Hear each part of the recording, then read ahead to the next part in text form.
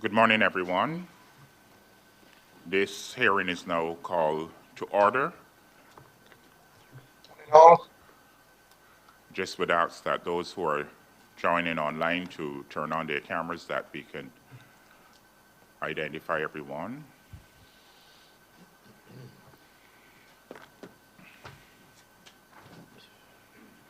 Please note that Commissioner Ron Martinez will be joining just this morning on Zoom, so she is currently on Zoom. She'll be joining this morning's session using this medium.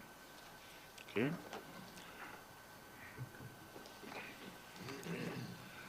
Okay, thank you. And this morning we have the panel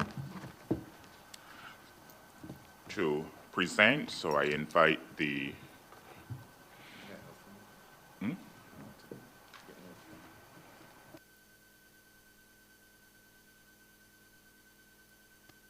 Could I have counsel call the witnesses that form the panel? Thank you, Chair. The witnesses are Mr. Rohan Seal, Mr. Johan Graves, and Mr. Ricardo Jennings. Mr. Jennings will be joining by Zoom, and Mr. Graves is joining by Zoom. Also, Mr. Seal, my apologies. It seems all three are on Zoom. Okay, thank you. And we would now need to have the counsel affirm or the witness. So, Daniel? Yes, sir. Mr. Seal, do you swear or do you affirm? Do you, Mr. Seal, declare and affirm that the evidence you shall give will be the truth, the whole truth, and nothing but the truth? I do. Sworn, sir. Mr. Graves, do you Good swear or do morning. you affirm? Affirm. Could you please raise your right hand? Do you, Mr. Graves, declare and affirm that the evidence you shall give will be the truth, the whole truth, and nothing but the truth? I do. Affirm, sir. And Mr. Jennings, Yes, ma'am. could you please raise your right hand? I don't know if you could see it. Do you, do you, Mr. Jennings, declare and affirm that the evidence you shall give will be the truth, the whole truth, and nothing but the truth? I do. Witness affirms, sir. Thank you. And Mr. Allen, could you? Sir.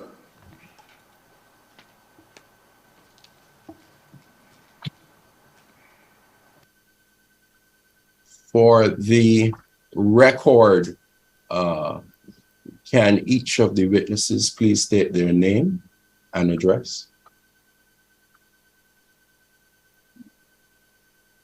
Morning again. My name is Rohan Seal. I reside at Walker's Park East in St. George. So good morning, I am Johan Graves and I reside at the Rockton. Good morning, I'm Ricardo Jennings and I live in Prayer Park, St. James.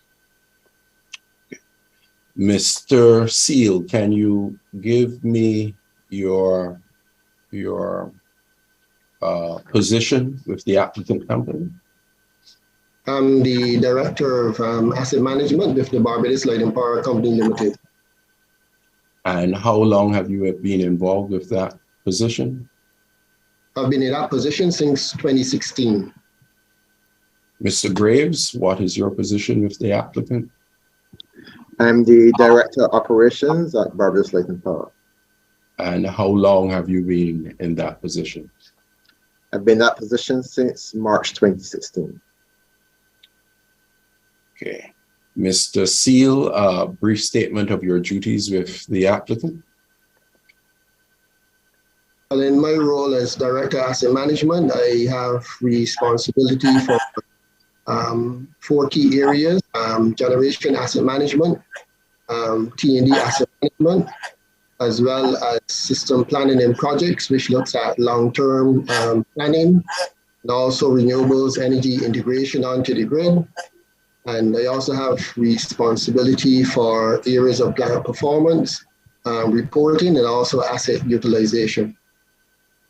And Mr. Graves, your responsibilities and duties? Okay, so I have responsibility on 2 sides of the business.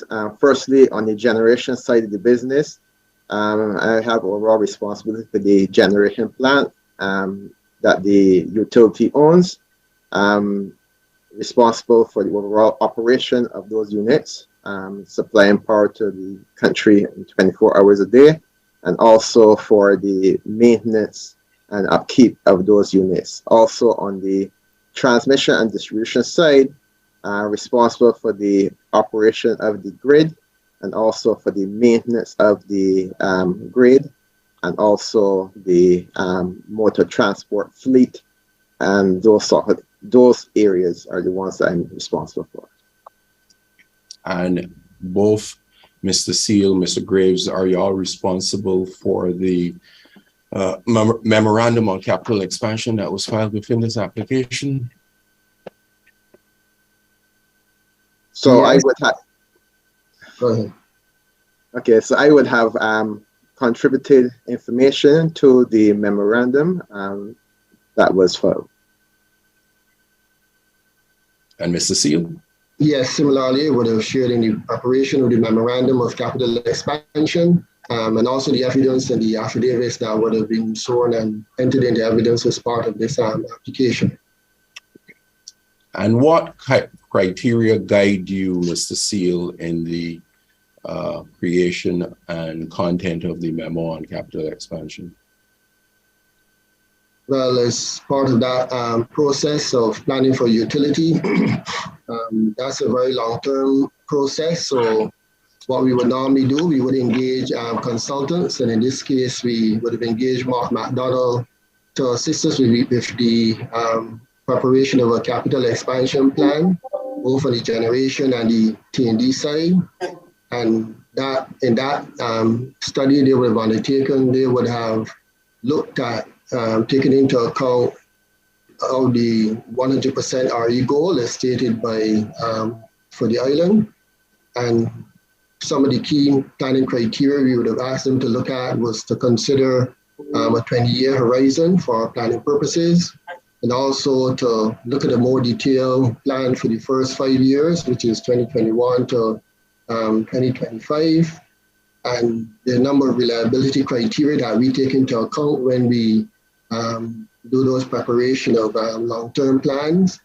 We look on the generation side, mainly at the loss of load probability of 1 day per year, or 0.274%.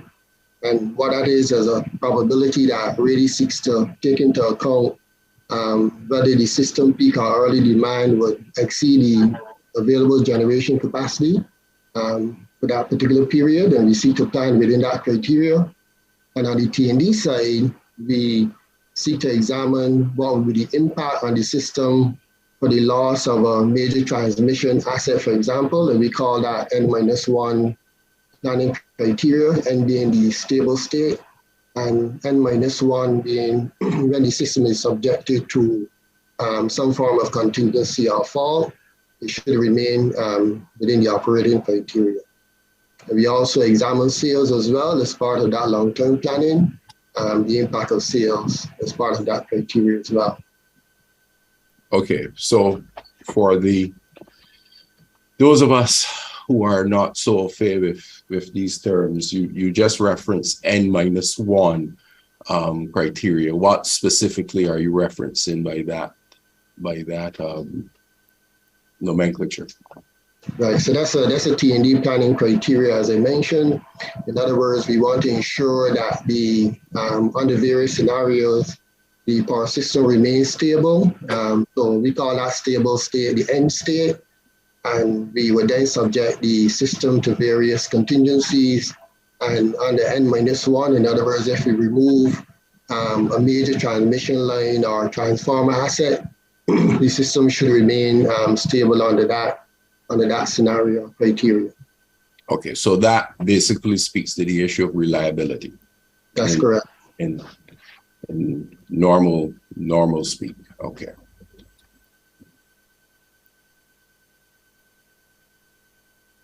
So that's correct. Linking to reliability, can you explain the correlation between cost and reliability within the expansion plan? Well, yes, there's a direct correlation between reliability and cost. Certainly, we can plan a power system for 100% reliability, but that's directly related to cost. The more reliable a system is, the more costly it is as well. So what we seek to do as we plan, we seek to find the right balance between cost and reliability to ensure that we meet the regulatory requirements and also satisfy the required service levels for our customers. So we seek to balance that and ensure that we plan with cost minimization as part of our criteria as well. Okay. Now, again and linking to reliability, how do your investments address reliability concerns? Well, we seek to do so on several fronts. Mainly, for example, on the generation front, we would install new generation capacity. And you would have seen that we did that recently as part of our reliability improvements. We would have invested in over $133 million in our Clean Energy Bridge generation plant in St. Lucie. And certainly that adds reliability from a generation perspective. And then on the T&D as well, we make significant investments in our transmission network to ensure that the system remains reliable and secure as well. So over the years, we would have invested in what we call the Northern Underground Transmission Network. For example, we have a double circuit that leaves our Trench generation station and goes into the St. Thomas substation. That's a double circuit underground, rated at 132,000 volts. And we continue to strengthen that network because currently, as we speak, we're also investing in an additional double circuit from the Trench substation to the North substation to add an additional double circuit so that we can improve the reliability of the dispatch of the new clean energy plant into the southern part of the network as far south as Warren. So we continue to make those investments both on the T&D side, also on the generation side to ensure that we have adequate reliability throughout the network. Okay. I'm very conscious of the chairman's instructions that we don't revisit areas that we've already dealt with, but you would have heard the managing director speak to the issue of the factors influencing and informing the decision on the retirement or non-retirement of certain generation plant.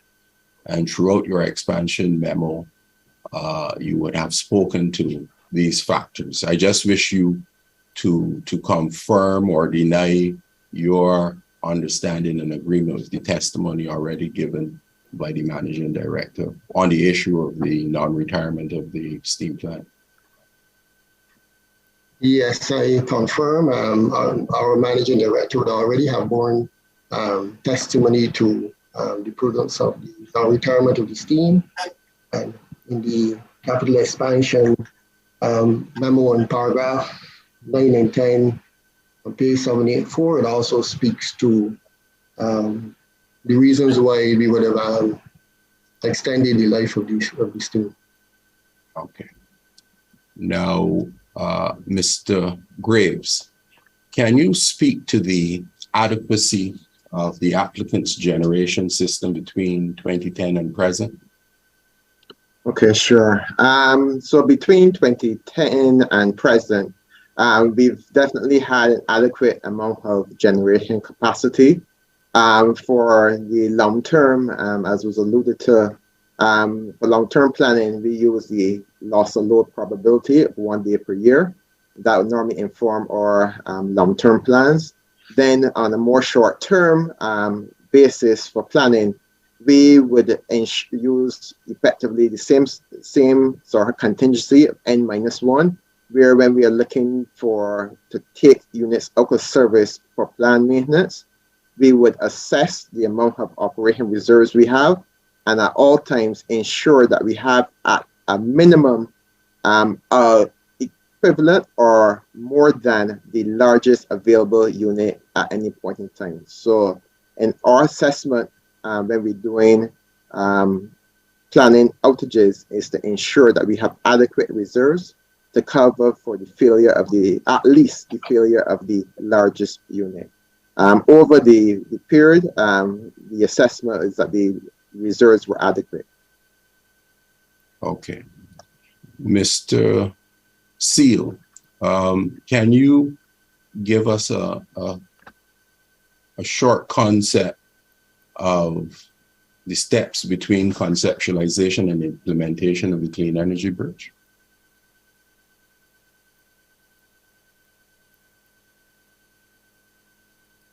Right, so for projects such as the Clean Energy Bridge, we would plan and design that project. And also as part of the procurement process, we would issue an RFP to the market. And since 2017, we were assessing both the option of either lease or purchase, and we did end up with a purchase option. And then as part of that process of procurement, we would have entered into negotiations with the EPC supplier for that particular project. And then by the end of 2019, having completed those negotiations, we would have entered into, executed a contract for the procurement and supply of the 33 megawatts of Clean Energy Bridge, both for EPC supply and maintenance contract for that particular project. Okay. At paragraph 5 of your memorandum, you reference the acquisition of a 15 megawatt diesel plant as a short-term measure to boost reserves while the Clean Energy Bridge was being fast-tracked. Are there any operational benefits associated with the 15 megawatt diesel plant other than in the context referenced there in your paragraph 5? Yes, certainly. When we would have procured that particular plant and installed it around February of 2020, I think it was, what that would have done is not only allow us to boost operational reserves, but everyone knew that subsequent to 2019, we would have entered into a COVID period and COVID lockdown. So there were a number of benefits that accrued as a result of having that plant available, because we did face challenges in being able to maintain some of our large equipment due to supply challenges from some of the largest suppliers external. So that would have allowed us during that period to be able to continue to operate in view of the COVID challenges of being able to secure both equipment and personnel from overseas, continue some of our maintenance. And in addition, that particular plant, because it is also scalable and it is consists of smaller units, it is flexible enough to be dispatched to allow us to be able to allow renewable energy projects to integrate onto the system. In other words, it allows us to dispatch in a flexible manner for the benefit of distributed RE. Now, another renewable energy project you reference is Lambert's. Can you speak to the progress of that initiative, Lambert's project? Well, over the years, we've continued to demonstrate our commitment, having had the permission granted in 2010 to WIN integration. Over the years, we have had several engagements, for example, with our town planner to ensure that we meet their requirements for planning approval. The number of studies and areas they would have asked us to look at, and we would have sought to meet those in terms of assessing some of the valued ecosystem components for that particular project.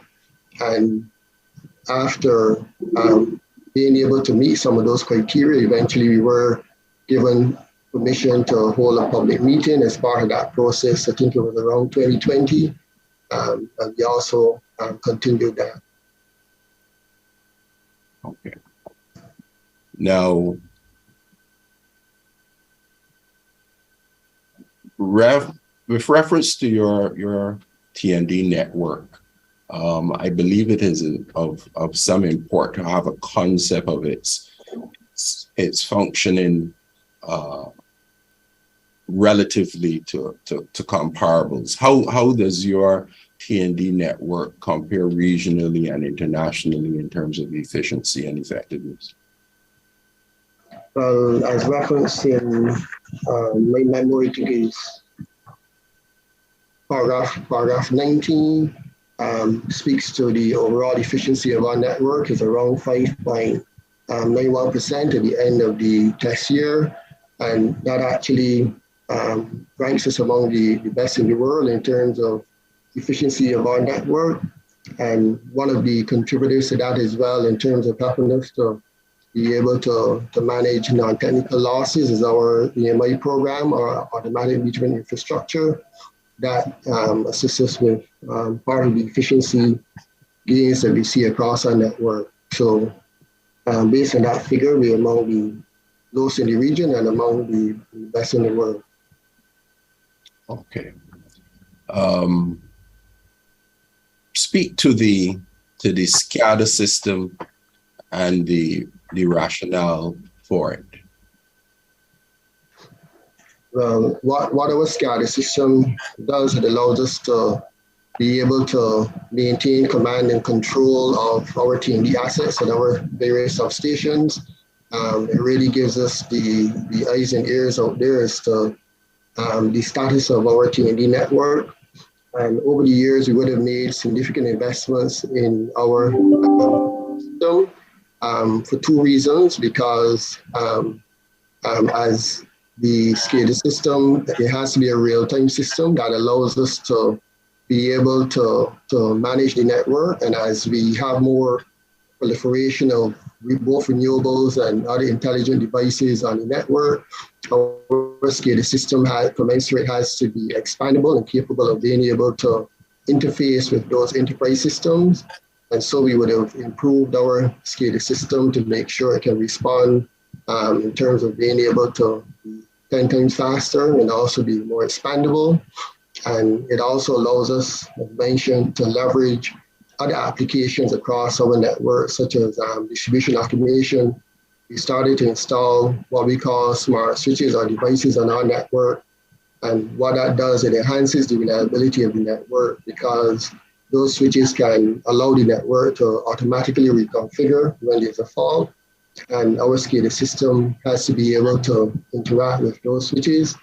And also, we are able to leverage other enterprise systems such as our GIS, which is the system we use to manage all the other assets that we have on our network. So our SCADA system is very robust and expandable, and again allows us to leverage the benefits of a number of key enterprise systems. In assessing the network, I imagine and believe there are certain security elements that must be considered. One that is obviously topical now is the question of cybersecurity. What is the position as it relates to the applicant's efforts to ensure that the system is protected in this regard? Right, so as mentioned, cybersecurity is critical for us, especially when we're dealing with real-time systems. So not only our SCADA network, but our IT and OT systems, our IT and operational technology systems we've improved the security posture of those various networks to ensure that they're not exposed to harm or intrusions by individuals who want to render harm to those networks. And over the years, we sought to comply with various international standards such as NIST and other requirements that are standards that speak to SCADA systems and also speak to the requirements for cybersecurity, having the appropriate cybersecurity posture.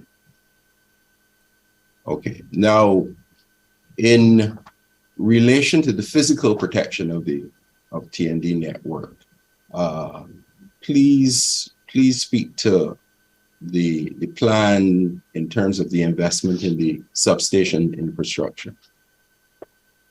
Okay, so over the years, we would have transitioned our plant to the type of plant that is not only reliable, but a lot more resilient. For example, many years ago, we had quite a few outdoor substations with structures that were exposed to both storms and perhaps vandalism. But currently, we have all of our substations have a modern indoor design, and they're rated Category 3 storm resistance. And what that does, it protects both the equipment inside from either flame or external debris, and also reduces the likelihood of faults or exposure to things like lightning, as mentioned, any debris or vandalism. So we've taken steps to not only enhance reliability, but also the resilience of our substation infrastructure. Okay, and in the context of that effort and the steps taken, can you specifically explain the maintenance practices that are utilized to safeguard and maintain the TND network? Right, so our maintenance practices, we follow the recommendation of the OEM, or what we call the original equipment manufacturer, in terms of any maintenance regime and also the frequency for such maintenance. And also we also employ various asset management strategies that determine when we replace infrastructure such as poles and so on. We have an assessment based on age criteria, and also we do assessment of some of those infrastructure. Like, for example, we use non-destructive techniques to assess, for example, poles like maybe pole rot. We perform that kind of assessment to make determination as to whether we need to replace or maintain a pole by what we call pole wrapping to enhance the life of that particular TND asset. So there are a number of strategies we maintain in addition to being guided by the OEM. Okay, and for the benefit of interveners such as Mr. Worm, who are very focused on renewable energy integration, are there any specific investments which the applicant has made that will speak to its ability to carry a higher penetration of renewable energy? Yes, well, we have made some of those investments already. For example, we would have invested around 2018 in a 5 megawatt energy storage device. What that does currently, even though it was predicated on the benefits of fuel savings through fuel arbitrage, what that particular battery storage device does is that it offers other good service benefits, including being able to benefit variable renewable energy in terms of being able to firm renewable energy, and also being able to allow additional RE penetration. And as a result of being able to see the benefits from that single battery, what we're also seeking to do as a business is to procure further battery storage that would allow improved network performance in terms of its stability, RE firming, and also allowing further penetration of renewables. Currently, we have an RFP out for 45 megawatts of battery storage. And in addition to that, in our memo, we do have provision for additional devices, what we call synchronous condensers. And what those devices do is that they enhance the stability of the network. As we decommission more and more rotating assets, what that does is that reduces the system inertia. So that has to be replaced by something else. And how we do that from a technical perspective is that we purchase and install devices that are called synchronous condensers, which is really like an unloaded generator. And what it does, it provides, rather than real power to the network, it provides reactive power capability. It provides enhanced stability and also voltage control to the network. So those are some of the investments that we're looking at in the future. And also we already have a battery storage device on the network. Okay. Now, coming up in certain investigation, interrogatories, and cross-examination over the past few days, have been some other elements which I believe this panel should be able to give us some insight into. Some base questions, and I think this term was used. What is your definition of a critical spare? What does the applicant consider a critical spare to be? Okay, so I'll take that one. So a critical spare is any piece of equipment that we would have that without it, the machine would not be able to operate. So for example, on the steam unit, a critical spare would be the rotor, because without that piece of equipment, the unit would not be able to operate. Okay. In relation to you referenced Esteem, in relation to S2, which has been referenced here before, are there any other elements of that unit that were used or could be considered a critical spare? Yes, from S2, so you would consider the rotor as a critical spare.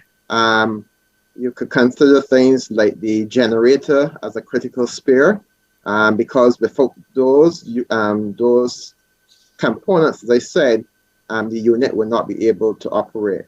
There are other components as well that make up the unit. So there would be some diaphragms that are part of the whole assembly. There would be some valves and those sort of things that will also make up critical spares of from that unit. Okay. Now, there was a linkage of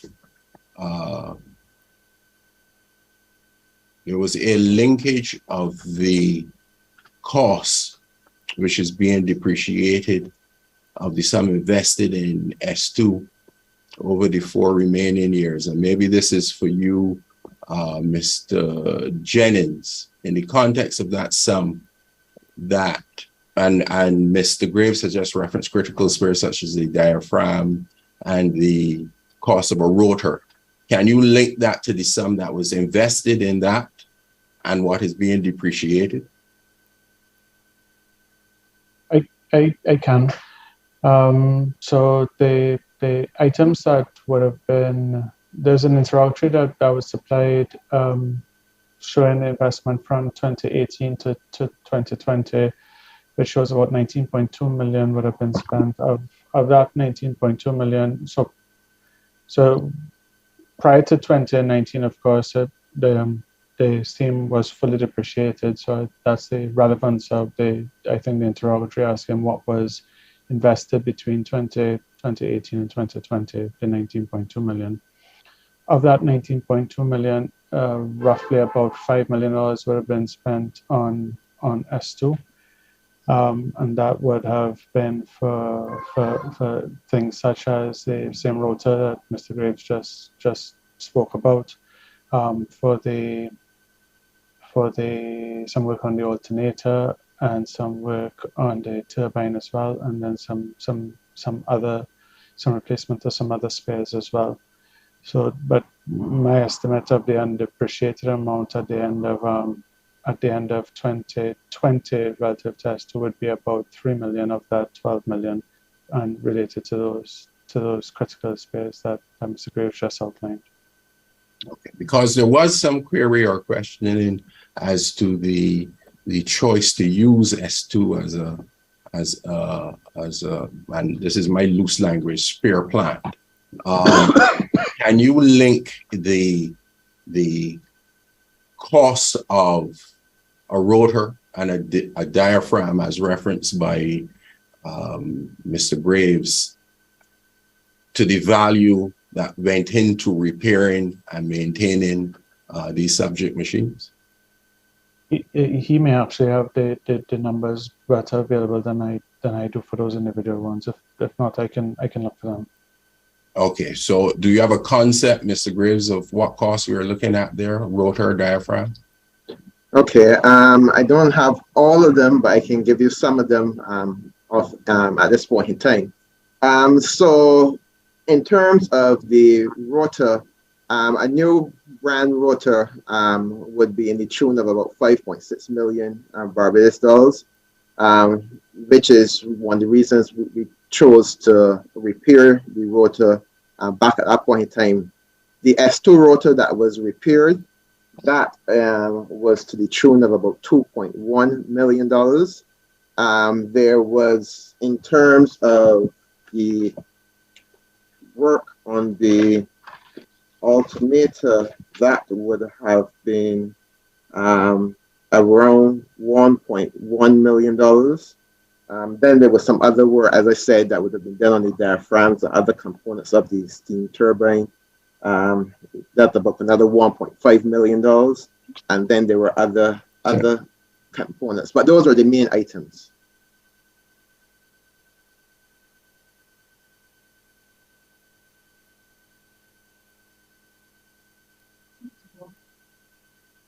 Oh, just a second, Chair. My apologies. I'm mixing up some of my documents here. One of the elements, and maybe you can help us with this, Mr. Graves, in terms of the particular life of a machine or a piece of equipment. Do the components of a machine naturally match the life of a machine necessarily? Yes, I can answer that for you. So no, the components of a machine does not necessarily match the overall life of the unit. So let me use an analogy first of all. Let's say a vehicle, you have a vehicle that, say for example, is supposed to last under normal conditions. Let's say for argument's sake, 15 years. Not every component on that vehicle is going to last the 15 years. You're going to have some components that are going to come to end of life after a much shorter time. And to keep your vehicle in a working, operable state until the 15 years, you have to replace those. Similarly is before a generating plant. The overall life of the unit is one thing. So whether it is 25, 30 years, that's the life of the plant. But over the life of that plant, there are a number of components that will reach end of life and that have to be replaced in order for the overall plant to reach the expected life of the 25, 30 years. Okay.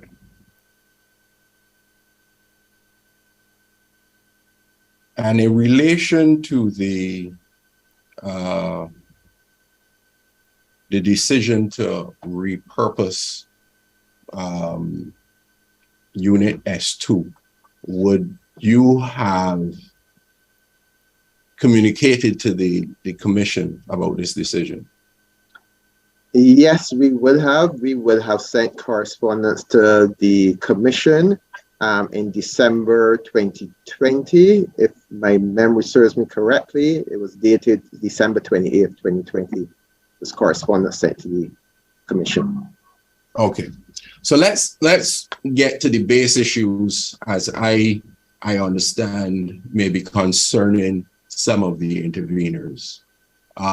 Why is it prudent to invest $9 million when the machine only has 4 years of life left? I think that's cutting to the chase to the question that the commission would want to know. Why invest $9 million with a machine that only has 4 years of life left?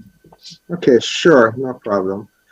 So in 2019, we started off that year with what was intended to be a normal routine inspection of the unit according to the OEM guidelines. So we would have started to do an inspection on unit S2. It quickly became evident that there was damage on the rotor, fairly extensive damage, and that there would need to be some significant decisions being made at that point in time. At that point in time then, obviously we had a sister unit, S1, that was sitting right next door, operating under similar conditions.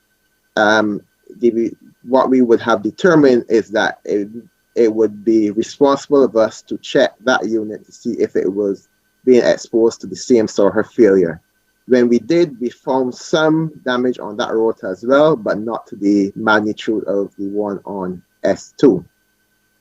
At that point, then we would have looked at the number of different options that we had. There were really 3 options that we saw that were to repair or the unit as it is at that point in time, the steam units.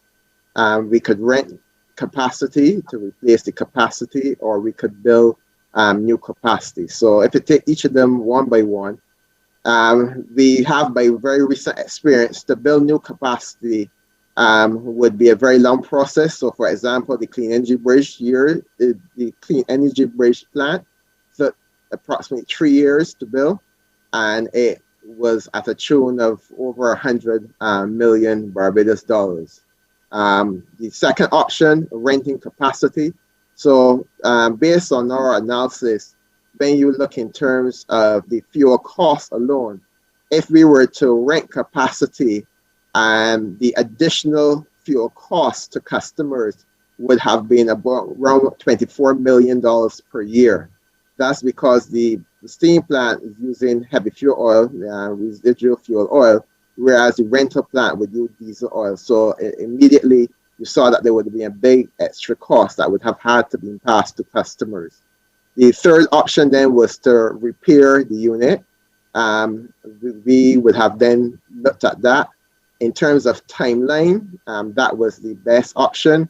In terms of cost, that was also the best option, all with the view that we were seeking to build the clean energy bridge plant, also recognizing the changes in the energy environment, and that in the very near future we would be transitioning away from fossil fuels. So that's where we landed as the most prudent decision at that point in time. Okay, now you spoke of the rental option and the substantial increase in fuel bill, but in addition, you would have also heard an intervener rent just question the cost of having to rent in terms of what you would be paying out. So I assume that is another factor in the context of a choice of renting. Yes, that is very true. So to rent capacity equivalent to just one steam plant, remember we have 2, but to rent capacity equivalent to one steam plant would be about $15 million per year. So for the 2 units, if you wanted to replace the 2 units with rental capacity, you're talking in the region of $13 million additional per year for that rental. And if it is one, because you've chosen to use one as spares, you're still talking about $15 million plus the cost associated with fuel. That's correct. Okay, now the importance of keeping one of these units running. What is this units providing for the system? So these units are rated as base load units. So they provide the base load energy to the network, and they therefore operate 24 hours a day once they are available.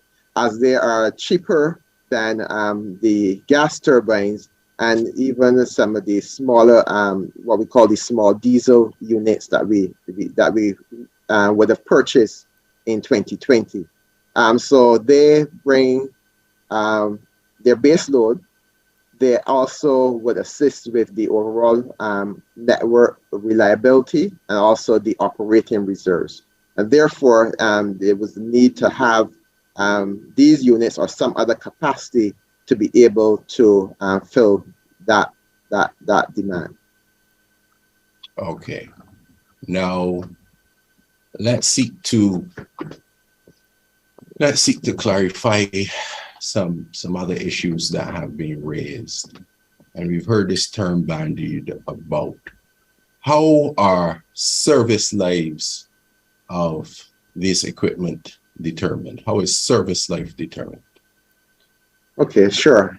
So the main factors we use in terms of determining service lives, we would normally look towards the industry standards. And industry standards are normally determined by major manufacturers of equipment. So typically, the industry standards would indicate 40 years for steam technologies, steam turbines, 30 years for low-speed diesel engines, 25 years for medium-speed diesel engines, gas turbines normally in the region of 20 years. So that's what our premise. We normally will be guided by the industry standards. On top of that, then, when we go out for our RFPs, we will normally include such a requirement in our RFP document, indicating that we want the equipment design for an overall life of 25, 30, 40 years, whatever is applicable for the specific technology that we are seeking to acquire. In addition, what is very important is that once we get those pieces of equipment, as Mr. Steele would have mentioned before, we then follow the guidelines of the OEM, the original engine equipment manufacturer, to ensure that the equipment can last the intended service life. Okay, and just for those who may have as a follow-on for you, you talk about industry standards and that you match your RFP with those settled industry standards. There may be the suggestion or idea that you could ask for more within your RFP in terms of the nature of the design. What is the likely consequence of increasing the service life request within your RFP? Yes, sure. You can definitely increase the lifetime within your RFP, your request. But obviously, then that will have the implication of increasing costs, as the design specifications would have to be increased to be able to meet the required lifetime. So yes, you can have a longer or request a longer service life, but it will come at additional costs. Okay, so now that Mr. Graves has spoken to the issue of service life, Mr. Jennings, can you tell me of the linkage, if any, between service life and useful life? So using the service life, they would formulate the retirement dates, and we would use the retirement dates and supply terms to HUC, who would calculate the remaining useful life, and it is that useful life that is used to calculate the depreciation. So in essence, the service life aligns with the useful life. Okay. Okay. Now, I asked earlier about the logic of the $9 million investment, and Mr. Graves, you explained the reference to what you consider the three available options, and the $90 million investment being the most prudent. The next question which arises out of that $9 million investment, I imagine, would be the issue of life extension. So if you've invested $9 million into this machine, why is it that you have not increased the life extension from the 4 years that was previously being considered the useful life? Sure, no problem. So as I said earlier, to be able to meet a specific lifetime, there are some components that are going to come to end the life ahead of you reaching the end of the service life for that equipment. At the point, so as you go through the service life of a piece of equipment, there will be the need for reinvestment for various components to ensure that they can reach the end of life. So in this case, what we would have done is determine what was the level of investment needed to get us to the where we wanted to get, which was the retirement date of 2023.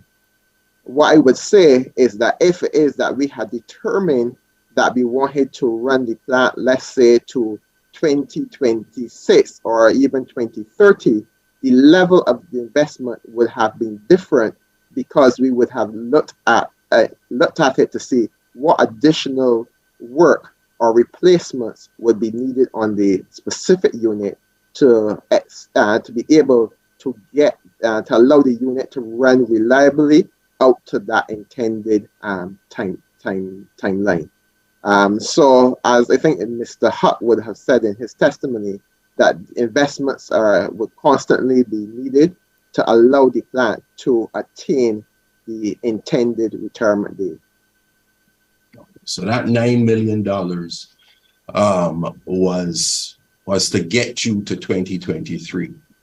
Any time beyond that or extension of life beyond that would have required a more significant investment.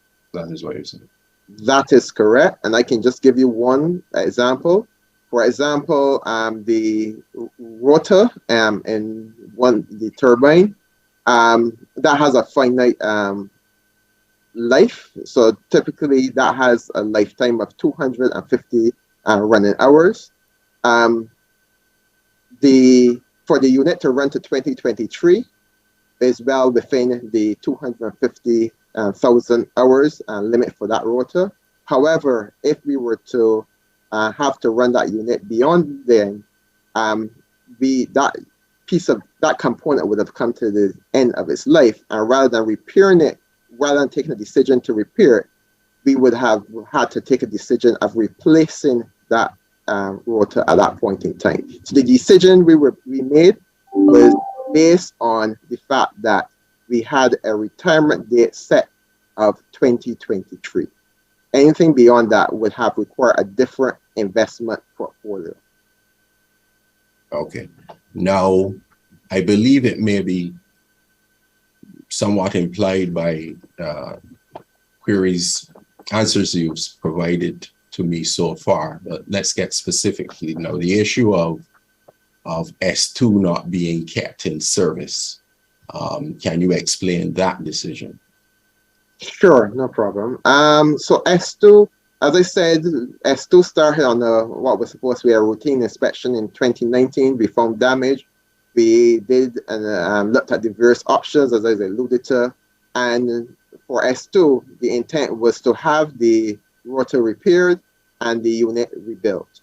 So we proceeded. We had the rotor repaired, and the rebuilding of the unit was intended to start in early 2020. However, as was alluded to, and we all know, COVID popped up around that time, which created issues for availability of spare parts, supply chain logistic issues. There was also there was also issues in getting external personnel to travel to island because of travel restrictions. Or in some cases, their employers were not allowing them to travel at that time because of the ongoing pandemic. What that meant then is that the rebuild of the unit S2 was delayed because of those factors. We also had, at that same time, we had also purchased the 15 megawatts of the diesel capacity, which we refer to the small diesel plant. And we would have also had the construction of the CEB was ongoing, and that was earmarked to be finished by the end of, originally around the end of, at that point in time, I should say, the timeline for that to complete was around the end of 2020. Looking at all the factors and also the amount of additional cost that was necessary to complete the rebuild of the unit, and noting the fact that one steam unit would probably not be required on a consistent basis once the clean energy bridge plant went into service, we would have assessed and determined that it would be more prudent at that point in time to not continue with the rebuild of the S2 unit, but rather to take those critical components and keep them, store them appropriately, that they could be used as spares for its sister unit S1. Okay. Now, there has also been some queries,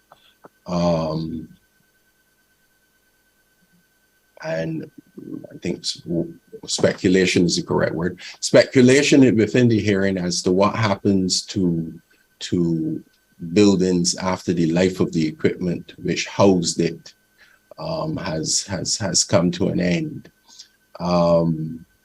So as opposed to that speculation and surmising, within the applicant's recent history, what has happened to generation buildings on end of life of generation equipment?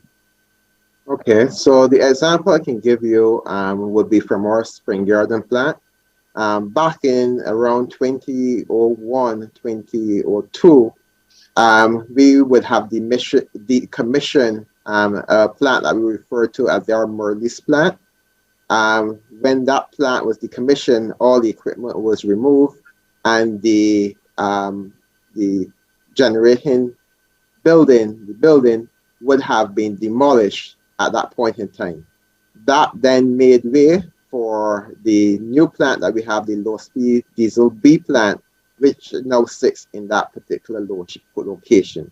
The building at the point in time, the previous building that was there, was designed for the Merlis plant and equipment, and therefore it was not a simple case where we could have taken new equipment and put into that old building. The building had to be demolished and a new building had to be built to suit the purpose for the new generation plant.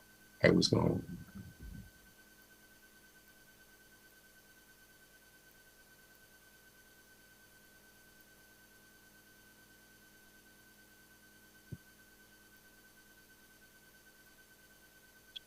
Yes, sorry about that, Chair.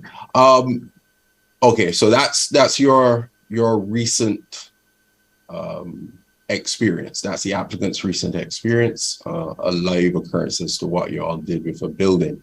Now, correlated to this issue of decommissioning, there was a reference to the idea of a decommissioning study. Mr. Jennings, can you speak to the concept or idea of a decommissioning study?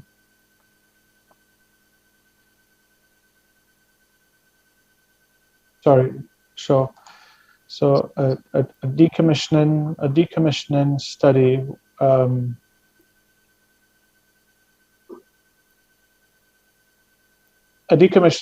would be done to be able to determine. Sorry, say the question again. My mind drifted for a moment. Not an issue. Raised within the examination was the idea of a decommissioning study. Now, we've already heard that there are certain elements which involve or inform service life, and those elements of service life inform useful life. Yep. Now, there was now raised this idea that you need a decommissioning study. I just wanted to get your concept or understanding of what, if anything, such a study would relate to. Yeah, so I don't think a decommissioning study is necessary to determine prudence. At the end of service life, I don't think a study is always necessary, because the service life is already known and determined up front. So unless there's a decision to extend the life, there's no real issue in assessing prudence of decommissioning. We don't have any decommissioning studies. We create decommissioning plans, and to the best of my knowledge, I think those are done based on tenders. And those plans, Mr. Graves, the decommissioning plan, what would a decommissioning plan relate to? Yeah, so normally when the units come into the end of life, what we would normally do is to develop more or less a scope of works in terms of the removal of the equipment, the safe removal and disposal of it according to any guidelines, local guidelines, environmental guidelines, international guidelines for the safe disposal of that equipment. So we normally will come up with those plans in terms of how we can discharge of the equipment, and also in terms of the building. As I said, we would normally come out in terms of how we're going to deconstruct the building. We would normally create a tender document, and then it goes up to bid, where we allow persons to bid in, and then they're evaluated, and then it be awarded to the selected person to execute that work. So that's normally what we'll do coming on to the end of the life of the plant. Okay, now,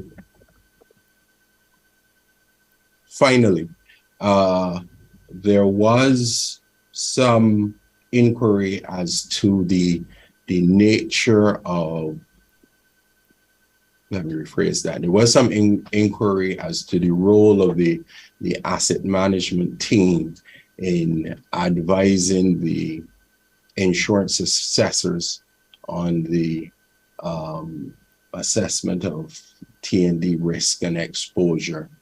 What role does the asset management team perform as it regards to advising the insurance assessor? Mr. Seal, this one's for you.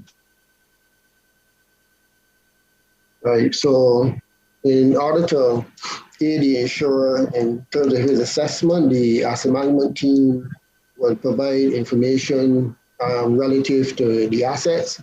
We would provide information in terms of the quantity and location of the various types of assets, whether they're T&D poles, transformers, wires. We will pull that information from our GIS and indicate to them where they're located. We provide the quantities for those particular assets, as well as the replacement costs, the most recent replacement costs for those assets, and using that information, they're then able to plug those into their models to be able to run various scenarios as to the impact on the T&D infrastructure.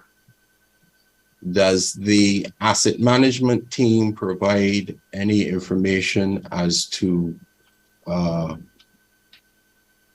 the applicant's experience in terms of previous events? Yes, we also do provide that. They do request experience in terms of named storms and the impact. And we do provide that both from our own experience, and where we do have that experience from across the affiliates, we share that experience relative to the impact of known storms that would have occurred. Okay. Chair, thank you. That is the end of the applicant's amplification. Thank you, Mr. Allen. Invite Commissioner Wallison to pose some questions. Good morning, gentlemen. I believe the This may be more best answered by Mr. Graves, but you can decide amongst yourselves. On page 784 of the application contains a discussion of the retirement of the steam generation units.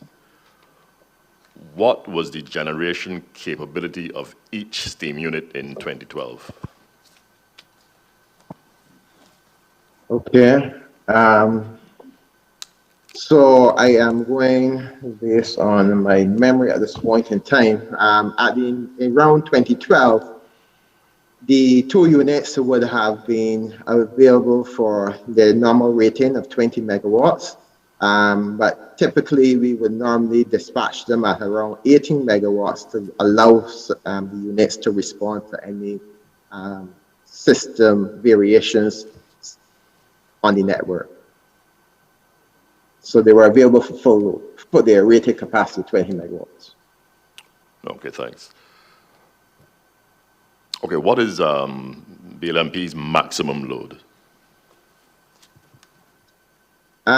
Today, or this year, our maximum load now ranges in the region of 140 to 145 megawatts. It has declined over the years with more and more renewables coming onto the network. Okay. Are you in a position to say what was the Light and Power's total load in 2012? Total load in 2012. Just give me a minute. Let me see if I can find that. No problem.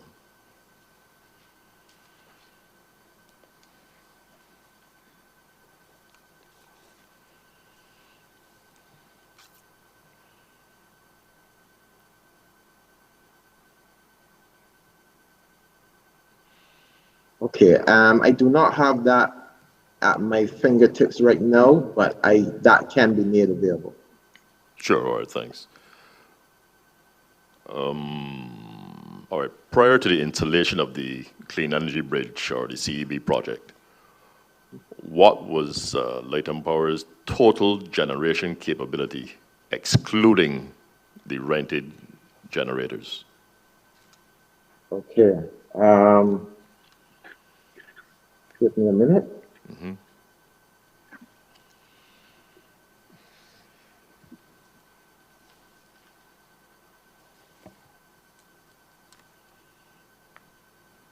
Okay. So excluding the rental capacity, that would have been 256.1 megawatts. 256.1? That's right. That would include the solar capacity, our solar plant of 10 megawatts. That is included there, I must say though. All right, thank you. Okay, how much excess generation does Light and Power have over maximum load? Okay. So if I speak back to that same, well, actually, let me just clarify one other thing. That 256 megawatts, that excludes one other unit there. That would also exclude the unit GTO1, which we use for emergency capacity, as would have been, I think, alluded to in our memo. That has a capacity of 14 megawatts, so we dispatch it up to 14 megawatts at this point in time. Getting back to your most recent question though, so as you would see there, we normally have our peak load has been around 140 to 145 megawatts. Back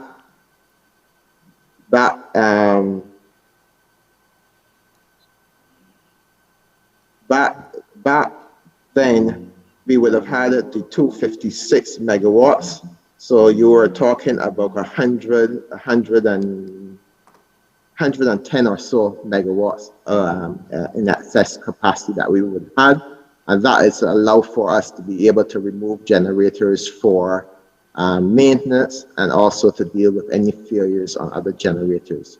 Today now, just with the advent of the Clean Energy Bridge plant, we would now have the capacity of approximately 300 megawatts available.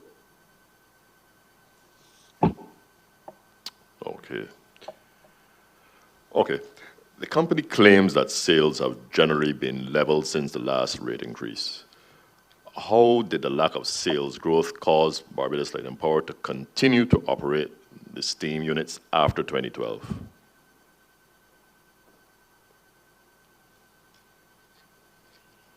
Okay, could you mind repeating that there again for me, Right. please? Okay. Yeah. The company claims that sales have generally been level since the last rate increase. Yes? Yes. Right. How did the lack of sales growth cause Light and Power to continue to operate the steam units after 2012? Okay, so the steam units, as I would have mentioned earlier, the steam units are base load capacity, and they are still more, they are still cheaper to operate than our gas turbine units, which are intermediate to peaking plant. So our normal dispatch order would be to dispatch the units according from the cheapest to the most expensive unit in terms of fuel costs.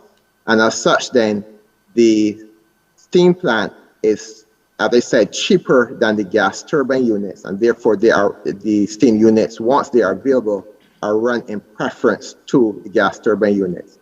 So after 2012, as the sales, as you said, or the demand was more or less flat, we continued to operate the steam units. But what that meant then is that the need to run the gas turbines was not as much, because any additional demand would have been placed onto the gas turbine units, which were the most expensive units. Okay. All right. Please explain the assumptions on which Barbados Light and Power made a decision to continue to operate the steam generation, given the lack of sales growth. Okay. So I believe that testimony would have been given by our managing director already. Right. At that point in time, just to highlight back a few of the things that he would have alluded to. So we would have looked at the sales at that point in time. We would have also been cognizant of the changes that were being contemplated in the energy landscape. And we were also aware of some other projects that were said to be under development to come into service in the not too distant future. As a result, then the decision, we obviously had to look and see how best could we hold strain while the changes in the energy environment materialize. And as such, we would have, when we did the assessment, as I said, the steam units, in terms of overall cost, the cost of the steam units are still better than the gas turbine units. And as such, then we would have also continued to operate those units. Just for a comparative purpose, earlier this year, you would have had the steam unit being able to generate, in terms of fuel costs, that would generate electricity at like 49 cents per kilowatt hour, whereas the gas turbines, the most efficient gas turbine, was generating in the region of 75 cents. So you're talking approximately 25 cents per kilowatt hour additional cost for operating the gas turbines as opposed to the steam set. So it made sense to continue running the steam set as long as possible from a fuel cost point of view. Okay. How did the growth of renewables cause Light and Power to continue to operate the steam units after 2012? Okay. So again, the renewables that came onto the network would have first displaced the more, as I said, we normally would do dispatch according to the merit order from the cheapest to the most expensive unit. The renewables that have been coming onto the network then have been displacing the gas turbine use. So we've been reducing the amount of kilowatt hours we generate on gas turbines as more and more renewables come onto network. So they have been over the years been displacing the amount of gas turbine use. But obviously now, as the penetration continues to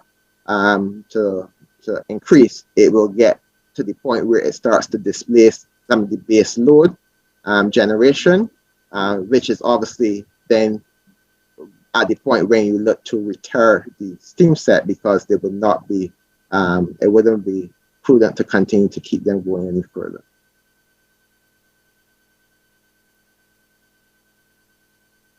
Okay.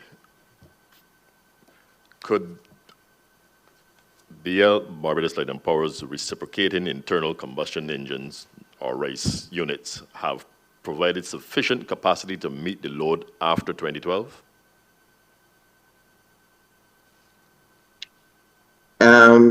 After 2012, if you had removed the steam units, you would have had to rely a lot more on the gas turbine units, which would have driven the cost of electricity up higher than it was. They would also have affected our operating reserves, meaning that there would be not enough operating reserves, or there would be a smaller margin to be able to have units removed from service to conduct maintenance, also to be able to have adequate capacity in the event that you had failure of a unit. So I don't have the numbers I can tell you right off my hand, but at the high level, it would have pushed the cost of electricity up because you'll be relying more on those intermediate and peaking units. And also you would have had less operating reserves. So then you would have had a operating challenge, and the cost of electricity would have been a concern at that point in time, all other things being equal.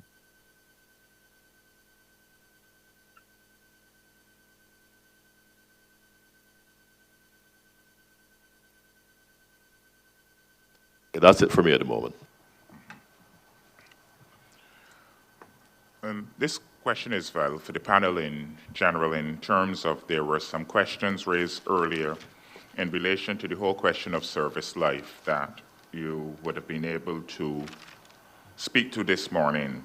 So the questions here would relate to, so these service lives that have been developed, are they used for depreciation purposes? So I could answer that one. Using the retirement dates, the average remaining useful life is what is calculated. And we would have heard Mr. Hub give that testimony that he would have used the retirement dates to determine the average remaining useful life. And then the average remaining useful life is what he would have used to calculate the depreciation in his study. Right. So we take it that you use the service life to compute your depreciation rates, correct? That is my understanding, yes. Okay. So would these rates that have been computed using your service life differ from the regulatory rates that were approved in 2010?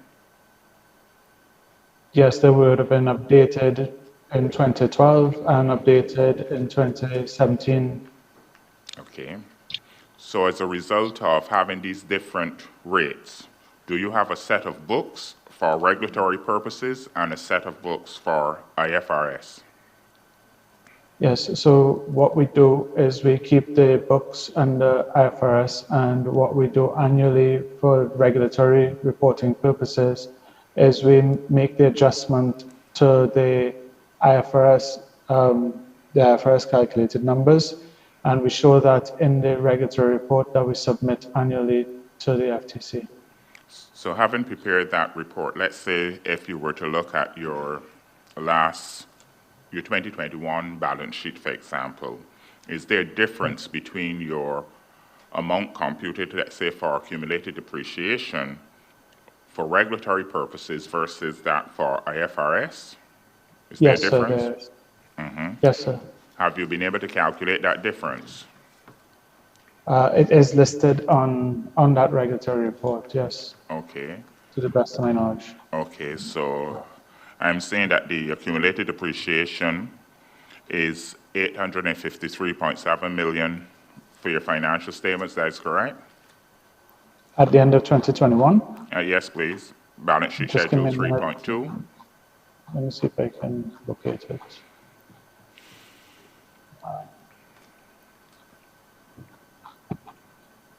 So the cumulative depreciation in 2021 is for the IFRS statements, 853.7 million, yes. Yes, please. And for your regulatory books? 885 million, 885.8. So there's a difference of 32 million. That sounds about correct, yes. Yeah, Which so- of course would represent the non-updating of the retirement dates between 2009 and now. So based on this, could we say that there have been additional depreciation charged to the ratepayers of 32 million? So the way I look at it is that the IFRS statements give the accurate view of the level of depreciation that would have been incurred, which is why we do the depreciation study and we update the depreciation study. We submit that when it is done to the commission as well. And the reason we update the depreciation study is that an IFRS is required because it gives a more accurate view of the real depreciation charge.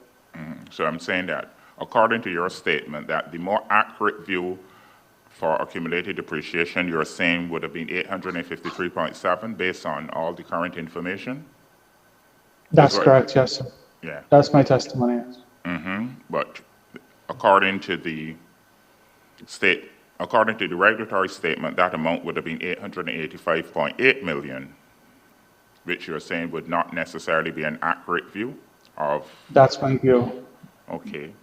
So as you move forward into your current application using where you have submitted rates that would be similar to the IFRS, would you see a Yes. need for a realignment in your records to ensure that the IFRS conforms to your regulatory books as at the date of the application? No, I think that I would disagree with that. I would say that the regulatory record should reflect the IFRS numbers because, to my view, and based on but that everything is what else we're we've saying. heard. So I'm Yeah, saying that. I'm saying that sorry, you clarify before I answer. No, I was asking if you see the need, if you're saying that in your current application, we are looking at rates that are similar to the IFRS, correct? As the Yes, sir. regulatory rates. Yes, sir. So I'm asking you now if you think there would be a need for an adjustment in your application to bring the regulatory rates back to the IFRS rate, since the regulatory rates is 32 million higher in accumulated depreciation. I'm not sure that I'm following. Let me lay out what I'm understanding, and you can tell me if I'm missing what you're saying. I'm suggesting the application is based on a cumulative depreciation of $853 million, and I believe that the $853 million is the appropriate number to use in the application because it represents what's in the IFRS statements. I am saying that I believe that we should, once we conclude this application, I am saying that I think we should update the regulatory reports to align with the IFRS statements because I believe the IFRS statements to bear a true and fair view of what the actual accumulated depreciation is. Mr. Jennings, you've said exactly the same thing that I'm saying. Okay, then Right, so my question to you was in relation to the excess 32 million that is on the regulatory books. I am asking you if you see there would be a need for an adjustment for that 32 million because the regulatory books is 32 million more. I believe that adjustment should be done to the annual regulatory reports, but I don't think that it is needed to the application. Okay. Okay. And, okay, so we'll get back to you with some additional questions. So I will now move to some of the interveners. So I first call on the Barbados Renewable Energy Association. So Mr. Worm, are you ready to do your cross-examination of the panel? Yes, sir. Good morning. Good morning. Can you hear me okay? Okay. Yes, please. Thank please you. Proceed. Thank you very much.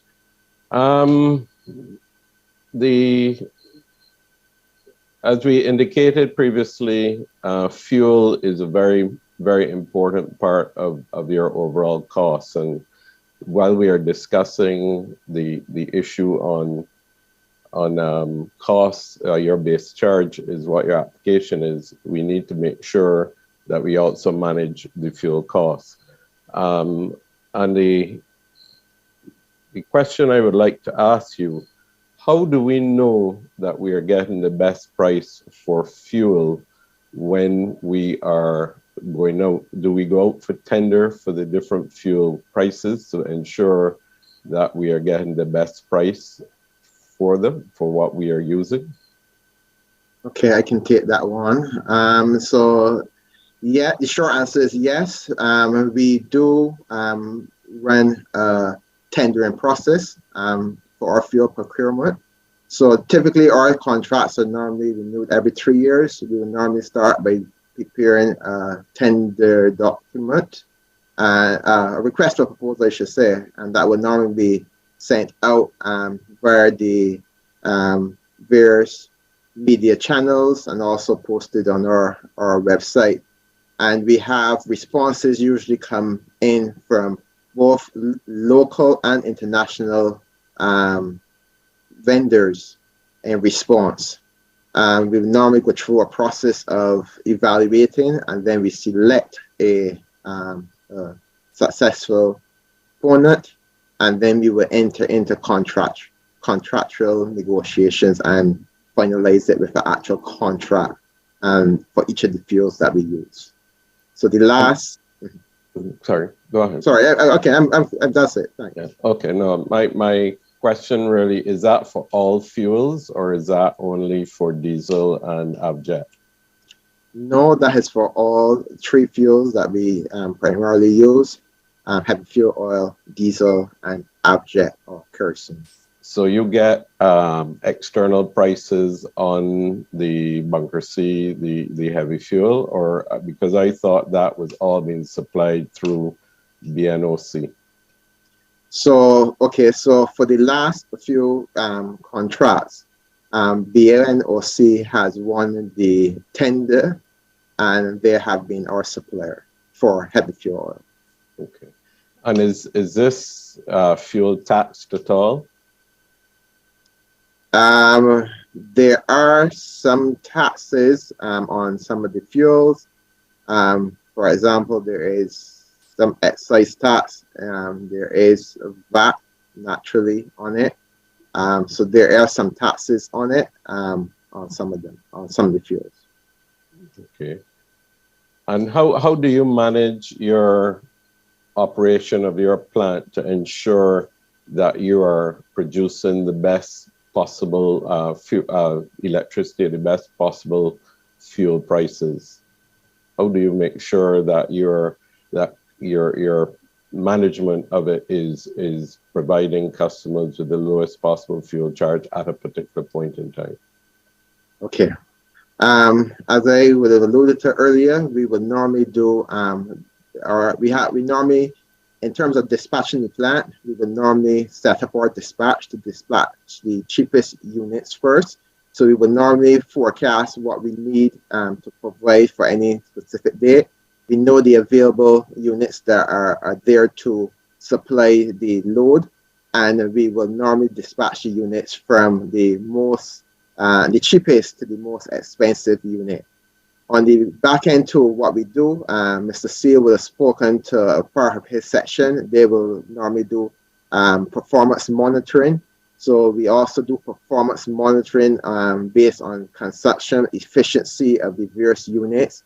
We also will do performance checks on the units to ensure that they are operating optimally, to ensure that we have the best utilization of the fuel and the conversion of fuel into electricity. So we do plan ahead in terms of how we dispatch.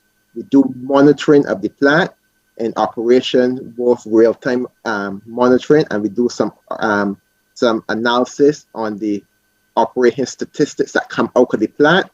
And all of that informs how we are doing and where adjustments are needed to be more efficient.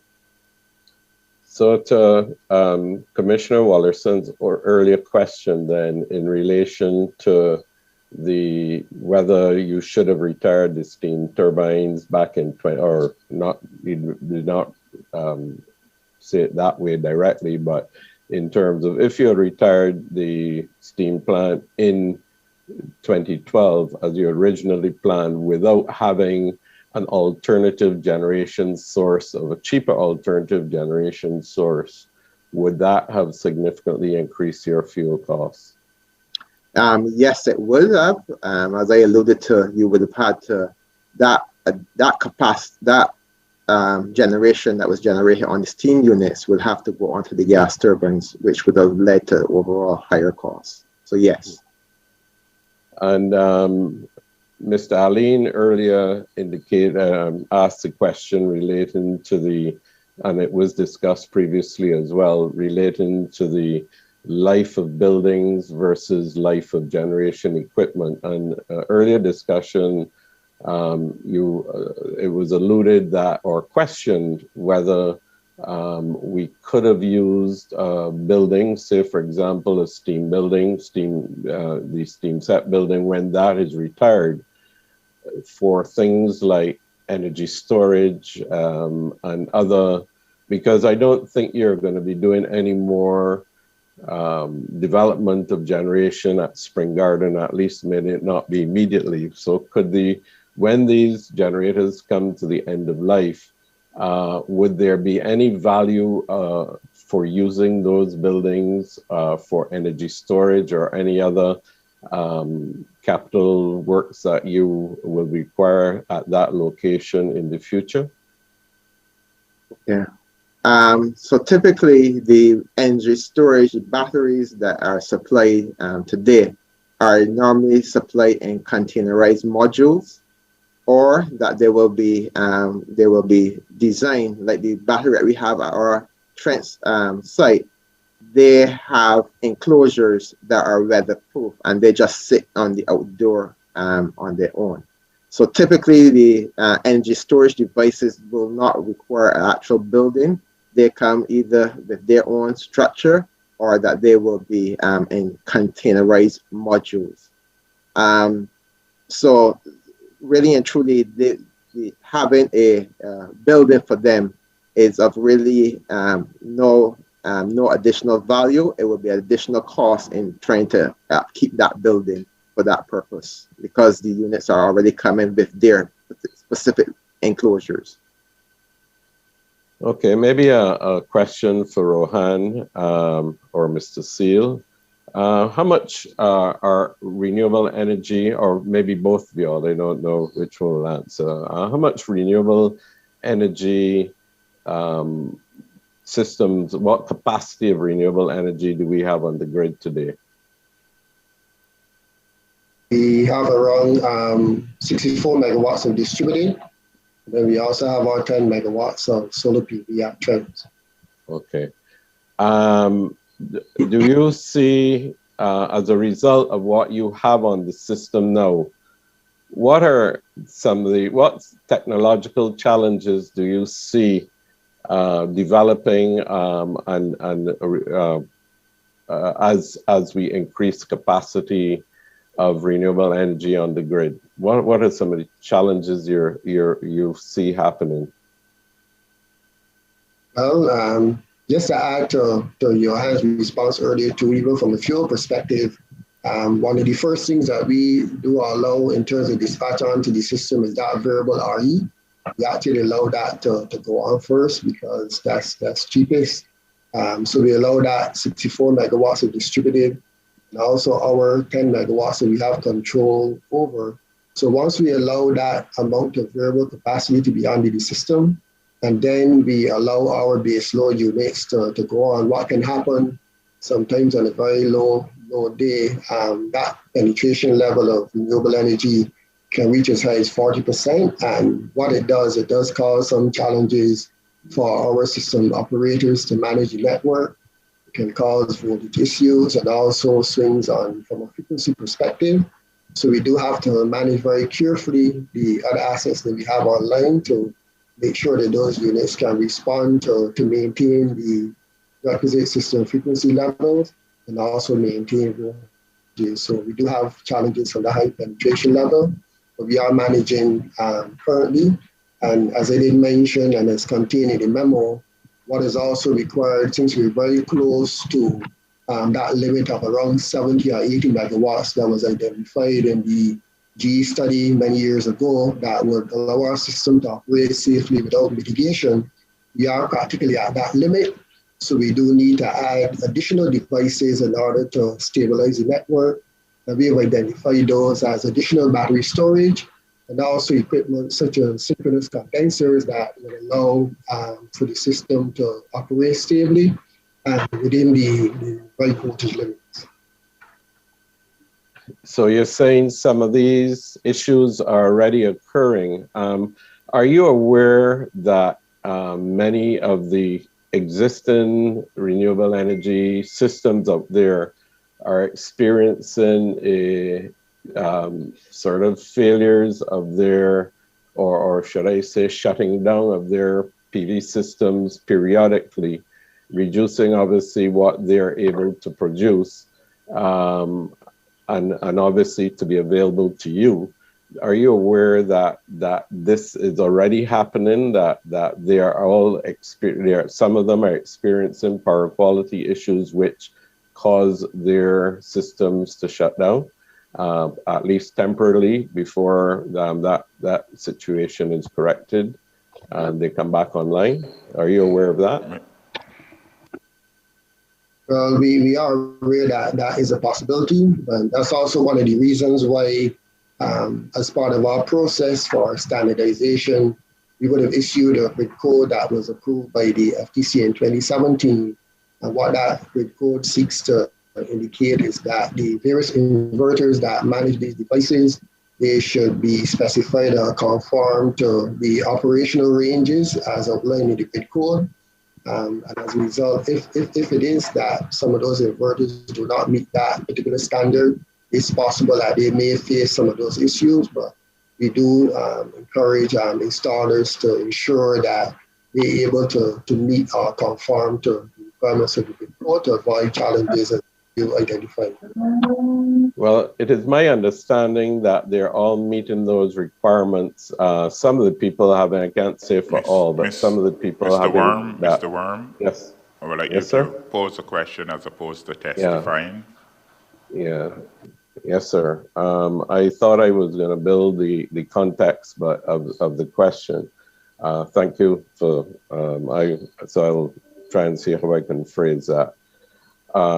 Even though, could this be happening even though people are meeting those requirements, and could this problem still be occurring even if people are meeting those requirements based on your current conditions on the grid?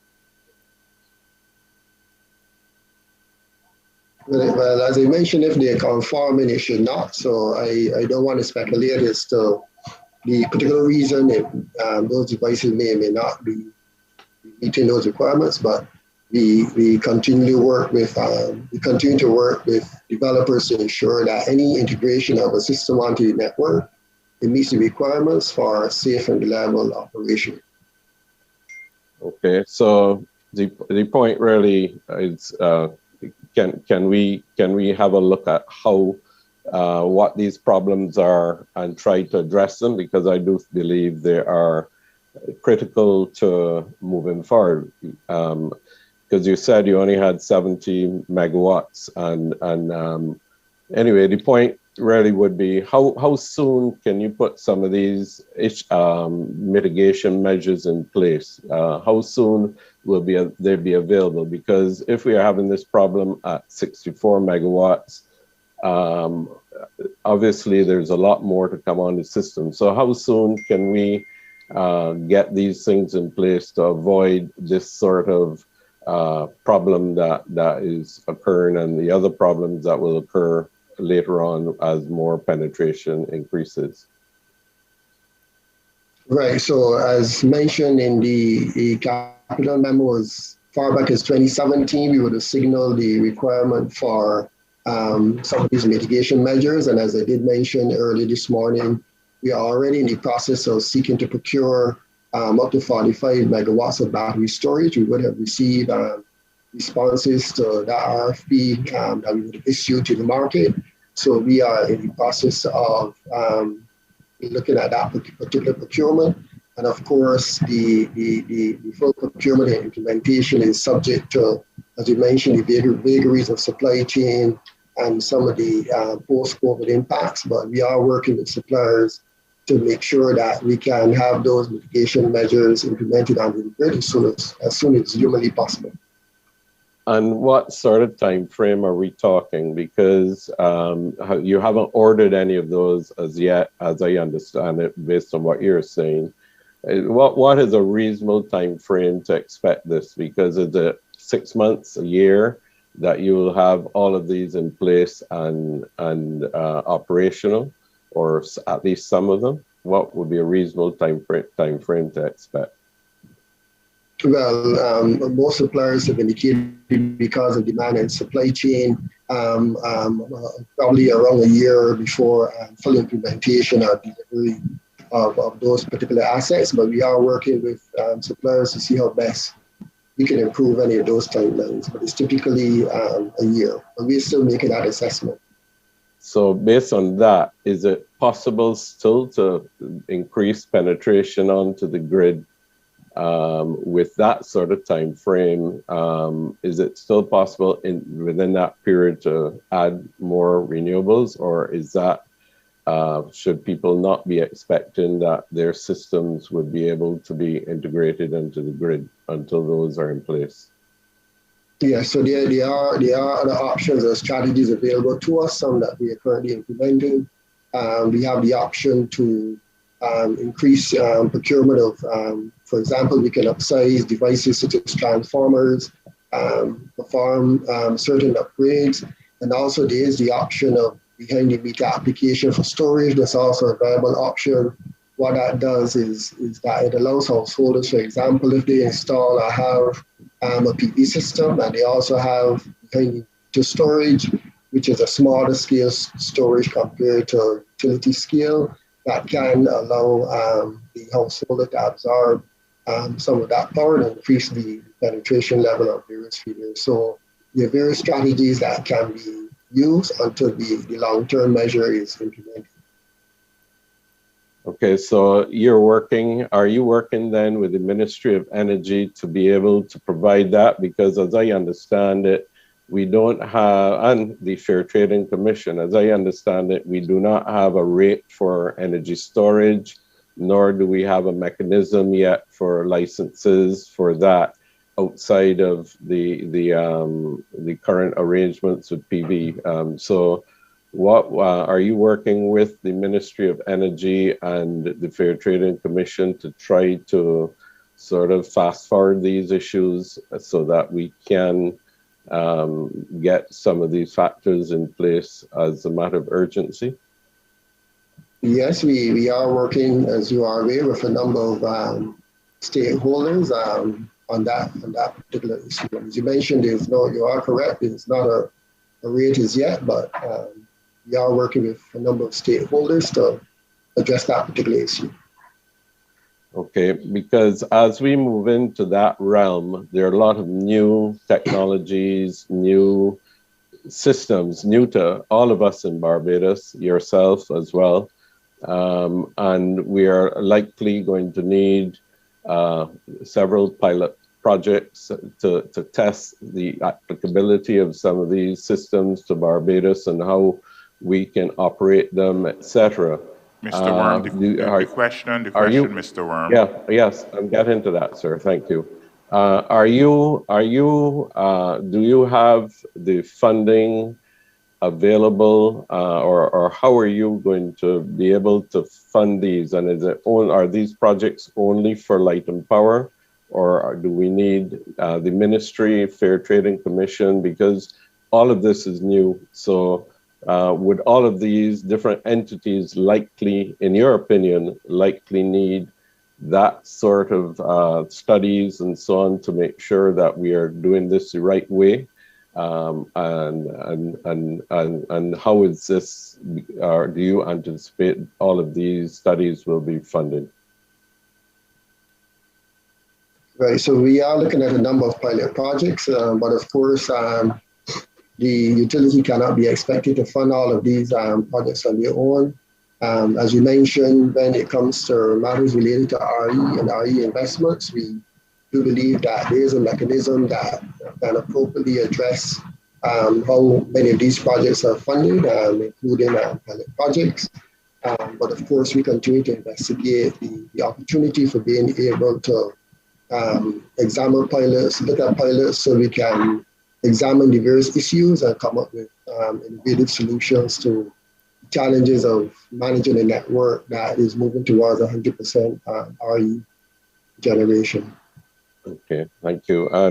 And I just want, in relation to the earlier question regarding the challenges that you're experiencing, do you think you are satisfactorily keeping pace with the implementation of all and what is required to get us to 100% renewable energy, recognizing that we are already having challenges on the grid? Are you satisfied that you're keeping pace with what is required?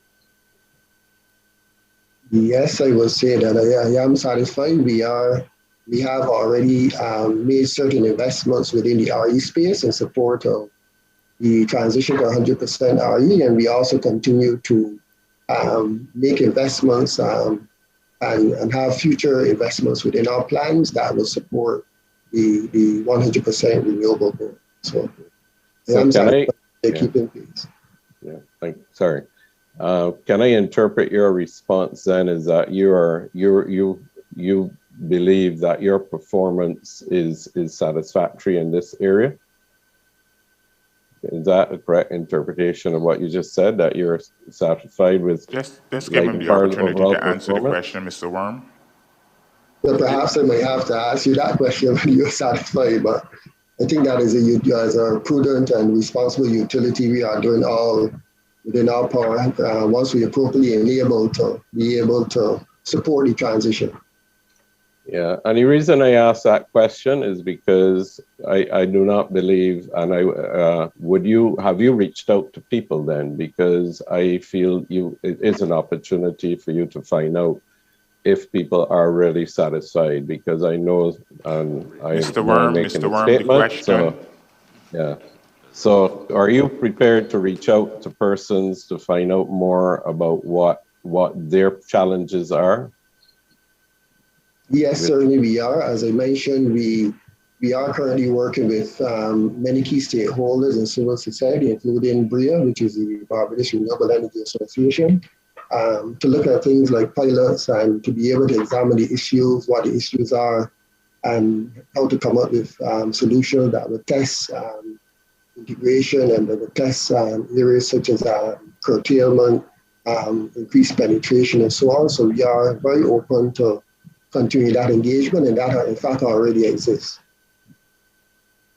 Okay, well, I hope that we can have a discussion on this.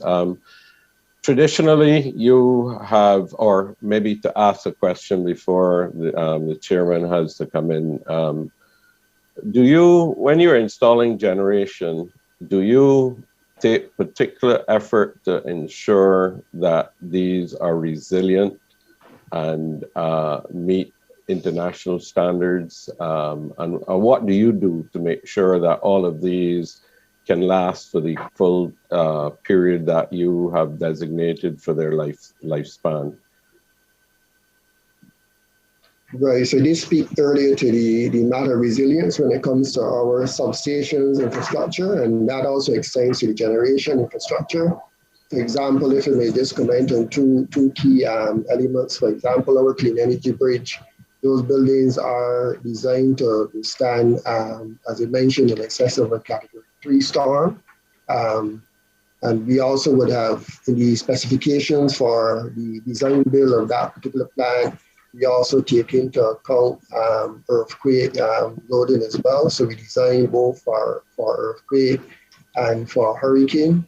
And similarly, when it comes to our solar PV plant at Trent, initially that was designed to withstand up to a Category 3 storm, but having had the benefit of the what would have occurred, having had the exposure to certain storms, to solar PV plant, we would have taken some of those lessons learned and taken the necessary steps in order to boost the resilience of that particular plant up to Category 5 by adding additional things like additional bolts, additional infrastructure to mitigate wind loading. So that particular plant has been strengthened significantly in order to be able to resist a higher level category storm. So we do take that into account both in the design and also if necessary, we then go back and add further enhancing features to boost the resilience of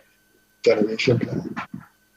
So as we transition now into renewable energy, are you satisfied that these same standards that you're using, have been using, are now being using because we've now spread the generation levels? Are this new generation that we are relying for Barbados, are you satisfied these standards are not only being applied but are being monitored by the relevant authorities?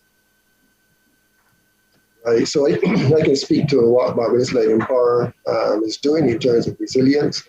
But I do agree with you, it is something that the other agencies have to monitor and be mindful of in terms of as long as we have generation moving from being more centralized to being distributed, then a similar standard in terms of resiliency has to be applied to that particular plant to ensure both reliability and system security going forward. So it is something that the planners and those that have responsibility for energy and energy security to enforce and to monitor. Are you aware at all of any standard that applied even if it's not being monitored? Has anyone set a standard for these systems that you're aware of? Not that I'm aware of. When you ask that, you're speaking locally. I'm aware of standards that locally of what is required. Local enforcement. Okay. Because it really is, as we transition, this could be a major factor. Just moving on slightly to your 10 megawatt PV system that you installed and your energy storage device, a 5 megawatt.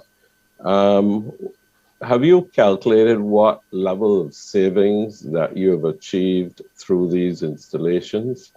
And what other benefits they have provided? Yes, we have. For the solar PV, I don't have the figure totally in front of me, but I think it's been over $36 million in fuel savings. And also for the battery, I know that in the first year that was around 1.2 million or so, and I can get that figure for you in terms of the savings that we've been able to achieve from the battery storage.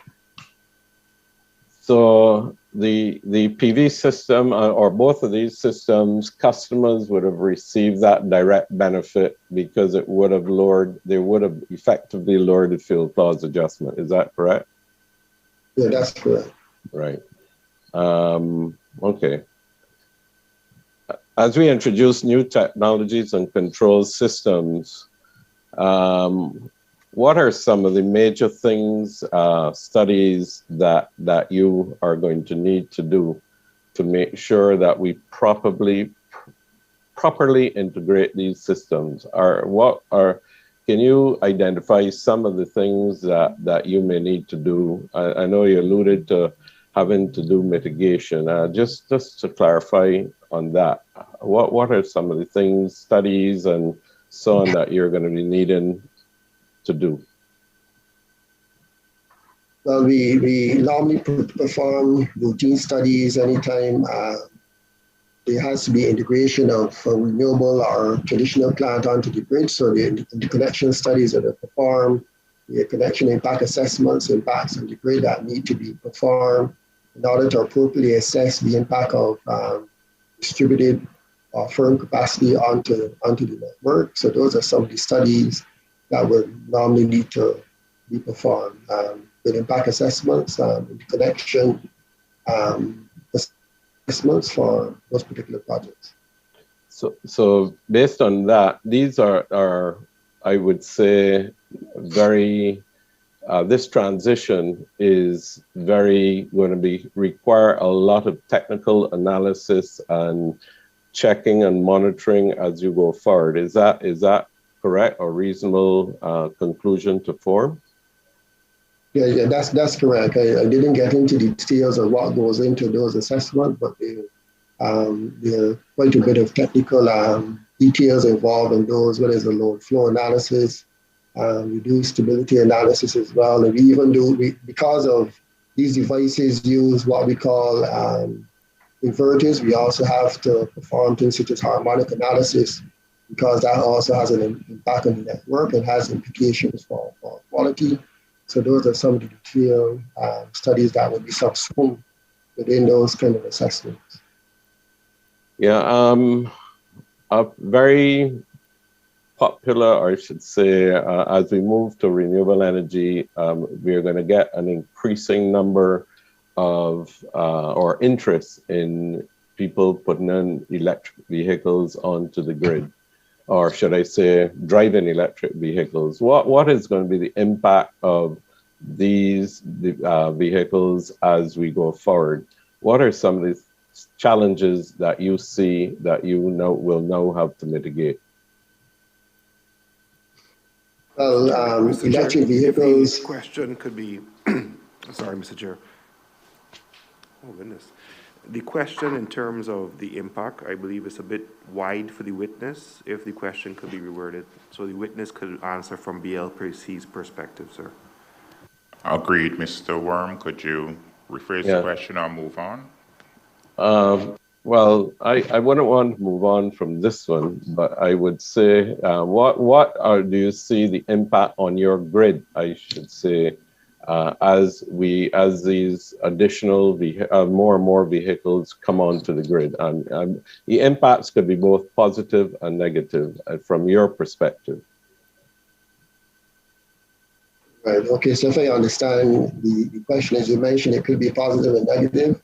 So what electric vehicles provide additional charging to the network. So what will be required is additional charging infrastructure. It provides an additional load, which is a benefit to the grid. But at the same time, that's something that has to be managed. So whether you want to implement things such as smart charging on the network to manage the particular load, whether it's on or off peak. So there's opportunity there in terms of being able to manage vehicle charging. And again, that's something that can be assessed. So there are some positives, but there are also impacts in terms of having to have the appropriate charging network to facilitate the type of demand that would be required for charging infrastructure for electric vehicles.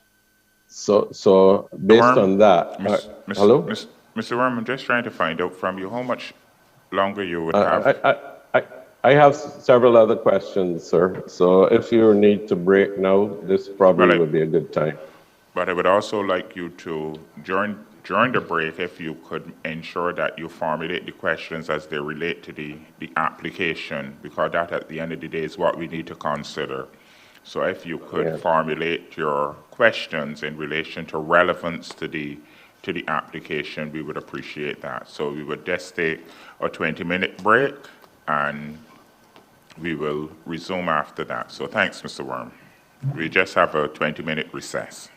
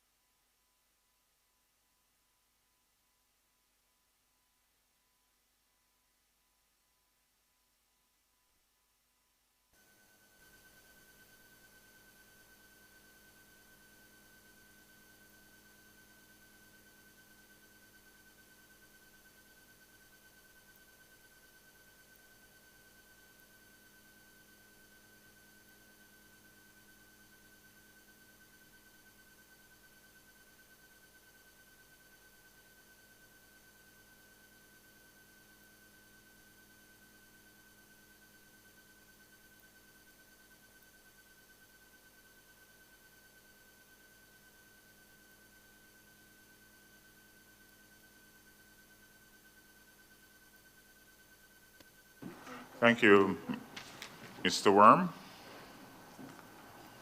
Okay. Thank you, Chairman. If I may, before I start the question, I was a little taken back by your comment earlier, which I interpreted to be about the relevance of my questioning relating to renewable energy and what it's having and will have on the grid. And what Light and Power's ability. No, Mr. Sir? Worm, no, I was just asking you to focus your questions in relation to the application. That is all that I was requesting of you, that any questions you have, that you focus, so it is not meant to insult you or anything. I'm just asking that as we get an understanding that we have an application which we're discussing, and yes, renewable energy do have its impact on the grid, but I would want for you to focus the questions to the applicant in relation to the application we have received in relation to increased rates. And I'm just would ask you if you could contain some of your questions, or focus your questions in that regard. So it was no mean to insult you in any way. So that is all I was asking, is that we focus the questions so that we can keep the proceedings flowing smoothly. And I understand that, sir, but I just interpreted that, sir, as if where I was going was totally out of line. And to be honest with you, all that is included in the application. There are different issues that they have identified, and this is the panel that we're discussing on, where are some of the technical issues. These are, in my view, very important, because it's not only because we are changing from a system where Light and Power traditionally controlled all of the costs associated with electricity supply. It all passed through them, and we relied on them to provide this. Now we are changing to a whole new era where we are now relying on new investors that are going to come in, and Light and Power is only going to play a very reduced part in this whole process. And we just need to be sure that they're in a position to respond. So I thought this was very important, sir, for you as the commission to understand. It's very important, and what you have just said is what I am expecting you to focus on. That's all we're saying. What you've just said is very clear, and that is all I was asking you, to focus your questions in those ways that we can understand from the applicant the responses to the respective questions. Right, okay, all right. So I may have misinterpreted you, sir, so I do apologize. Mr. Seal, or Mr. Graves, now that Cabinet has approved the scenario 3 of the IRRP, I just want to understand which, if the forecast that you have going down the road for the next 5 years, how is that consistent with the IRRP? And is there any modification you're going to require to your plan going down the road with your investments?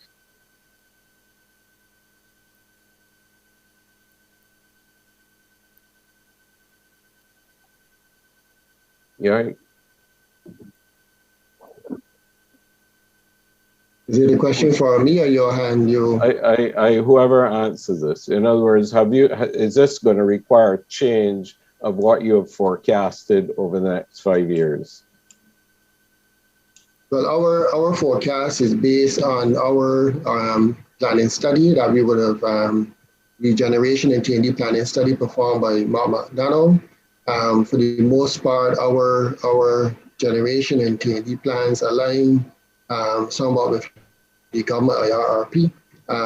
We would have outlined, I think it is in schedules I2 and I3, what our investment plans are in relation to both generation and T&D, and how we would have modified our own plans to be able to support the 100% RE goal. But our plans are predicated on the studies that we did, and we believe that they find alignment with the IRRP, which was independently done by the ministry and their consultant. Okay, so the answer is no change. You do not require to modify your plans. Do you have adequate resources to be able to meet these the changes that you're proposed? Are you satisfied that your resources going forward would be adequate to meet the requirements, as you say, to that 100% RE over the next by 2030? We do believe that we are adequately resourced for now, but as the renewable energy industry continues to proliferate, we do believe that there would be a need for a reassessment to ensure that we have the adequate resources that can deliver. But of course, as a prudent utility, we normally match our resources to the need that we have currently. But as there is a requirement for additional resources, we will take that into account. And of course, that would be a further confirmation as to the fact that we would need to be adequately enabled in order to be able to meet the requirements for resourcing going forward. Yeah. Are you aware there's a lot of frustration by installers and investors about the sort of timeframes that are being taken to install and approve installations? I am aware. I've heard some of those. I've gotten some of that feedback. Okay, so how does this, I mean, you just said you're adequately resourced. So my question is, because and we're only at 63 megawatts of distributed generation, how do those two things gel? Because if we are going to go forward and be able to transition within the next 8 years, how are we going to be in a position to achieve that if already we are having challenges at this level?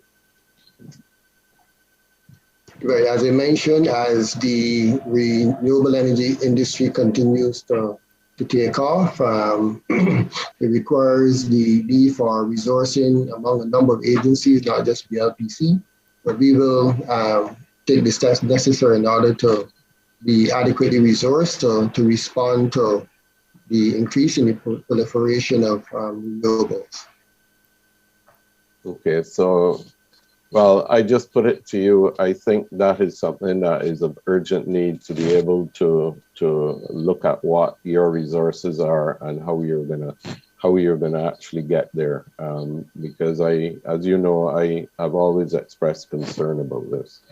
Okay, what will happen with the rollout in the coming years if you don't achieve the required returns? And Mr. Jennings had pointed out that, you know, even in the coming years, even if you got what you needed today, you may not achieve that in the coming years. What would be the impact of that on your plans if we do not achieve the required returns for you to invest going forward?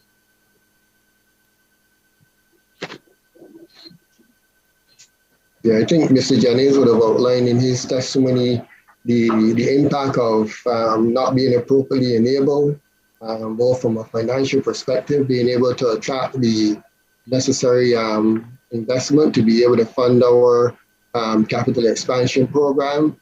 And of course, there's very critical to be able to support the existing infrastructure that we have, plus the additional investments that need to be made in order to support the transition to 100% RE goal.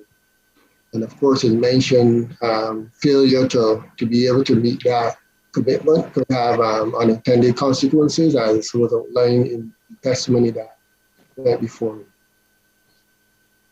Yeah, so basically, from your perspective then, am I correct that it could impact on your ability to transition? Is that what you're saying, that it would impact if you did not get the returns that you needed? It would impact about the pace that you could move towards the renewable energy, 100% renewable energy? Yes, I do believe it would impact the base, and that's correct. Okay. Because the question then is, if you know, there was discussion about the ability of customers to pay any increases today, would that then impact if the commission found that there was a good justification for rate increase? Would it be to customers' advantage to not to provide that or an adequate level of rates so that which you need to be able to do the investments that you need for the future? Would that be in customers' advantage to do that? So it was a long question. I didn't capture all of it. If you could just repeat the part. Basically, would it be in the customer's interest if you do, or as the commission does identify that you need a rate increase, would it be to their interest not to give you that increase that you require to be able to do the investments that are required for this transition to renewable energy? Right. So we do believe that our request is reasonable, and that it would be for the benefit of our customers, because as part of our application, we have signaled to customers that while there's a modest increase or investment in the base rate request, there's significant benefits being returned to the customer from a fuel perspective in terms of the benefits of investment we would have made from the clean energy bridge. So on average, customers would see a benefit based on our application. Right. And then we also spoke about the CETR and other possibilities, which I'm hopeful that the Commission will consider another mechanism to be able to adjust rates over time. Would that be a suitable? Because if you're not getting the returns that you want, and you said earlier that it would not be to customers' benefits if you did not achieve those returns, even at the current rate increase. Would a mechanism like the CETR or other mechanisms be suitable or be desirable to be able to adjust your returns so that you can achieve these objectives? Mr. Commissioner, I believe the question as posed is a bit unfair for this witness in terms of a foundation has been laid with regard to the role, asset management, and what is being done to now stipulate whether or not an ongoing rate process is satisfactory for the company or whether it will meet the company's objectives. I'm not sure that this witness would be in a position to answer that type of question, sir. Mr. Worm, could you move on? Yeah, okay. I thought it was a reasonable question, but I will move on, sir. I thought it was an easy answer. Okay, one last question on AMI. It was posed to Mr. Blackman, and he wasn't able to answer all of it, I should say. He did answer some of it. What were the reasons that you put in that AMI metering system, which was introduced, I think, maybe about 8 to 10 years ago? What were your objectives, and how have they been achieved? Right. So there are significant benefits to the AMI. If I step back a little bit, and I think as we appreciate that we are transitioning now from a state where normally we had centralized generation, and then that generation went up from a power plant to substations to our customers. We've reached a stage now where our customers themselves have the ability to generate, or they are what we call a prosumer, so they can generate their own power and distribute that to the grid. So what our AMI system does, which is more than a replacement of our legacy meters, it involves the communication infrastructure that allows us to be able to manage and record interval data from our customers. So what that does, it does two things. It empowers our customers to be able to make intelligent decisions about their load and about their consumption, and also the production that comes from their meters or their PV systems. The AMI system also allows our various customers to be able to integrate renewable energy systems onto the grid. It allows them to be able to better manage their usage.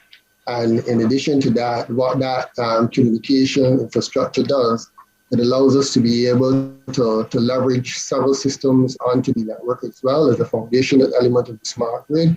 So what we're able to do is to continue to enhance the reliability by ensuring that if there are faults out there that would disconnect or reconnect our customers, we can do so automatically using that same communication infrastructure. And we are also able to leverage other systems that allow us to be able to manage queries that come from our customers. For example, that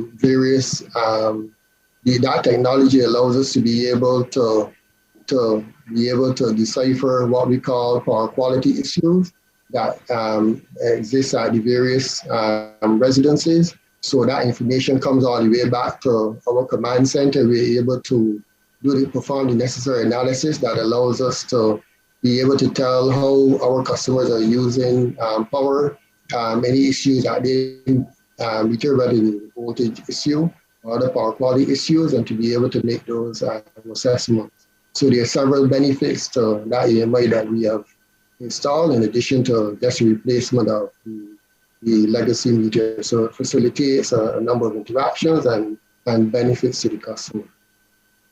And you indicated that these really are potential benefits, because are all of these being achieved right now? Because to my particular question to Mr. and you did refer to it just now about the customers being able to have information to help manage their supply. And as you can appreciate, if anybody experiences a rate increase, or they more information to help them to manage their usage would be very valuable to them.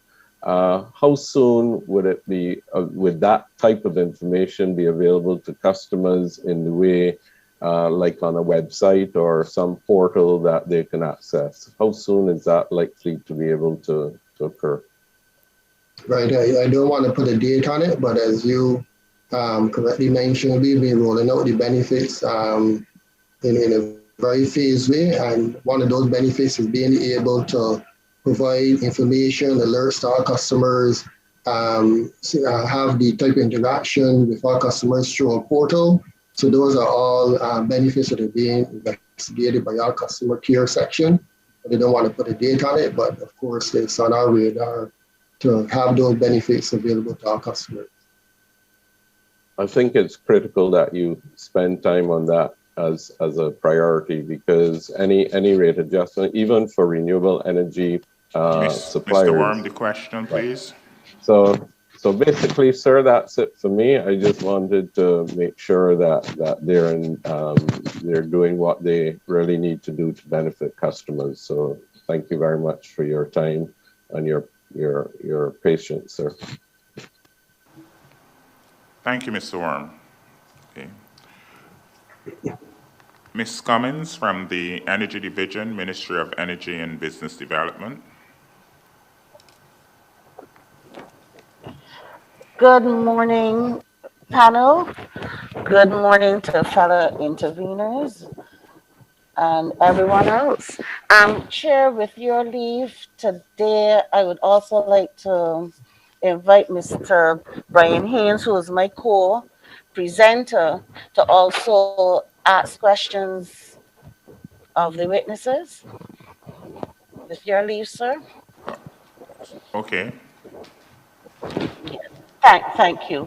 I will start. All right. I'm not so sure who would answer, but can you inform the hearing how BLPC is currently recovering for the batteries at Trent?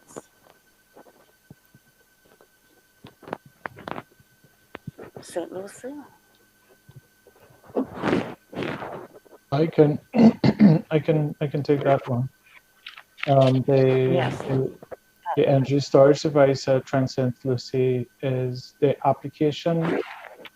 The application is for the battery to be included in rate base. So at this time, prior to now, when the battery was first installed, there was an application that we put forward for the fuel savings to be, a percentage of the fuel savings to be allowed for recovery of costs associated with that battery storage. And that was approved, and that is done through the transfer from the fuel revenue to the revenue for the period between installation to 2020.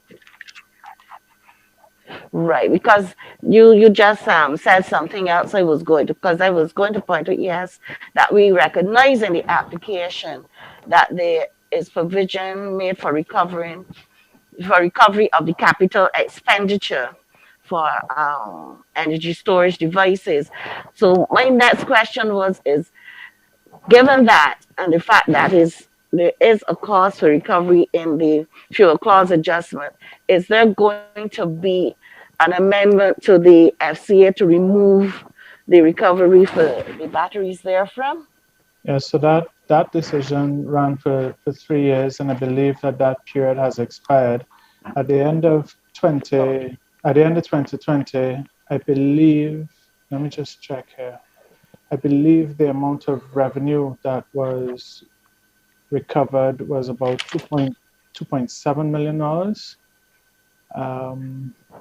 Just give me 1 second. I'm looking to see what this application contains as the amount to be transferred. So the original cost of the battery was 16.4 million. The recovery was 2.7 million, but what's been requested to be included in rate base is only 11.6 million. So there's no risk of double or over recovery associated with the battery. Okay, all right. Thank you very much. At this point, Mr. Brian Haynes will take over the question. If I may, Chair, thank you. The focus of the questions are going to be around a little discussed assets of the streetlights.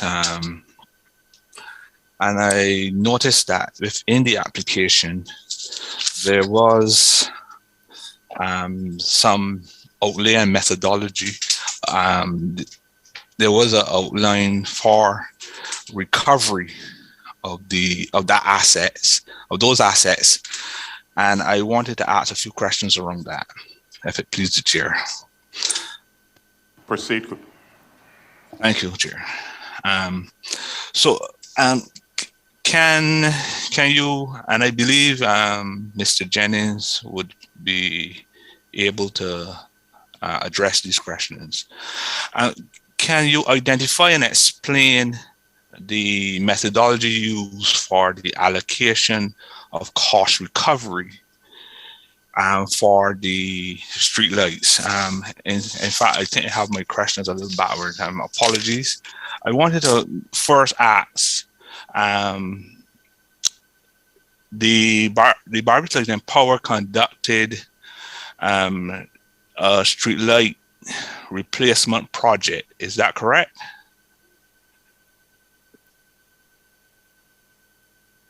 Yes.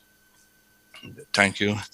And can you inform the hearing over what period did that project take place? I can't recall the exact dates right now. Was it a 2-year period? Was it? I believe. So I think I can assist here. Yes, the project was done over a 2-year period in conjunction with the government. Thank you. How many street lights? I think you would have replaced street lights, and what technology and how much of that technology was replaced? Okay, so we have in excess of 30,000 about 30,000 street lights that are owned by the utility, we would have entered into a project with the government of Barbados to replace 24,500 lights. Those were replaced over the 2-year period. The utility is in the process of replacing the remaining 6,000 odd lights at this point in time. They are being replaced with LED technologies. Thank you. And can you inform the hearing to date, if it's possible, as to what energy savings have been observed during that time period? Is there a... Okay, I would not have that information to hand at this point in time. Okay. Well, would you be able to provide to the hearing that information which I requested in terms of the savings up to that point in time? I would need to consult with the team to see what information is available. Oh, okay. All right. Okay. I believe. Thank you very much. With respect to the recovery of those street lights that you've mentioned, the 24,500, and you are also moving towards 30,000 in total. Could you inform the hearing as to what can you inform as to what the methodology was, and in terms of allocating, in terms of the cost recovery, and how you came about in terms of making that request for the cost recovery in your application? Excuse me, Chair.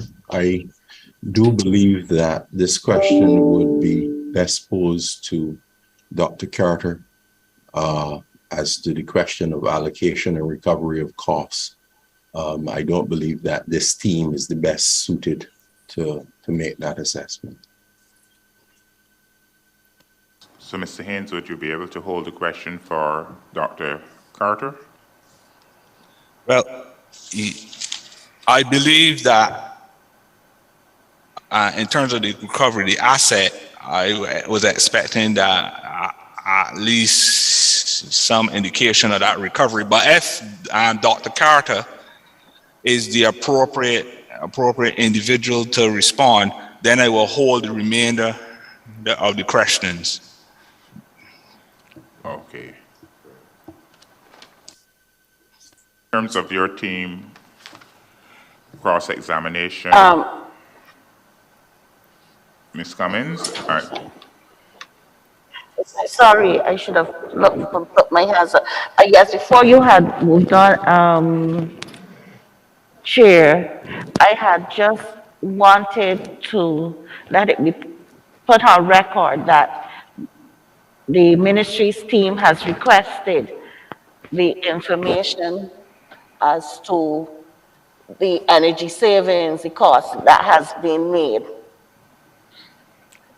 So we would still like to have that information, because that is still very pertinent to the ask. Okay, but we did indicate that Dr. Carter would be the best person for you to obtain that information from. So Mr. Haynes had indicated Thank you very much, based on that he would rest. So I'm just asking if your team has concluded your cross-examination of the panel at this time. Yes, sir. Yes, sir, we have. Thank you. So we'll move on to the intervener team of Watson and Simpson.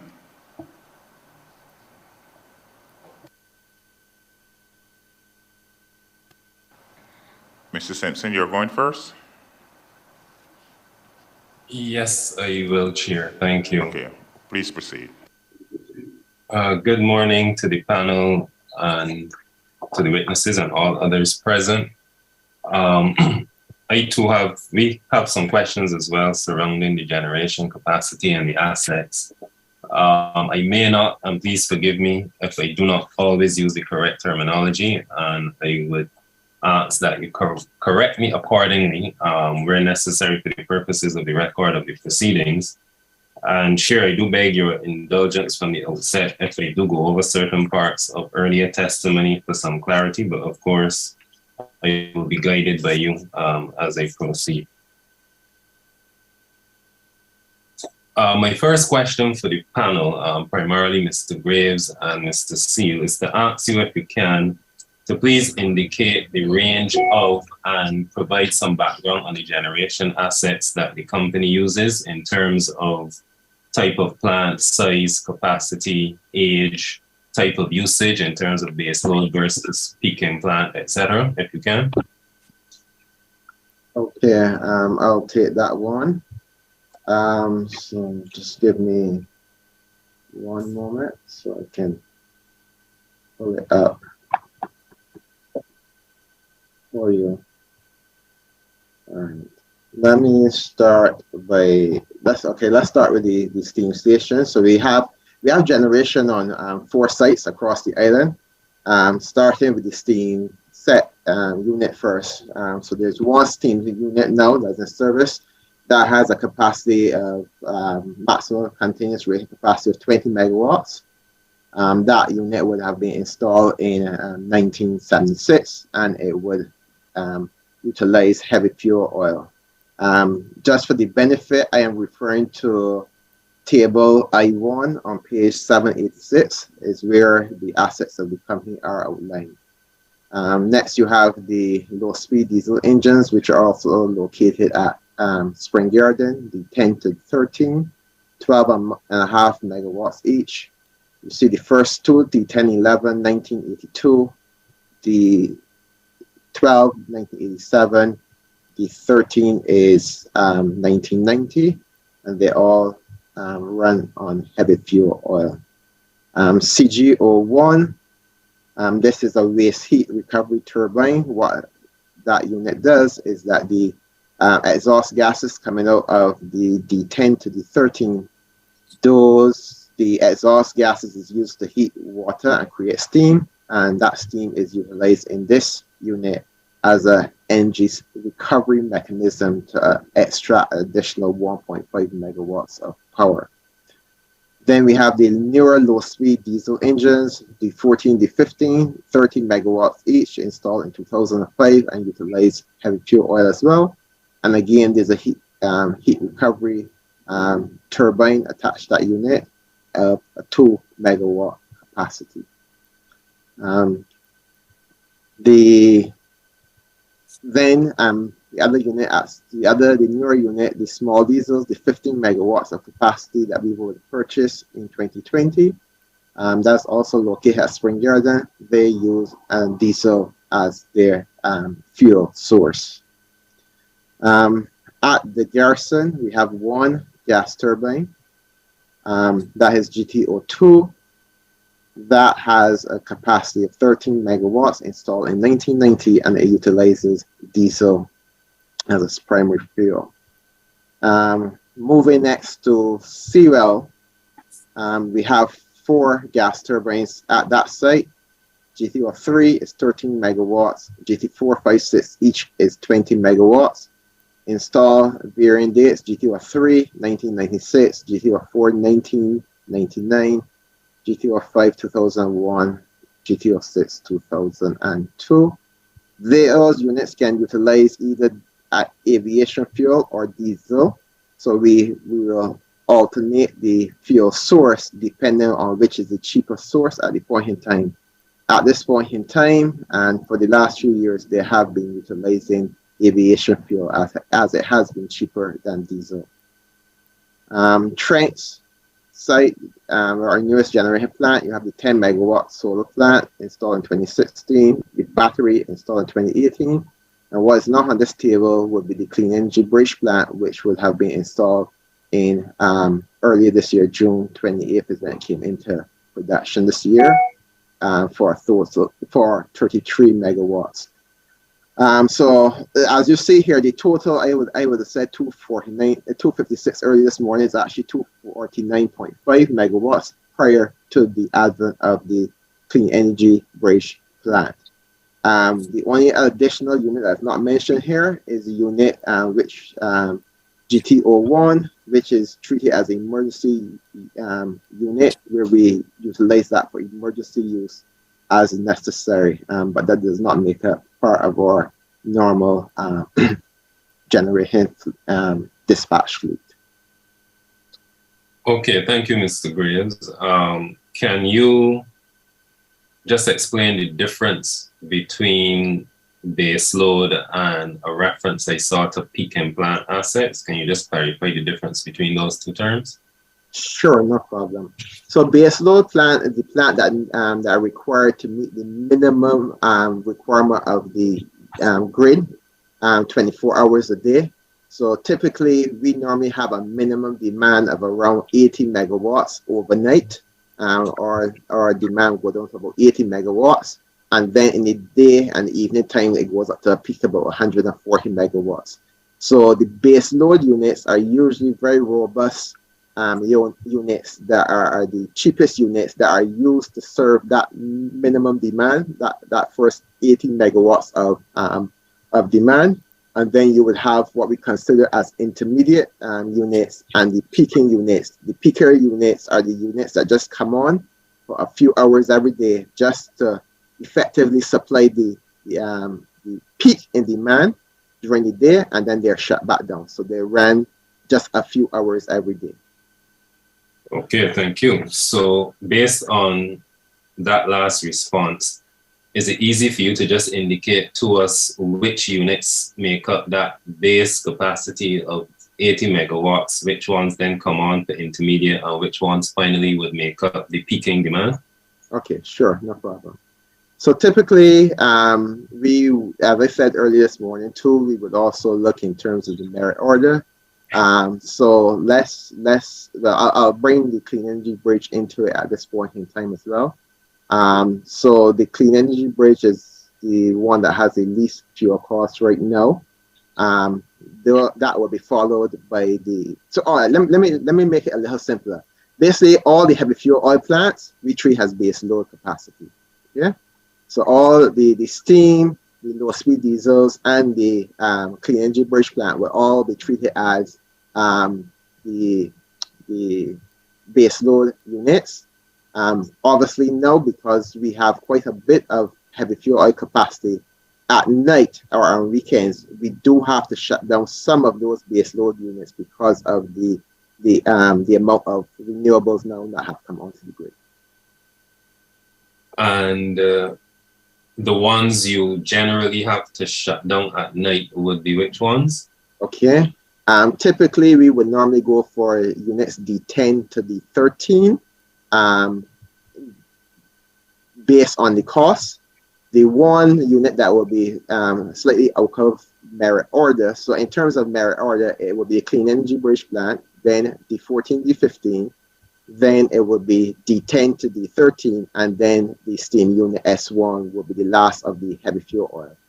The steam plant though, because of the operation challenges of having to shut that unit down and start it back up on a daily basis, that plant is basically dispatched out of merit. In other words, it is not operationally feasible or technically feasible to be able to shut down that unit every night and start it back up every morning because of the length of time it takes to start up one of those units. So the steam plant remains in service whenever it's available, and then the next most expensive units, the 10 to 13, those are the ones that we will take off the grid during low periods. Okay, and the intermediate then moves, the intermediate level then brings which plant into operation? So the intermediate and peaking plant now, basically more or less they combine into all more or less peaking plants. So they would be between the gas turbines or the small diesel, the 15 megawatt of the diesels that we would have bought, depending on the market prices of diesel and aviation fuel at the point in time. So typically, normally, it would be the larger gas turbines, GT6, 5, and 4 first, followed by the small diesel units. However, there was a point in time earlier this year where based on the price of avjet versus diesel, the small diesel units were being dispatched ahead of the gas turbines.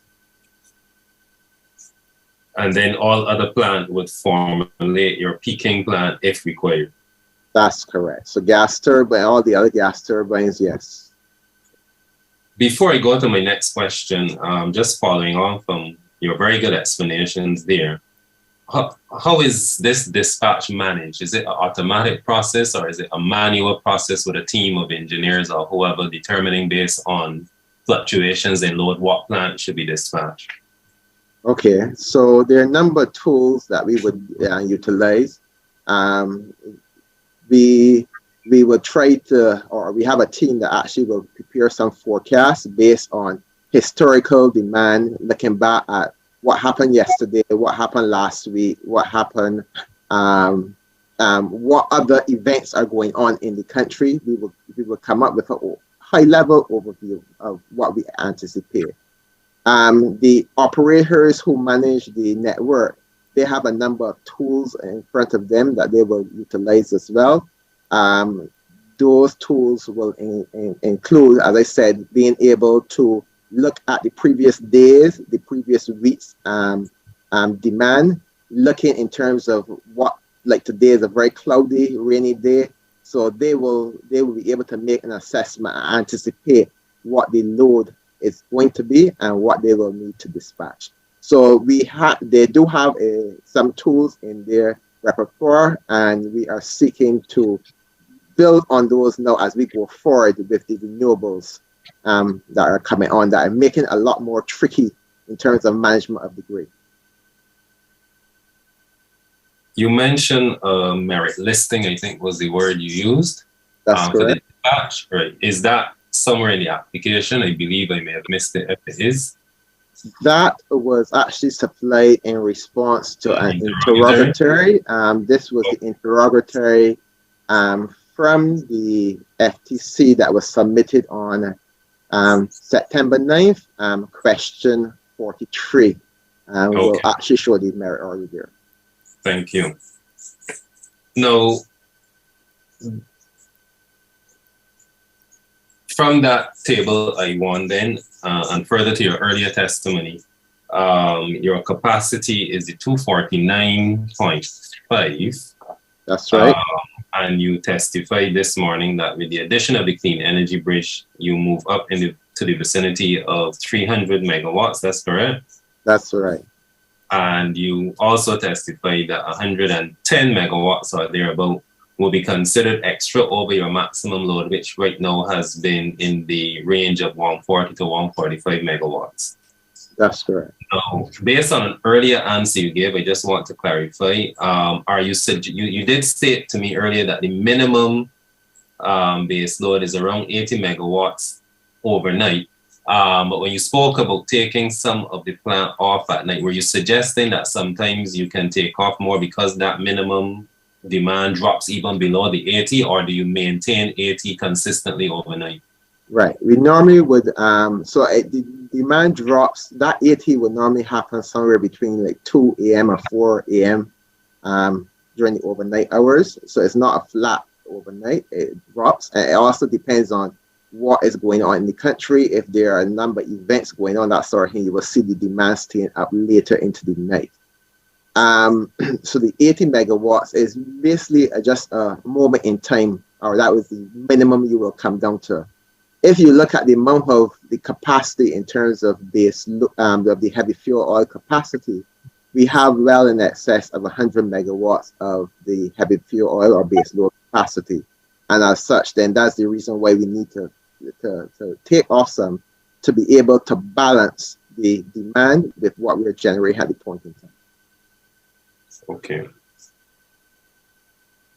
Now, In testimony during the last rate review, it was suggested that the low-speed diesels are more efficient to operate than the steam plant. Is that correct? Is that the correct interpretation that I have?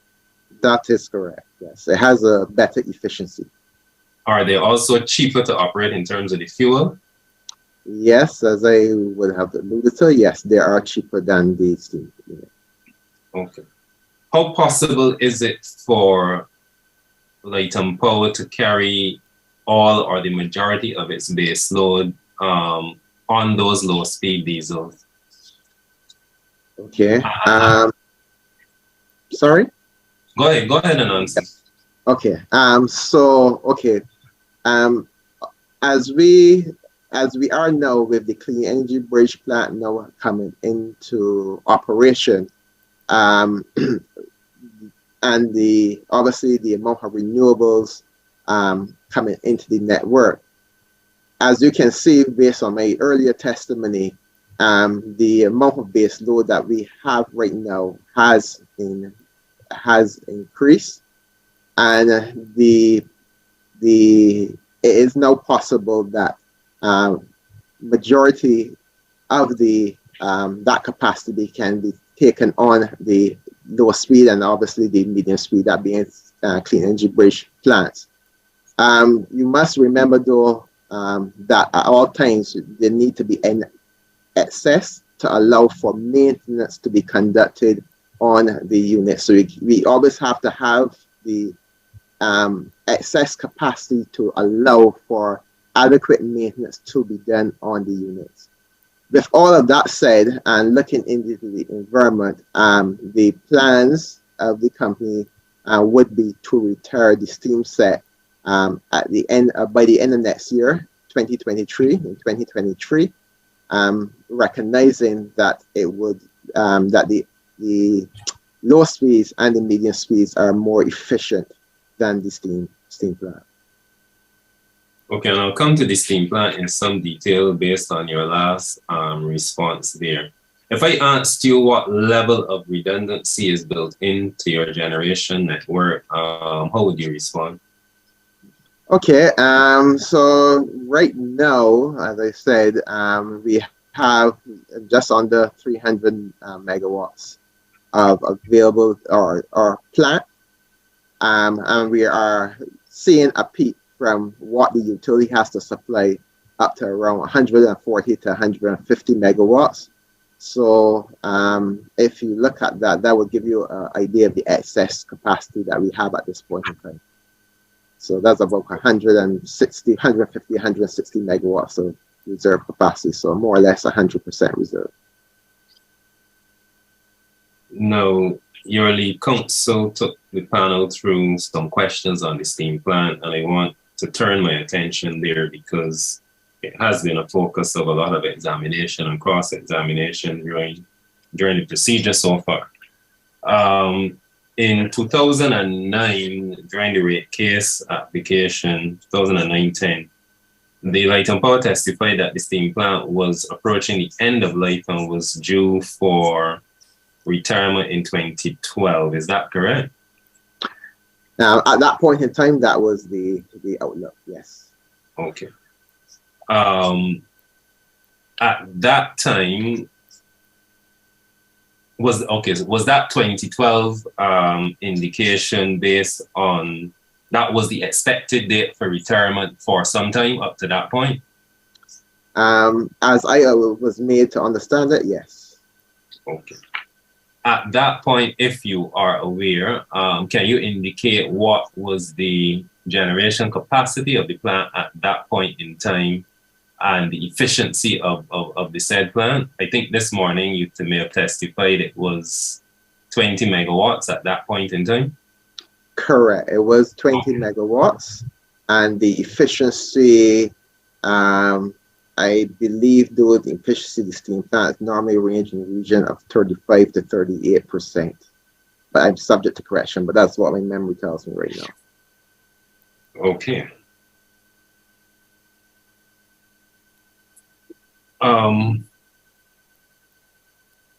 I know there was a question about total load in 2012 from Commissioner Wallison, so I heard your response and I will await any information. Yes, I can share that with you. Know the total Okay. the peak demand in 2012, that was 157.4 megawatts. 157.4. Yes, correct. Okay, thank you for that. On April 19th, 2013, in the FPC findings report, under the caption of steam turbine dispatch, the following was stated. The order in which plant is dispatched directly impacts the value of the fuel clause adjustment. The Commission confirmed that with the exception of the steam plants, the BLMP efficiently dispatched its generating plants in order of increasing marginal cost of generation. However, the BLMP currently runs the steam plant continuously to satisfy base load instead of the more efficient low-speed diesel engines. This is due to the age of the steam turbines and concerns about their reliability on the start-stop operation. Now, that's the end of the statement in that report. Now, some of the things said there in that statement, you have already alluded to in your testimony and in response to some of my questions thus far. Following on from that, my question would be then, that was in 2013, and it spoke about the age of the plant and concerns about reliability and starting and stopping. We are now 9 years on, and I believe at least one of those steam plants is still in use. How has the reliability decreased since 2013 when those concerns were raised about reliability and ability to start and stop on a regular basis? Okay. Let me see if I have some information here that I can refer to. Just give me one moment.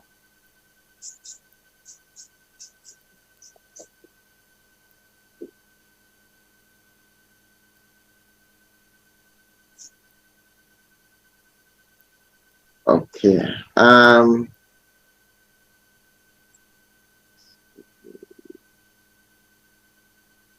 Just trying to see if we have actual figures I can refer to. Okay.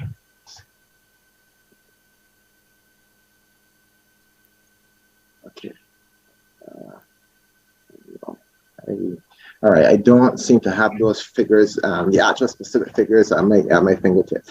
What I can say though, generally though, that over from that period 2012 coming forward, the company would have sought to do some assessments on the units to determine what will be necessary to, in terms of investments, to keep them reliable as they go forward. Yes, we would have seen at one point some decline in the availability of their units because of failures of some critical components. One that comes to mind right now would be when we would have had a failure of the lube oil pump, which is a piece of equipment that the unit cannot run without to provide lubrication to it.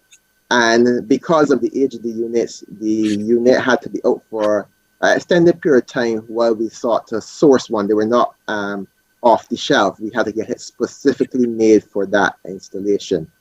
So over the years, recognizing having like that was a good example of what we seek to avoid by trying to assess what are the potential failure points and seeking to address them proactively over the period of time. So before the specific figures, I can't tell you exactly if there was a decline in the availability or efficiency of the units, but I just set the context there that as the plant got older, that there were additional challenges that we had to face, similar to what you would experience with any piece of equipment as it ages. No, so you in your earlier response to me at the 2012 time, line, you indicated the efficiency of the steam plant at that time would have been in the vicinity or range based on age of about 35 to 38%. That's so correct.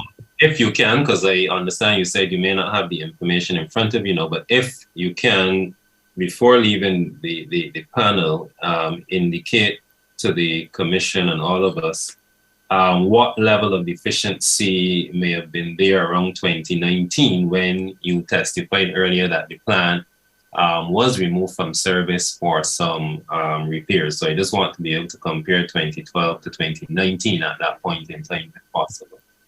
Okay. So in the meantime, I will move on. 2019, you testified earlier then that based on a routine inspection, if I recall correctly, at the beginning of the year, S1 and S2 had to be removed from service due to some damage observed, primarily on the rotor shafts.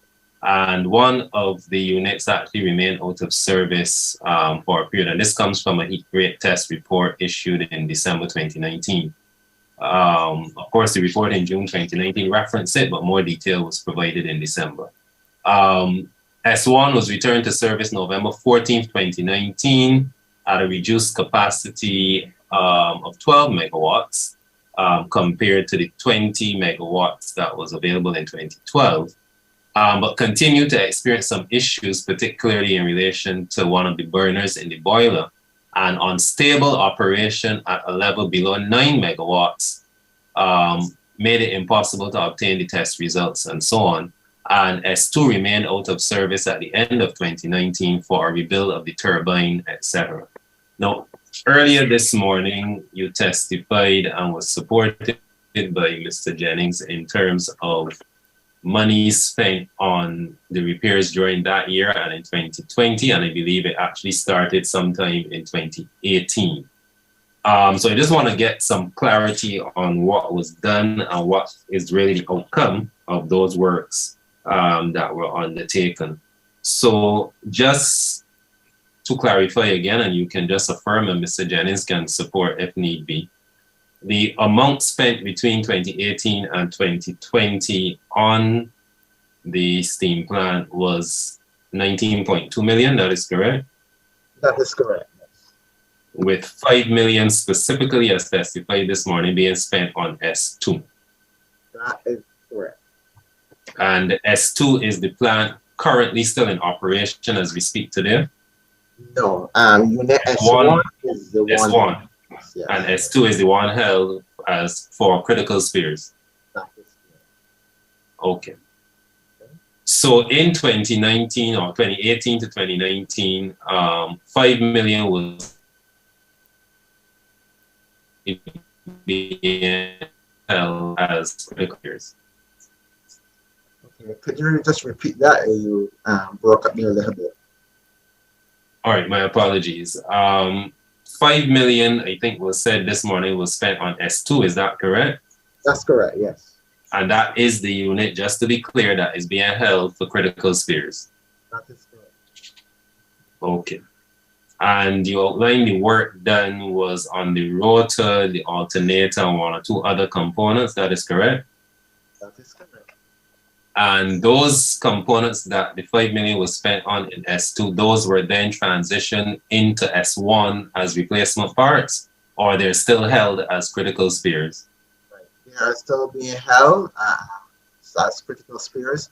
Some smaller pieces would have been transferred to S1 as issues would have arisen on the S1. So, for example, if there was a failure, one I can think of right now is a failure on one of the inlet valves to the turbine on S1. The one for S2 was taken and transferred to S1, and that is actually on S1 that is in operation as we speak. 5 million out of the 19.2 was spent on S2. Can I safely assume that the balance of 14.2 million or thereabout was spent exclusively on S1? That is correct. Okay. Based on that 14.2 million or thereabout, let's call it 14 million spent on S1. can you clarify that that amount allowed the Light and Power to ensure that that unit could be kept in service until 2023, which was the revised service life? Yes, that money was to be able to allow to do any refurbishment that was needed during that period on the unit, to be able to allow it to operate reliably and safely until 2023. Now, I want to push you a bit more on this just for clarity, because when we cross-examined Mr. Jennings earlier from a finance point of view, I raised the issue of how this money should have been treated, if it should have been capitalized, if the life was being extended, or if it was simply to make sure it could remain in use, and if it were better treated as repairs and maintenance and so on. Mr. Jennings gave his answer. I do note that on the examination this morning by your lead counsel, you referred to repairs and so on consistently. So I want to be categorically clear from an engineering point of view. The work done, that total 14 million or thereabout on S1, was it intended to extend the life of the asset, or was it repair work to make sure that the asset could reach its 2023 timeline? In other words, I'm asking you, is it unreasonable for us to believe that 14 million should have taken the steam plant beyond 2023? Okay, no problem. I can seek the clarity for that for you. That was probably part of my fault in referring to it as repair or maintenance in that manner. Basically, what would have been done, as I would have alluded to in my earlier testimony, is that at times, while you have the unit that is supposed to last to 2023, there are a number of components that would have come to the end of life before that service life, the expiration of that service life. On S1, what we had is that what we would have had to do, we would have had to retire a number of components which had come to the end of their useful life. So those had to be retired, and we had to purchase new items or purchase either new or refurbished items to put onto the unit to allow the unit to be able to be operable until the 2023 date. So the components during that period of time, for example, when we did work on the turbine not starting, various bearings not starting would have been removed from the turbine, retired, and new bearings would have had to be bought and placed into the turbine. So it's just not some maintenance work in that manner. It was actual capital works where we were actually retiring all components and effectively installing new ones. Now, am I correct in saying that the steam plant, and I take this to mean both S1 and S2, would have been fully depreciated at the end of 2017, and Mr. Jennings can support if need be, but is that a correct assertion? Yes, it is. Okay. Between 2015 and 2021, would you agree that the Light and Power spent just under $26 million on the plant in terms of additions? Like, you acknowledge that there were some retirals, but in that period of time, there were $26 million spent on additions in relation to the plant? The bulk of which being the 19.2 between 2018 and 2020, but in total from 2015 to 2021, would the figure be just under 26 million in investments and additions to the plant? I haven't done the math to check myself, but I have no reason to doubt what you're saying. Okay. It doesn't sound incomplete to me. Now, Mr. Graves, in providing some clarity earlier when we spoke about the plant as at 2012, based on age, you confirmed for me that the efficiency will have been around 35 to 38, and we are referring to a plant that you indicated was first commissioned in 1976. Now, in your testimony about the monies spent 2018, 2019, and 2020, you gave an explanation as to why you thought it was prudent for the company to do so, and you gave some reasons why, in terms of changes in the energy landscape, the flat sales trend or declining sales trend, and other energy projects that were non-light-on power projects, and you determined it was prudent to keep the plant, and naturally based on age, you would have to do some additional investments into it. My question for you, therefore, is, based on the capacity and efficiency at 2012, was it not Light-on Power's opinion that, again, in accordance with prudence, that any investments or work on the steam plant, significant investments to ensure it reached the 2023 should have been started back in 2012? How would you respond? Okay. So, for the period prior to, okay, I can't speak very specifically that area, the immediate area 2012 to 2016, as I was not very familiar with a lot of the decisions that would have been made around the steam plant at that point in time. What I can say though is that the company's approach is always to look in terms of, okay, so around that period of time, we had the integrated resource plan that was also ongoing by the company at that point in time.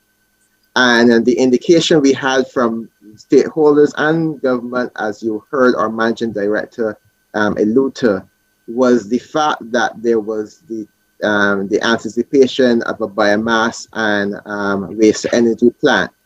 And I recall when we were doing that initial body of work around the IRP, the expectation was we were first given an indication 2014 as that plant coming on service, and then it moved to 2016 and then moved to 2018. So at that point in time, the company would have been operating on the best information it had that the renewable plant that was being spoken about would have materialized first in 2014, 2016, and that would have obviously colored the amount of investment that we would have done or we would have determined at that point in time. Obviously, when it became clear that that investment, that project was not materializing in any within the foreseeable future, the company would have done a more thorough assessment and made plans for a more extensive investment to allow the plant to run to the 2023 date.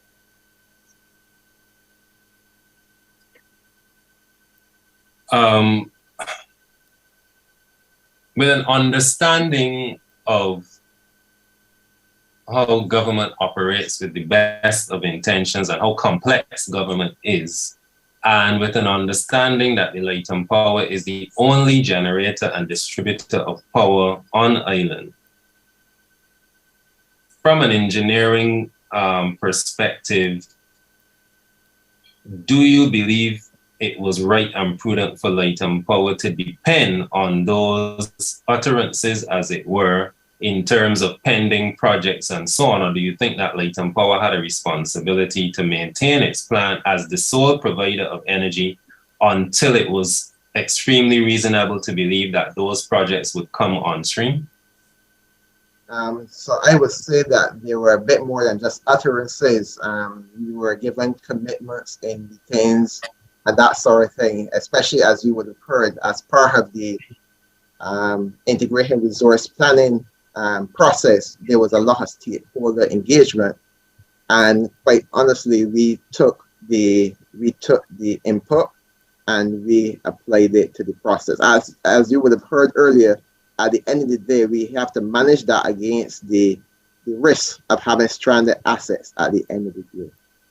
So we take all the information that is available to us, we assess it, and the decisions are made based on the best available information to us. So based on the direction that we were getting from the policymakers and others, we saw it prudent at that point in time to hold stream at that point in time.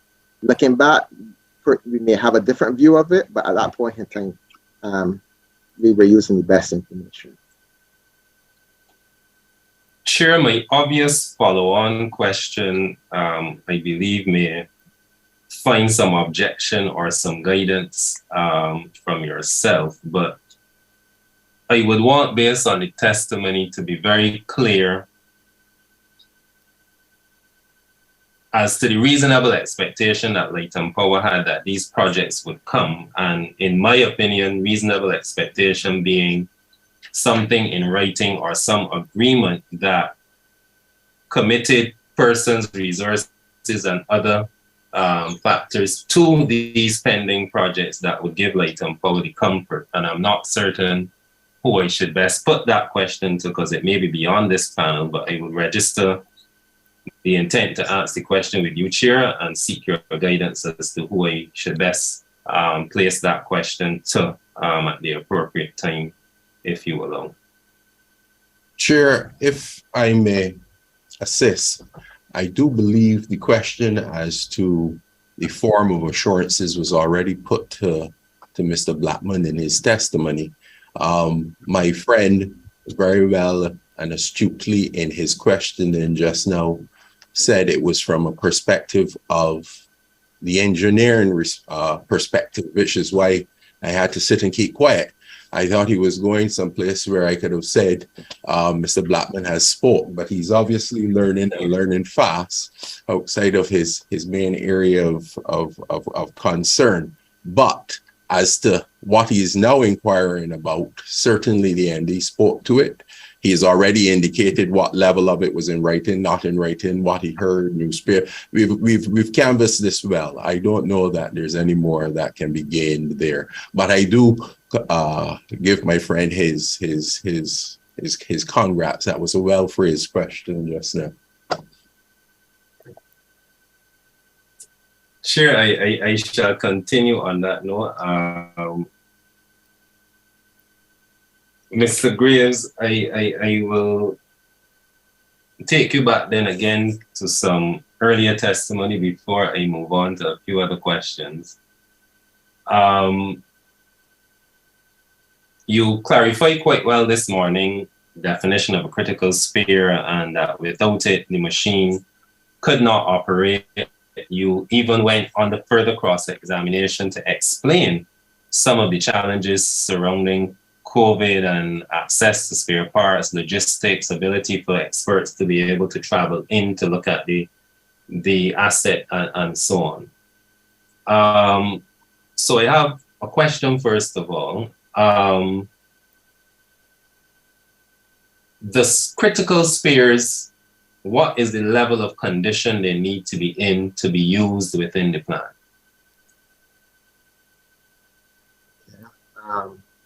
So in terms of critical spares, some of our critical spares are bought brand new.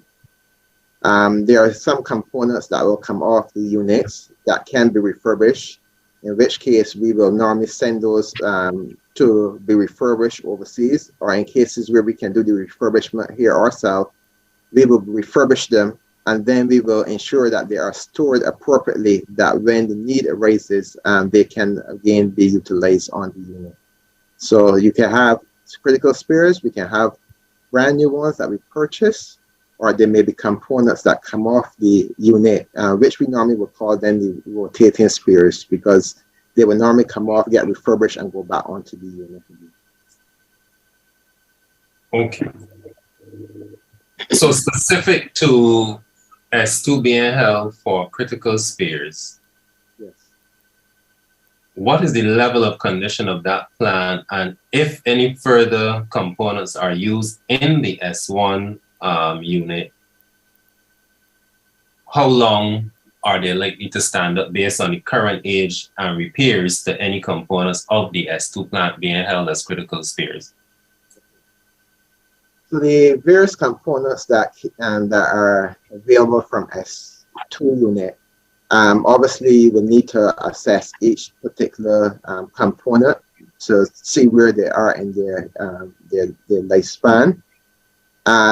What we have sought to do is that those components, we have tried to keep the unit in a manner or store the components in a manner that would allow them to remain in a condition that they can be easily placed on the sister unit S1 up to or beyond 2023. So we are ensuring that they are appropriately stored and kept in a manner that they will remain useful until the final life of the sister unit.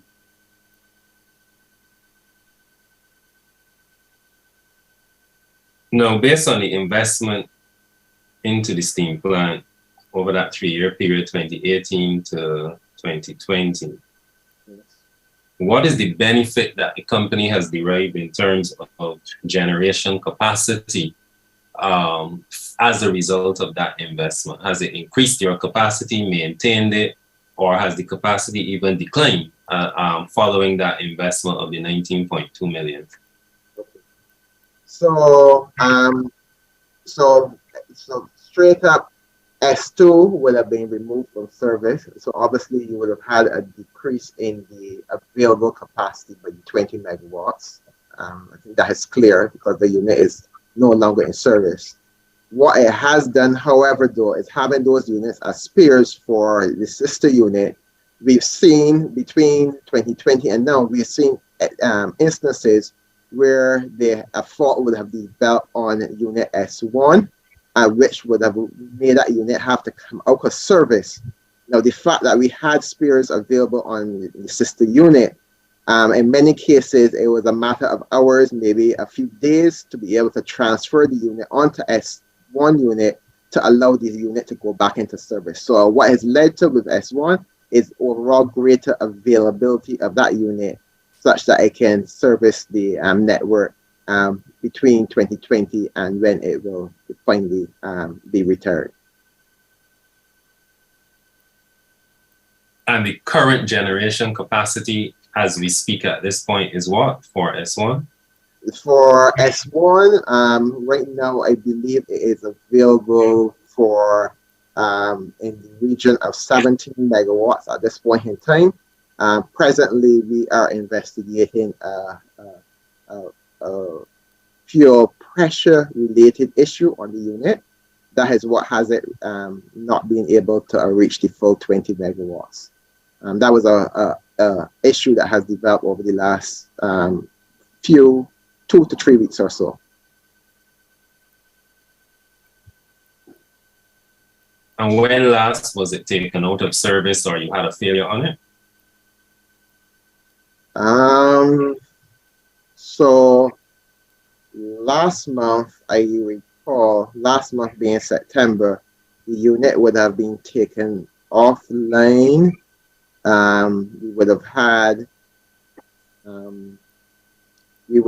had an issue around one of the top valves, the main steam inlet valve to the unit, and that had to be, well, some maintenance was performed on that, and the unit went back into service. It was, I think, a few days that was out of service for that work. And that was not a planned maintenance stop, that was a fault that developed. And you were able to use components from S2 to help fix that issue? In that case, yes, we did use a component from the S2 unit. Okay. We were able to transfer the valve in question from S2, which allowed the unit to be returned to service a lot faster. And cheaper? And cheaper, correct. Okay. Mr. Jennings, I believe my next few questions may be better posed to you. Earlier testimony, there was a question about service life and useful life from, I believe, the chair. My question in that regard would be, having been fully depreciated at 2017, all of the funds invested into the plant subsequently would have created a new useful life for the asset? No, the useful life is based, the average useful life is based on retirement date. So when we would have done the depreciation study in 2017, we would have got new retirement dates. 2023 would have been the retirement date assessed at that stage. So that then gives the average remaining useful life.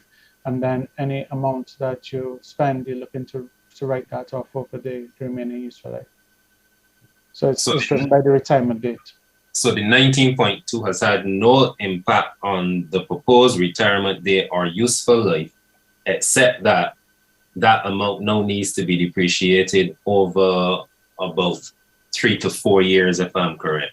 From now, yeah. So you would have heard Mr. Graves give testimony earlier that the spend was to get it to 2023 as well. So yeah. So the idea is you get the retirement date and we manage both the investment and the retirement considering that. So the annual depreciation charge on this plant up to its retirement date in 2023 is now what? So it's pretty much writing it down over its remaining useful life. I can't recall exactly the rate now. So are we looking in the vicinity of 4.5 to 4.8 million per year? That's correct, yes. How much of that 4.5 to 4.8 million in depreciation is part of the rate base in this current application? So the rate base is made up of the 12 million, which is the undepreciated amount at the end of the test year. And that 12 million is spread using that 4.5 million, $4.8 million charge over 21, 22, 23. So the undepreciated amount of 12 million is what is in the application and within the rate base at the end of the test year. That's correct. And is your, well, am I correct in saying that that 12 million therefore attributable to plant that will be taken out of service in 2023 will remain in the rate base, and the rate you seek to have approved that will be enforced subsequent to its retirement next year? So the rate that's being asked for, well, at the time of preparing the application was expected for in 2021. But as you look at the 5-year forecast, you'll see that there, and you can look to this, the testimony you would have heard earlier about the things that need to be done. So, and the testimony I gave yesterday that says that there are other things that get put into service that cause the issue, that affect the depreciation as well. So you have synchronized condensers, you have work to be done on substations, you have quite a bit of additional work that needs to be done. And if you look at the forecast shows what that depreciation will look like and shows that it doesn't result in over-earning over the period. So I want to be clear on what your response is saying to me. Yes. Am I correct in interpreting your response that you're saying that with the plant going out next year and with 12 million associated with it currently in the rate base in the application, even if you took it out, it is likely to be replaced by a similar amount for other assets that come on stream or other work to be done with the existing assets? Am I correct in interpreting your response that way? What I'm saying is that the rate that is applied for will allow us to recover the cost between 2022 and 2023 of the amount that's included in rate base. The adequacy or the amount of over-earning that any potential over-earning, what I'm saying is that the 5-year forecast shows that with the capital expansion plan that has been put forward here, we don't expect that there would be any over-earning once the plant is taken out. But like everything else, that of course would have to be evaluated as that time approaches. In your opinion, would the Light and Power have any amount of that 19.2 million that is unrecovered through rates at the point in time when it is retired from service in 2023? Sorry, I'm not sure for the question. In my opinion, would Light and Power have 19.2 million? Would the 19.2 million that was invested in the steam plant, would any portion of that be unrecovered through rates by Light and Power when the plant is retired next year? At the end of 2023, of the Yeah. 19.2 million, I don't expect so. You do also have to look at any additional spend that would need to be done in had been done in 2021 and 2022 as well to keep it. Nobody knows with certainty what's going to be required to keep it entirely to its retirement date. So you do have to make some sort of provision in mind for that, and you also have you also need to consider. Anyway, I think that is pretty much the answer to your question. I don't think there's more you need to add there. Okay. Mr. Graves, is it the definite plan of the Light and Power Company to retire that plant in 2023 in accordance with its service life? Yes, that is the plan to the best of my knowledge at this point. And would the Light and Power then transition to an arrangement more in line with the question I asked you earlier in terms of most of the base load being carried by the low-speed diesels? The low-speed diesels and the medium-speed diesel that in the CEV plant, yes. How do you expect the retirement, if you can answer, or maybe I don't know if Mr. Jennings may have to support, but how do you expect the operating costs of the company in terms of generation to change once the steam plant is fully retired in 2023? And you transition more to the low-speed diesels and other generation assets? So there will be some costs that is associated with the steam plant that would cease to exist anymore. All the maintenance costs and that sort of thing. In preparation for the return of the steam plant, we've already started to look in terms of the personnel and personnel costs, where vacancies and that sort of thing exists, or there are opportunities elsewhere in the business. Some of those persons would be transferred to those areas.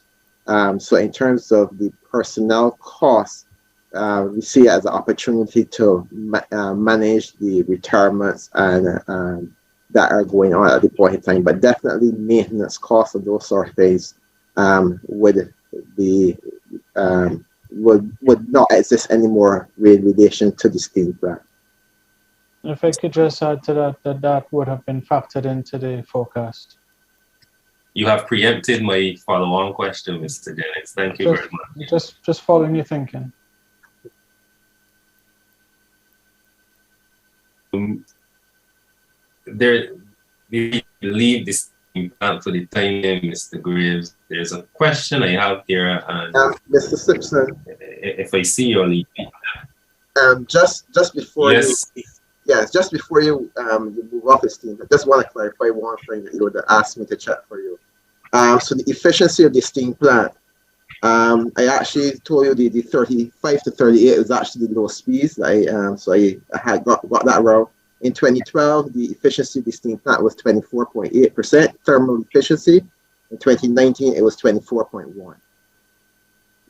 Okay, so there was limited degradation between 2012 and 2019 then. And in 2021, the efficiency of it right now was 27.8. So there's actually been quite a bit of improvement with the investment made. Thank you very much. I have another question on the steam plant. And if your lead counsel on mute, say no, I may have to withdraw it, but I will ask it. You mentioned in your earlier testimony that the company follows a lot of guidelines from the OEM vendors in relation to upkeep, maintenance, service lives, and so on. Is that correct? That's correct. All right. So my question is, what is the nature of this support? Are you saying that the OEM providers give clear directions as to how you should proceed, or they give you guidelines and then the company makes the best decision it can based on the factors and inputs from the OEM providers and all other factors? So basically, OEM would normally give us general guidelines in terms of the frequency at which inspections or overhauls need to be done. They would normally give guidelines in terms of the specific tasks that should be carried on at the point in time. In addition, from time to time, what they would do is to issue what we refer to as service bulletins. So when they would, based on their experience and their knowledge from other plants, when they see issue developing or there is a service that they are recommending, they will give us notification of those items to be done. What the company will then do is that with that information, we will then build our plans for the inspection of the units, taking into account the recommendations of the OEM, any service bulletins that they will have given. We will also build in our own experience based on prior inspections. We will also build in any information that we would have from condition monitoring or any of our monitoring on the units. So you may be able to detect that something doesn't look too right in this particular area, and we will build into our overall inspection plan to do further inspection of specific components where warranted. So at a high level, it is the guidance of the OEM, and then the utility will actually tailor and execute the plans. Okay. Do you expect to have to make any further significant investment into the steam plant between now and its retirement date? So at this point in time, no, provided that there are no failures on the unit. So our maintenance schedule or our maintenance plan from here to the end of 2023 have no major investments planned for that unit. If there were any failures between now and that date, regardless of the degree of the failure, basic right up to catastrophic failure, if that were to occur, would the company be forced to or consider retiring the asset earlier than the end of 2023? An assessment would need to be done, looking in terms of what the level of investment.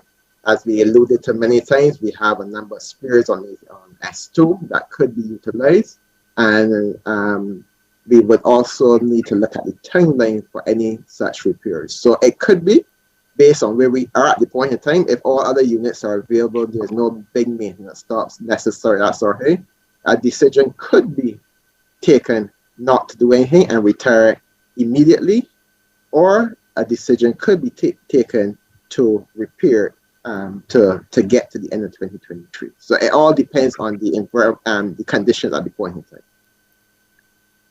All right, Chair, I think those are my questions in terms of the steam plant. There may be one or two in relation to the clean energy bridge, but I'm cognizant of the time, and I also know my co-intervener has some questions as well. So I'll be guided by you as to if we pause at this point or if I should hand over to my co-intervener to continue. I think it would be prudent if your co-interveners would be able to ask a number of questions. So I think we could recess for lunch.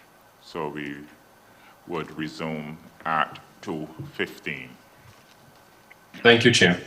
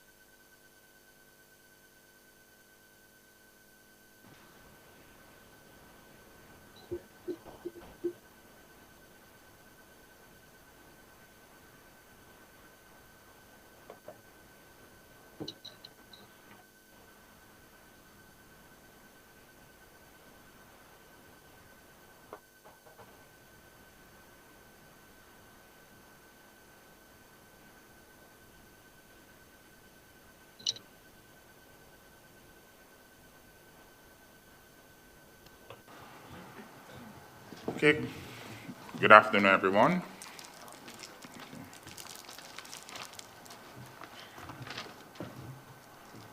So, Good afternoon.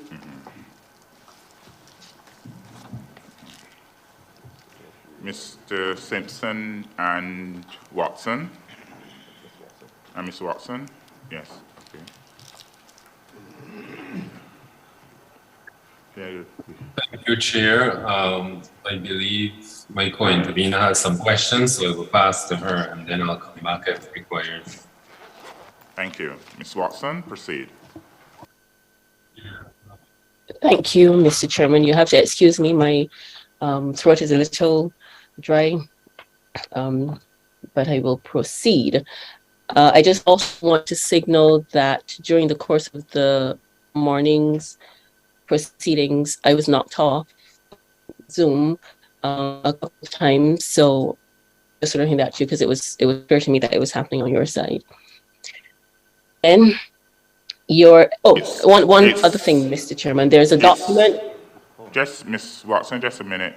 It is apparent like if you're having some challenges in terms of you're freezing with your bandwidth. So you were just frozen for a bit. So if you could, we didn't quite hear all of what you had said.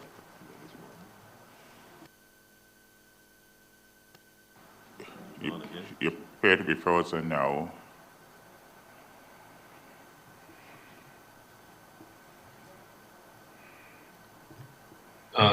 Chair, I know she indicated earlier she was having some issues. She was actually knocked off a couple of times. But I know the internet seems to be a bit patchy in different locations. Mr. Chairman, can you hear me? Yes, we can.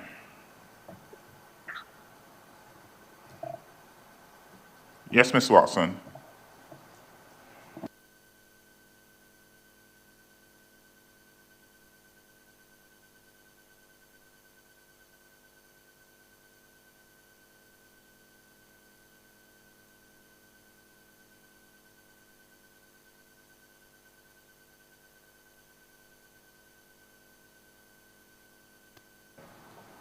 I note she's dropped off now. Yeah, she dropped off, Chair.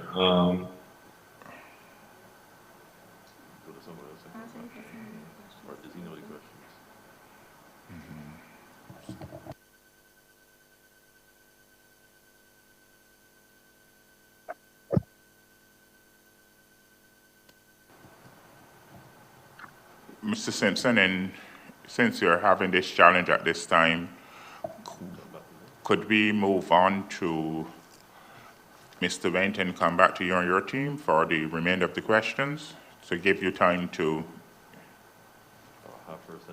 Yes, Chair, I am fine with that in the interest of time. Okay. Mr. Wendt? Good afternoon, Thank sir. you, Mr. Chairman. Yes, good afternoon. Thank you, Mr. Chairman. Thanks to the panel. Thanks to everyone. Good afternoon. Mr. Chairman, I'd like you to accommodate us. There were 3 members of our team who work on this aspect. One would be on the life of the bridge, would be Dr. Alfar, with assistance from Adlai and Mr. Stevenson.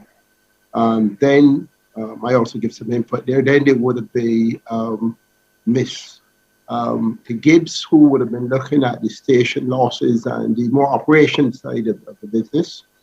And then I would then focus on the other aspects. They have your leave, thanks. Mr. Chairman, I'd like to begin, please bear with me. I'd like to begin by looking very closely at the, want to get to know the measurable changes. So in that respect, I'd like to begin by looking on the Esteem plan. Fortunately, a lot of the questions that I had to raise were either raised by Mr. Wallison or in Mr. Simpson's testimony, but there's some aspects that we need to hold in on. And in doing so, I'd be liking to look at the interrogatories on this particular matter. This would have been, we would start with on the maintenance side, would have been the interrogatory that was returned by Light and Power on July 15th, and that would have been to my responses to my interrogatory of the 30th of June. So that would be on the and there you would see the maintenance given for all of the plants. So, Mr. Went, in terms of organizing for the meeting, we would like you, as we indicate, we would want for you to be able to pose some questions. And in addition, you did call a list of names of individuals, but remember, you would have identified Mr. Alfar as the other member of your team. So if you can, in the meanwhile, have Mr. Gibbs and Mr. Stevenson would pass written questions to you or Mr. Alfar that you may be able to ask on their behalf. But we would like you to focus on the questions and try to phrase some questions so that we'll be able to get through the proceedings quite easily. So thanks, Mr. Webb. Sure, I appreciate it. You would have to work with Mr. Gibbs, that's the only one. So if we look, Chair, and this is, I'm going to first go to Mr. Graves. Mr. Graves, and I could read the numbers if you don't have it before you, but that's the first schedule would have been schedule table event 1. And that identified the maintenance costs of all of the units. Now, so in what would be the, do you have that before you, Mr. Graves? Yes, I do. Yes. Could you call the maintenance costs for me, please, for 2017? For a specific unit or? For the steam plant? It's $3.4 million.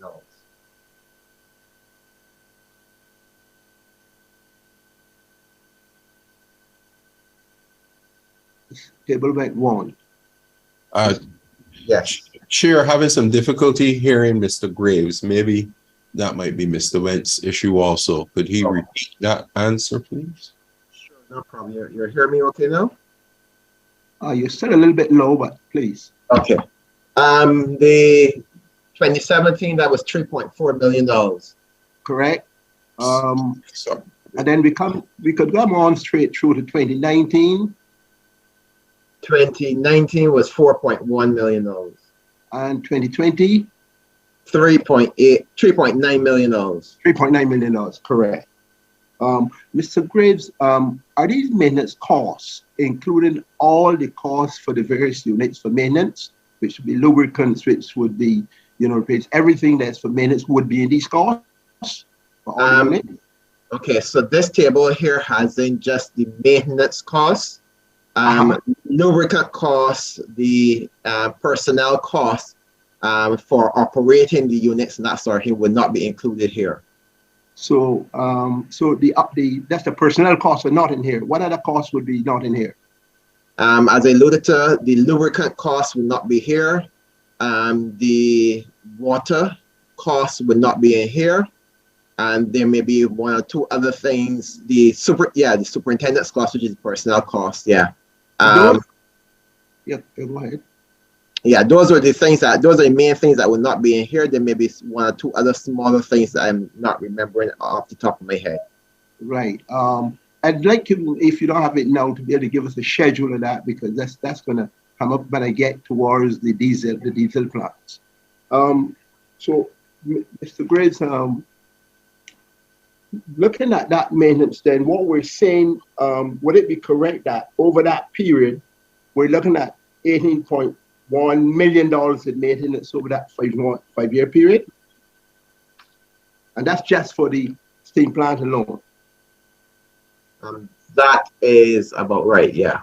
Yeah. I haven't done the calculation, but it looks about right. Right.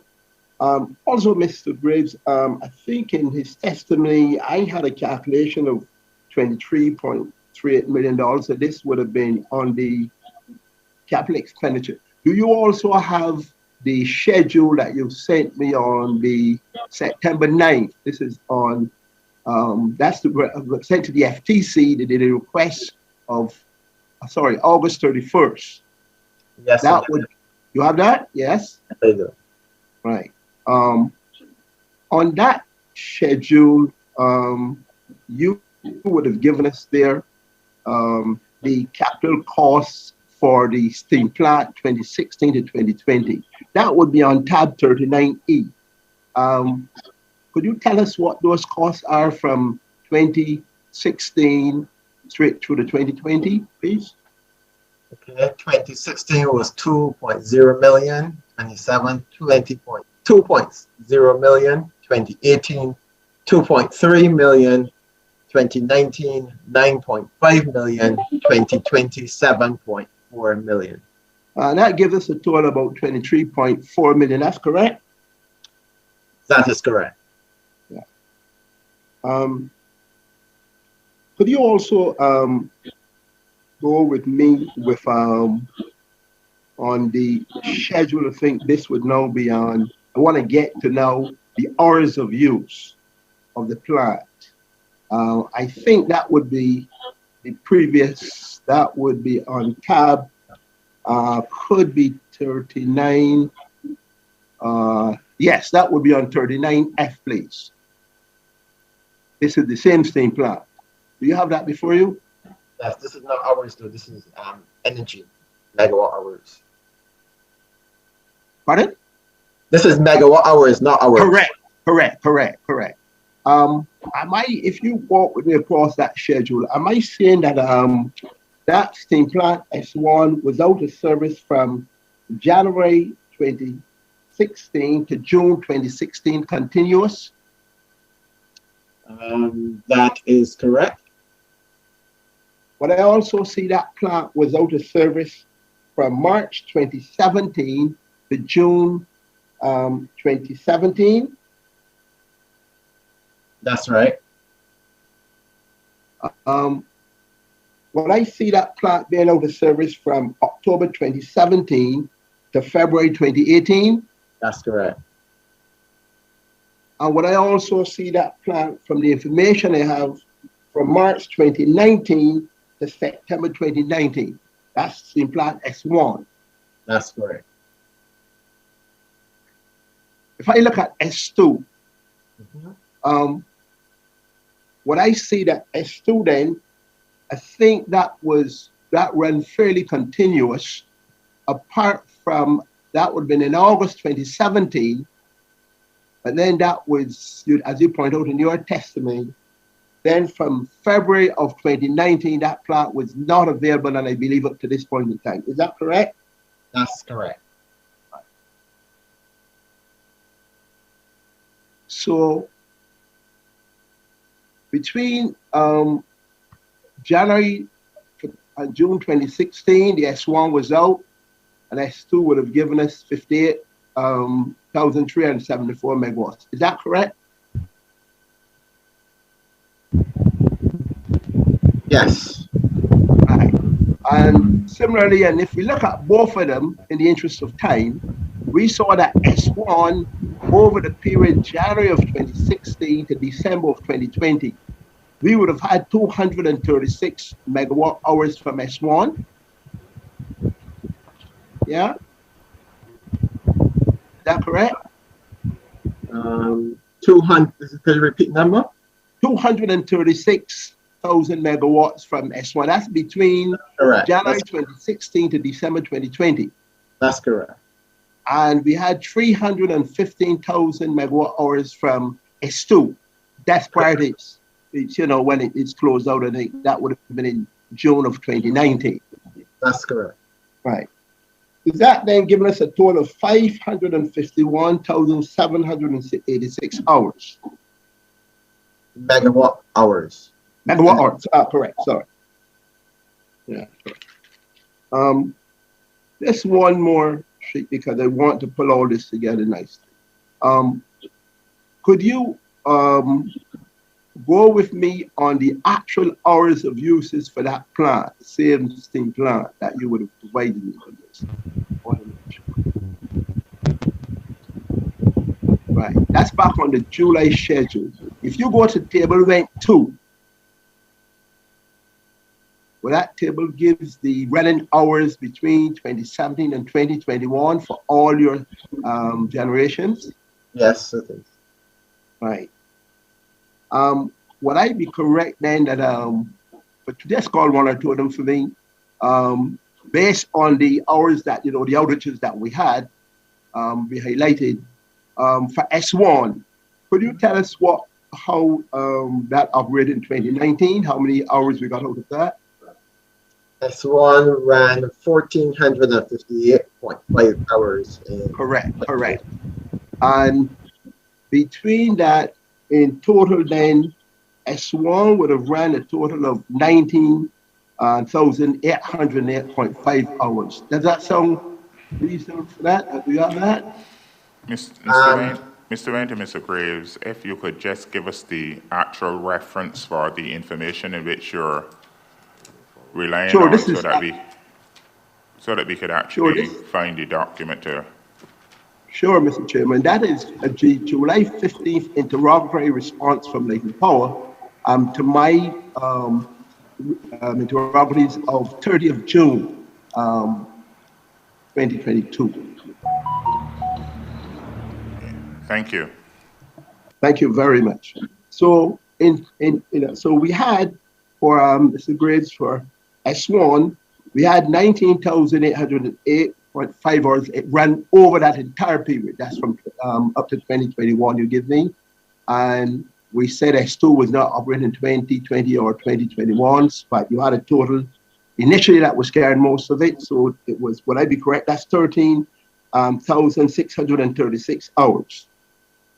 The summations are correct based on the table.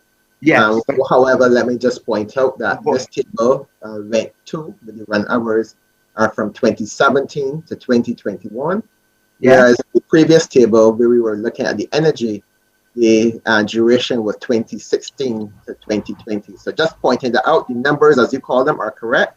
I'm just highlighting the difference in periods. Yeah, you're quite correct. That's all the information I have. Now, here's what I want to ask you, Mr. Graves. Would I be correct? And I think this is back on your schedule, because I spent a few hours on it. Back on the spreadsheet now. And I think this would be now on Q39E.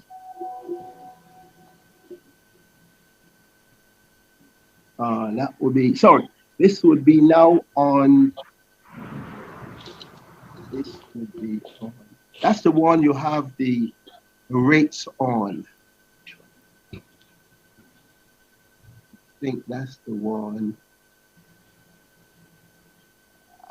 You have them all here, just want to, yes.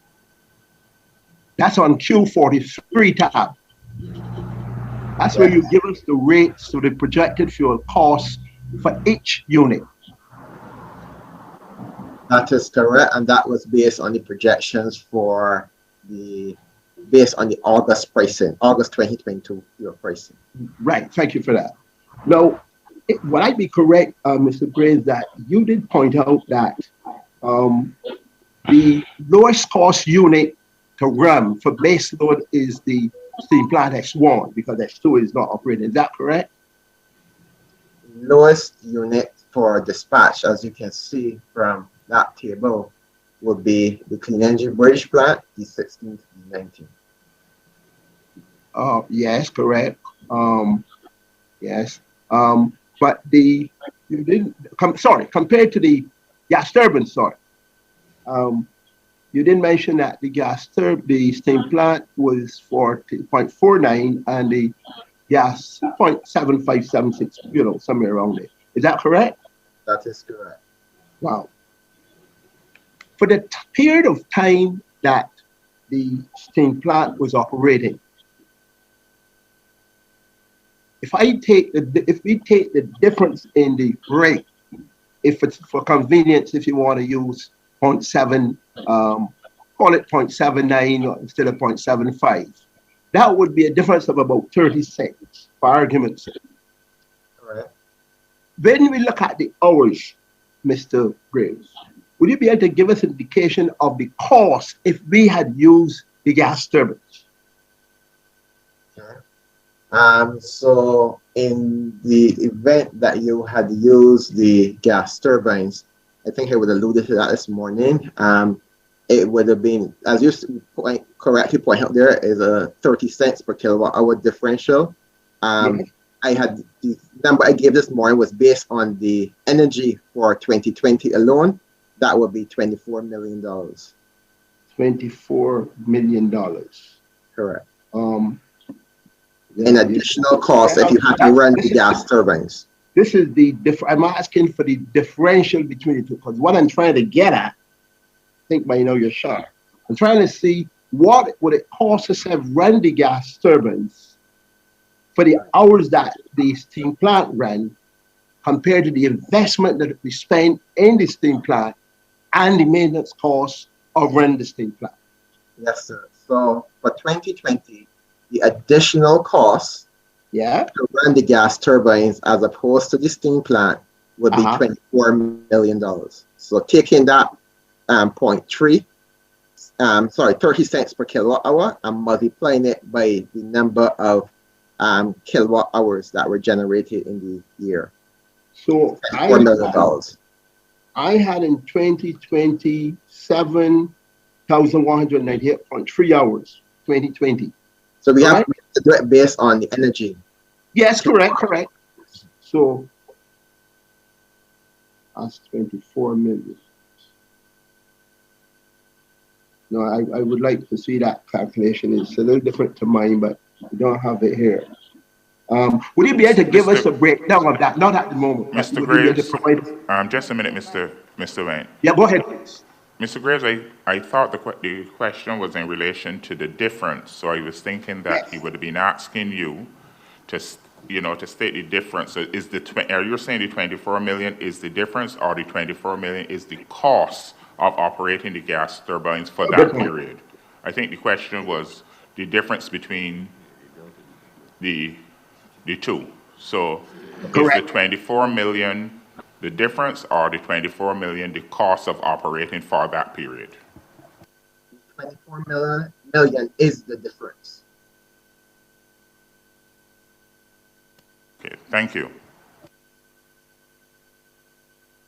I'd like to give us a breakdown on that, because what I'm seeing is when I look at the cost of the maintenance and the cost of the capex, I just want to be satisfied that, to give me some comfort with that decision there, because I think you know where I'm going at. No problem. That can. Yeah.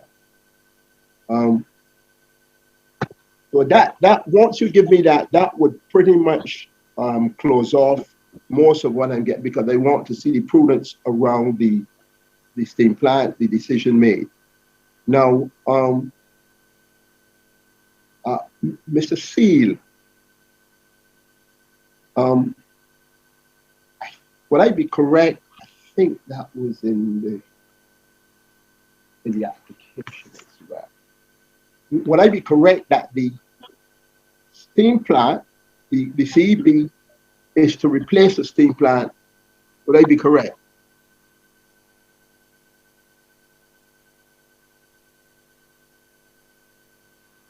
The CB would allow for the appropriate retirement of plant that would be available to be returned, having brought that plant on board. So far, we have not returned any particular assets. Right. But at page 78, I think in the application, it did mention that the CB ultimately would facilitate the retirement of that plant. Is that correct? Yeah, the operative word being ultimately, that's correct. Right. Which would then be your 2023, I think is your target retirement date. Would that be correct? Yeah, that's correct. Once we commission new plant, we normally allow 6-month overlap technically before we retire any other plant that was earmarked for return. Yeah. Thanks for that.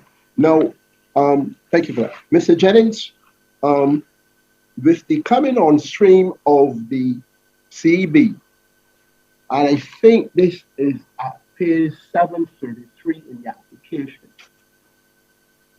And that's when we're looking at known and measurable changes around the generation expense.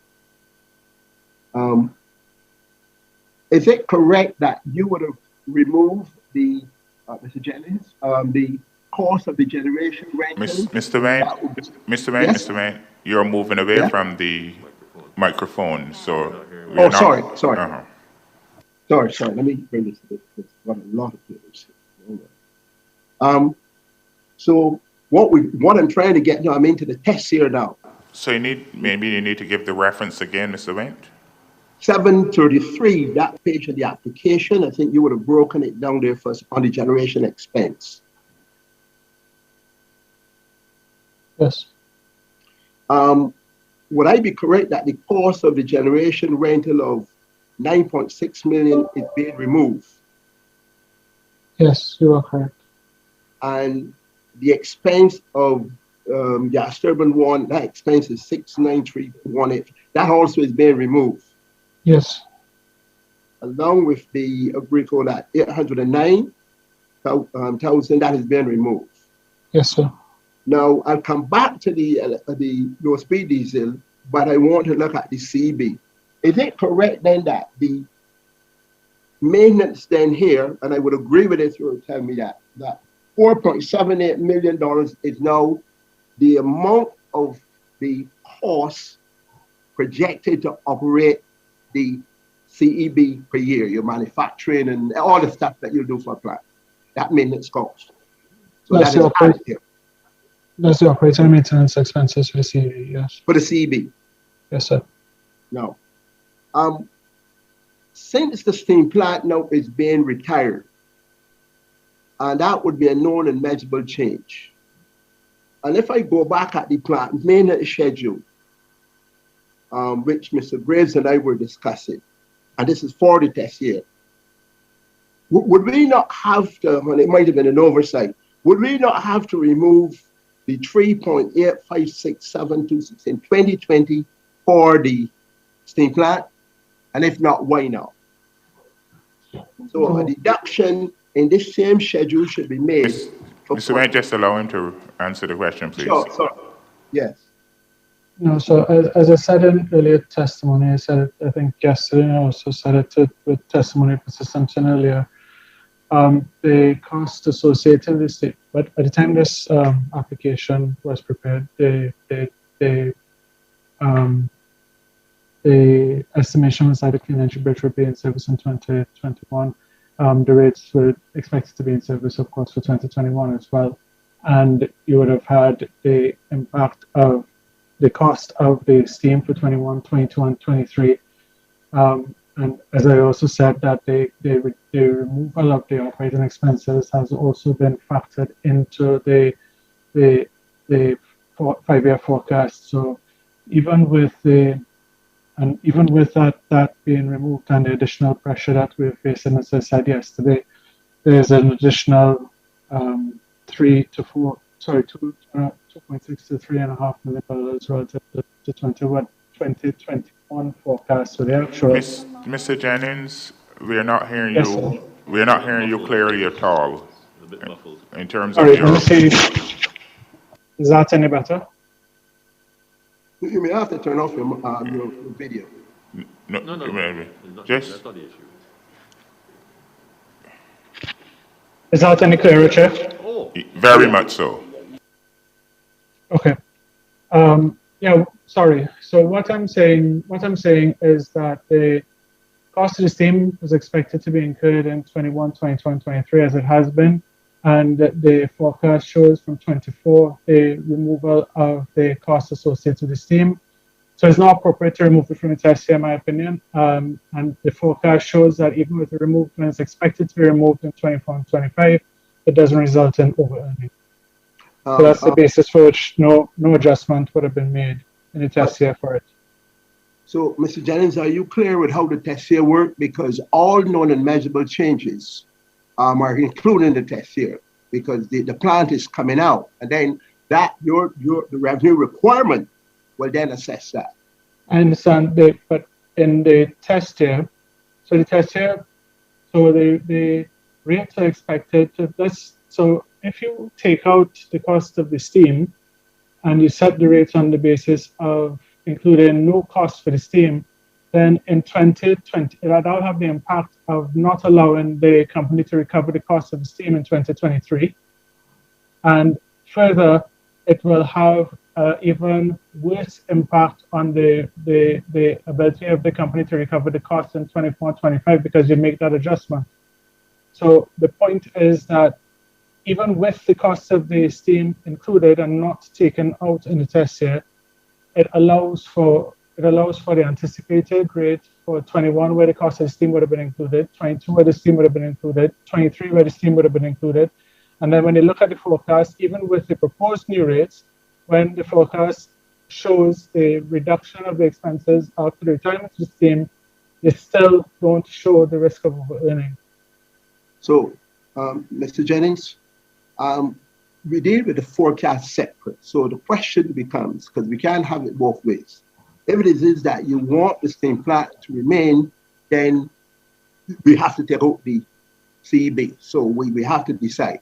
But your testimony, Mr. Graves pointed out today in his testimony, will I be correct, Mr. Graves, that the retirement of the steam plant would remove costs, and there will also be some labor costs that would be also redeployed. So all of the maintenance costs will come out. Now, what will happen is if you want to, this is where amortizations are done if you identify amounts that have to be considered. But all aspects of the revenue and all aspects of the cost have to be included in the test year for the known and measurable change. Are you aware of that? All the aspects of the cost that were known and measurable were adjusted for the test year. If the rates were applicable in 2022, as this application had considered, you would have both the cost for the clean energy bridge and the cost for the steam. And if you had made an adjustment for it, you would end up with a company not recovering the cost of the steam while delivering the value to the customers. That's the same for 2023. And as I said, when you look at 2024 and 2025, even with the impact of the reduced expenditure, you're still not running the risk of over-earning.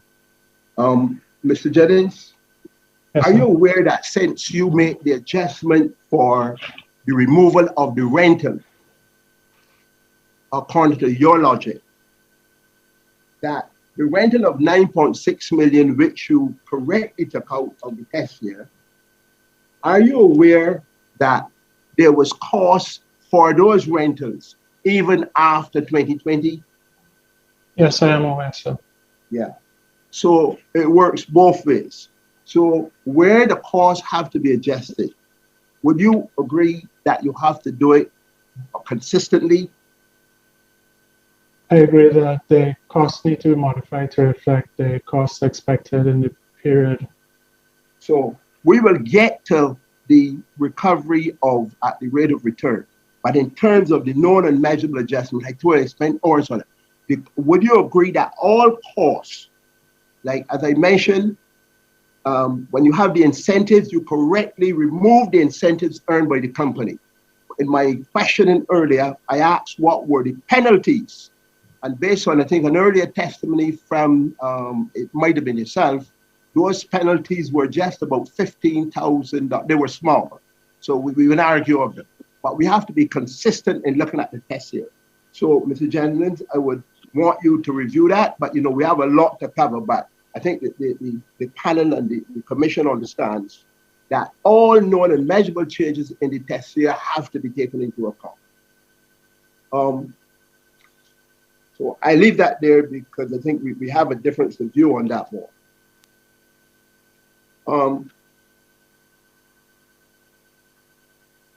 But I now turn to the clean energy bridge, and there are two aspects of that. One, we are going to be looking again, and we come back at the test here, but Dr. Telfar will be looking at the life side of it, and he will come, and then I will come back. So let's continue, because I want to close off this aspects with the generating plant.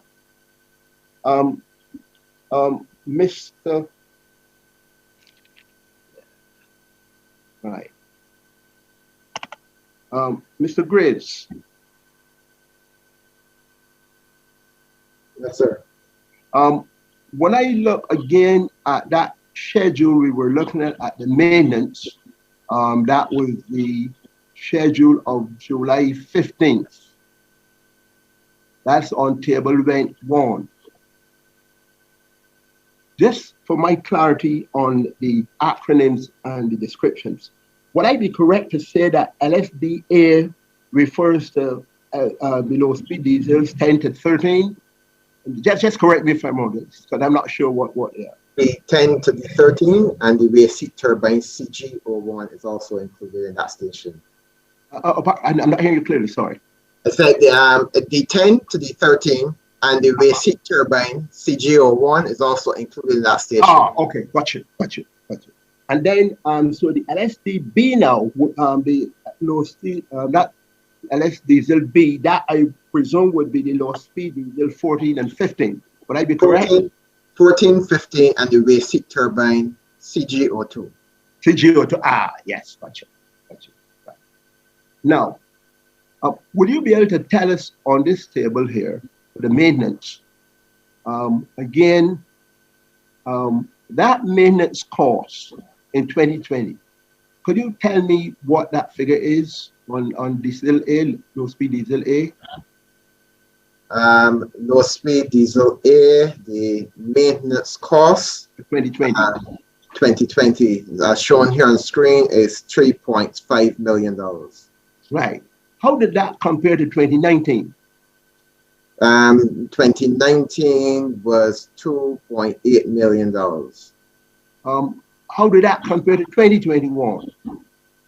That was 2021 was $2.1 million. Right. Could you do a similar thing for me for 2020 now, but for the diesel B? What is 2020? 2020 would be 0.8 million. Yes. And 2021? 2021 would be 0.7 million. And 2019? That one would have been 0.3 million. Right. So you have to explain to me, Mr. Graves. I'm looking at 2020 on both the low speed diesel A and the diesel B. And I am seeing across the 5-year span that within the test year, those maintenance costs are higher than any cost at all for each one of them. Could you explain that? Okay, so basically, I don't have all the specific details here as exactly what maintenance was done in that particular year. But effectively, the cost that we have would normally vary from year to year depending on the amount of maintenance and the level of maintenance that is required. Because every year, you don't do the same type of inspections on the units, and therefore the cost vary from year to year. But that can easily be found out to demonstrate why the cost is higher in those 2 years. That can easily be provided. Yeah, please provide that for me, because it just help me to understand this, because you say the cost vary. So give me the cost for low speed air from 2017. Chairman, I'm looking at two just for information, and hopefully it will be helpful. I'm looking at that table that was provided in the interrogatory, but another spreadsheet which is inconsistent with that information. And it seems, if I can, I will just show that on it. And it seems that there's an incorrect. Yeah, I just want for correctness, sir. It seems that there's an error in that table there. So just for information, sir, because we're going down a road that I think I don't want to get to the end and find out that we're talking at cross purposes. Just so, if you want, I can share that other spreadsheet that was also sent to Mr. Went. Let's leave that to after, Mr. Yeah, I can, Ricky. I will share that with you just as a matter of information, because that it seems that table is incorrect. So if you're going down and questioning on that, Mr. Worm. Sorry, sir. Yes, sir. Well. I don't want us to go down the wrong road, sir. But so Mr. I just Worm, wanted to. if the applicant's counsel has not objected, and this is a response to an interrogatory provided by the applicant, I don't understand on the basis that you are objecting if Mr. Went is only referring to information that was provided by the applicant. Yeah, I was just saying that was what was provided in one interrogatory, and another spreadsheet was provided But in Mr. another Worm, interrogatory. I withdraw. I just trying for correctness, ma'am, and so I do yes, Mr. Worm, apologize. Mr. Went seems to be aware because he told you he would get to that schedule. Okay, thank you very much. Yeah, I just wanted to be clear. Yeah. So let's make this very simple, Mr. Graves, because you know, for the very first involvement, I just want equity. Will you just give us a breakdown of those shares? If it's an error, I don't want an error. You know, you want to make sure that they're clear. But what it seems here is that within the test year, from the figures you gave to us, the low speed diesels and their costs are way higher than either before or since that the test year. So you just need to look back at that, and if it is there's a correction needs to be made, let us know. Yes, we'll look back at that because I do see between the document that was on screen just now and the Excel attachment that was also supplied, there seemed to be some difference in the numbers. So we need to look back at that. Yes, please do that first. Now, what I want you to help me with though is I think it's at page 710 in the application. I think there was a statement that the low speed diesel was out of service for a considerable period in 2020. So just bear with me. I think it's page 710. I got my notes here, but I won't be correct. Yes, it is at page 710 in the application. Yes, that low speed diesel, I think, said was out for a considerable period, and that's why now we're being asked to include a known and measurable change for maintenance of $1.7 million. Would you be able to give us a schedule? Because I've not seen a schedule for it. The only maintenance I saw, and I don't want to sort of assess you incorrectly. Initially, when I saw the low speed B here in the same schedule, I couldn't understand why 1.7 million was out on low speed diesel B. When the numbers, you can see what they are going from 2017 to 2021. So you would need to give me a breakdown of that as well. So in 2020, what would have occurred is that we had a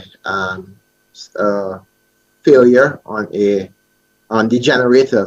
Let's just keep it simple on the generator for that unit, and that unit had to be taken out of service to have that rectified. At the same point in time is when COVID started, and as such, the material and manpower that we needed to get that repair done were not available in the first instance. Personnel were unavailable to travel. Then once we had managed to get over that hurdle, it required us to have a component manufactured, and the manufacturing facility was shut down because of all the lockdowns that were going on around the world. Suffice to say, that unit remained out of service until February 2021, when the unit was returned to service. As such, the lubricant cost is a function of how much the unit operates. So during that year, there was very little lubricant cost incurred in 2020 because of the fact that the unit was not in service.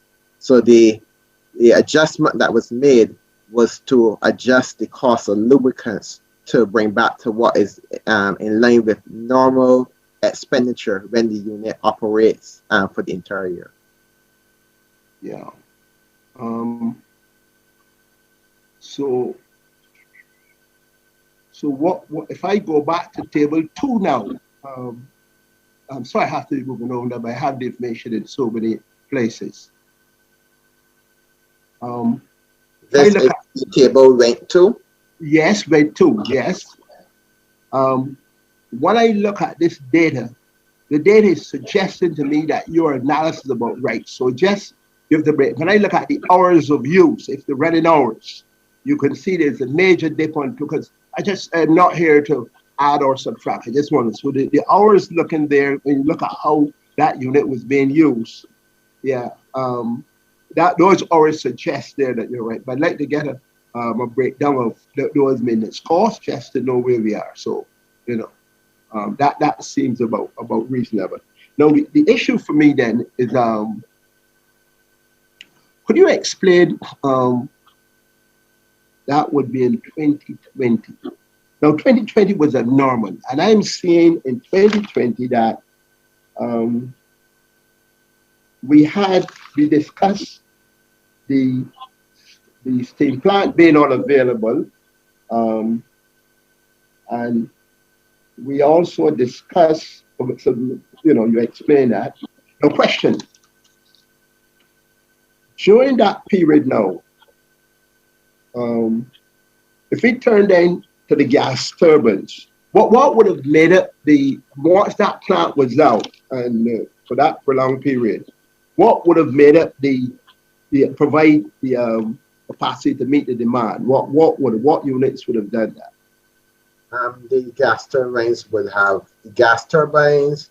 It would have been the 15 megawatts of rental generation. The 15 megawatts of the diesel generation that we purchased, and also it would have been the rental generation. 12 megawatts. That's correct. Yeah. And you were not able to that, and the period of outage for that unit, LSD 15, was from what I think you said you got it back up in February? That's correct. So February 2020 to February 2021. And it was out of service from when? It was out of service February 2020 and returned to service February 2021. Okay. So that would explain then to some degree why the gas turbines were running to that degree. That's correct. And there was no way you're saying that we could have got that, because I'm hearing from you that low speed diesel is based on the same schedule you give me. That's the one best use for base load. So would that suggest that you were using inefficient plant at that point? Not inefficient plant. We were using the next best plant in terms of cost to dispatch. So again, we go back to the basic principles. We always dispatch according from cheapest to most expensive. So when one is not available, we go to the next one in the merit order. Yeah. Now, so that plant is back in service now. And let's look back at table rate 1. This is table rate 1. So that plant is back in service. But I'm still seeing the gas turbine costs increasing. Explain that to me, the maintenance costs, and are they still being used to that degree, although the low speed diesel 15 is back running? Why would those costs be so? So the cost for the gas turbines, again, the gas turbines have different inspection schedules. From year to year, we have to do different inspections on the units. So the cost is usually a function of the level of inspections that we would have had to do on the unit.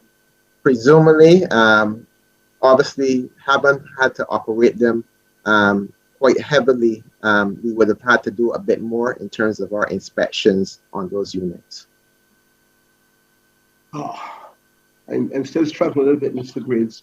I've got the 15 backup.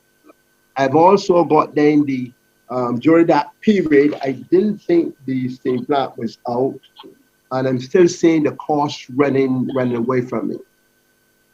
I'm not sure how you're arriving at that, because when I look at it here, the cost in 2020 and 2021, if I look, there is about, on GTO4, it actually went up about 200,000. GTO5 went up about 300,000, and GTO6 went up by about 100,000.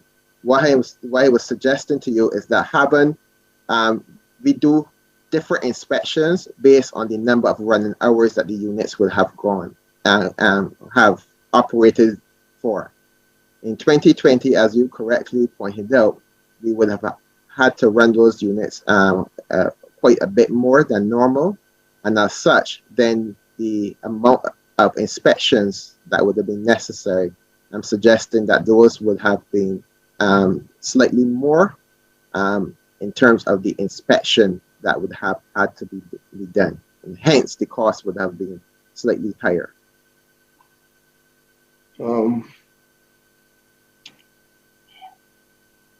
I believe we would have also spoken to this in one of your interrogatories when we would have provided you some information on the actual maintenance.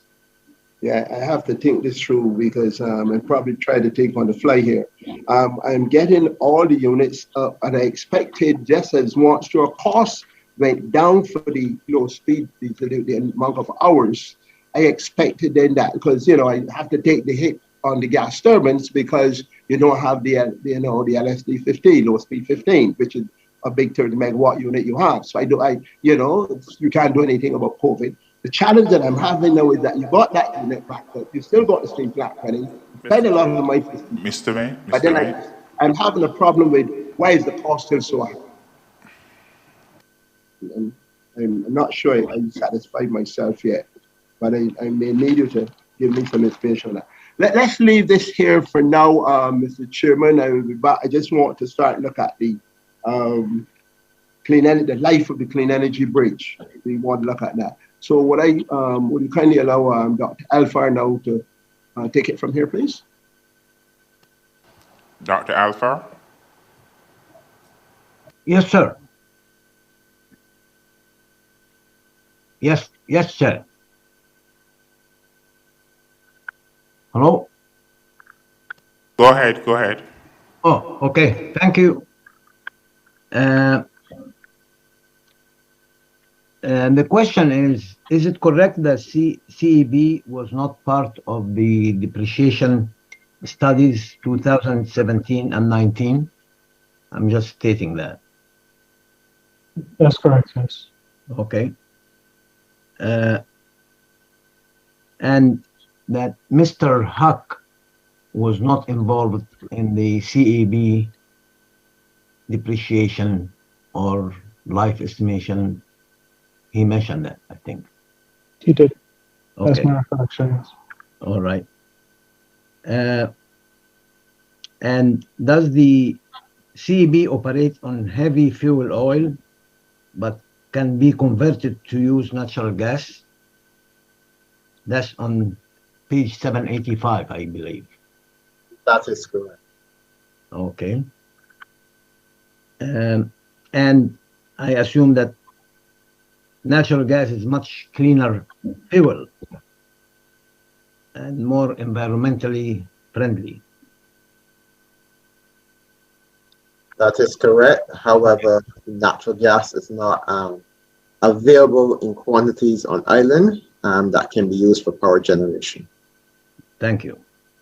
And just a little bit education on the CAB would mentioned by the company.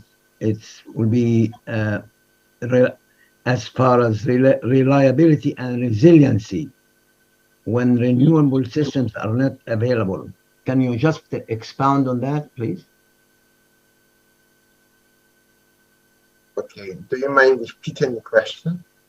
How the CEB would provide reliability and resiliency when renewable systems are not available? Yes. Yeah, Mr. Stewart is probably better. Sure. Yeah, I'll take that. That reference in the memo is really to at the end of the 2030 period when, as mentioned, we would have transitioned from using traditional plant that uses HFO or oil. The CEB would have the opportunity to provide reliability and resiliency beyond or on a day when there's no available renewables, either firm or variable renewable land available. Okay, so this would be like a stopgap measures, like, you know, as intermittent, so to speak. That's correct. It would Okay. facilitate or play a role of that when we may not have sufficient storage capability, it would be able to provide the backstop in that instance. Yeah, thank you. Is the CEB currently being used to provide base load, but will later used for intermittent usage later, or? So today it does provide base load energy. In the future, when you have 100% renewables, then as was mentioned, it would only be utilized for backup supply when renewables are not available. Okay. In the end of the life assessment, units D10 and D12 were installed in 81, D2 in 87, D3 in 90. That's on page 804. That will come out to about 32, 33 years. About. Yeah. And they were scheduled to be retired in 2018. That represents an average life of about 33 years. About that. Right. And the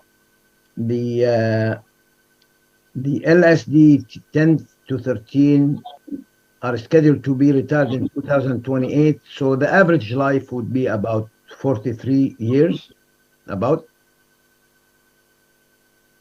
That's according to Exhibit PS2. Yes.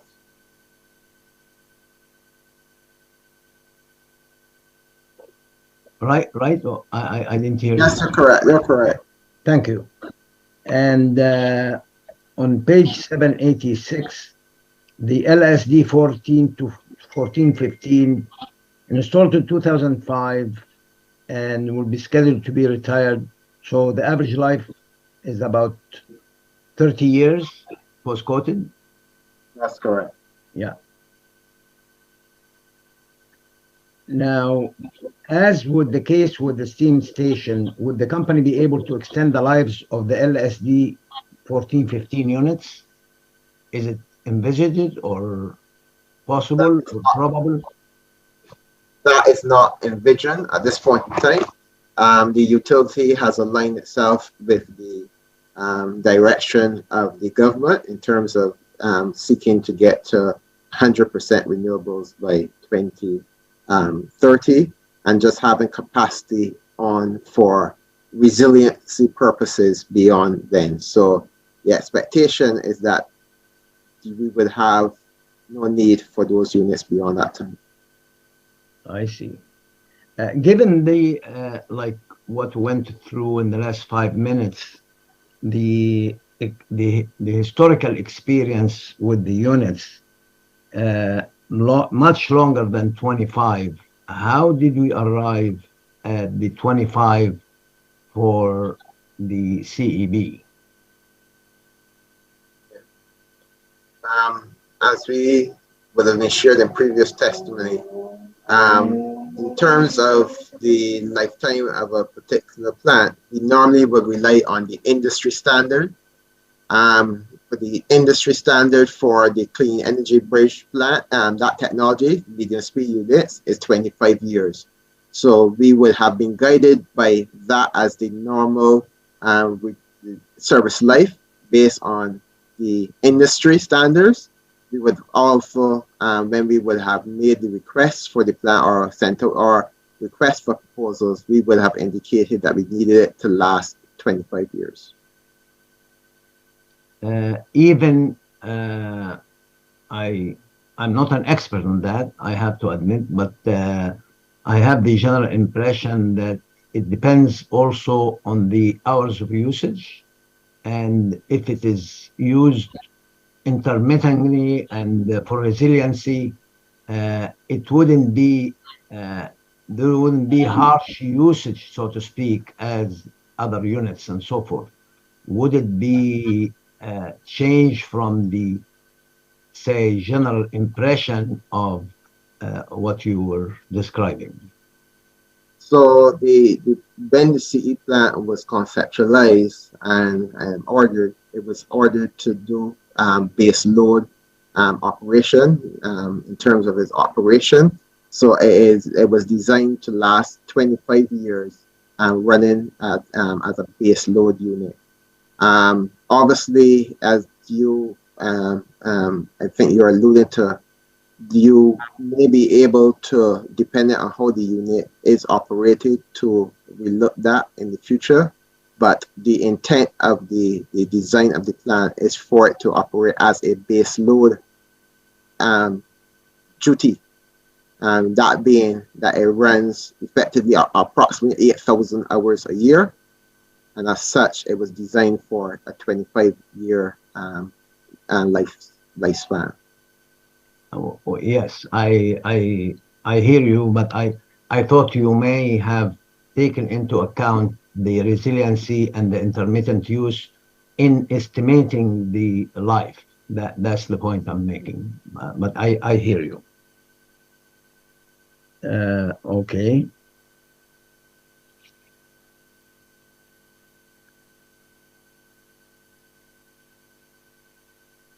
So what you are telling me, there is little connection between the CEB life of 25 and the lives from 33 to 45 and all that for other generating units. That's what I'm hearing you say. So those three diesel units that you refer to, that you're mentioning there, by industry standards, they have a lifespan of 30 years. The medium speeds, which are the clean energy bridge plants, by industry standards have a lifespan of 25 years. So from industry has them as having two different lifespans to start with. I see. Okay. Now we'll switch gears a little bit now in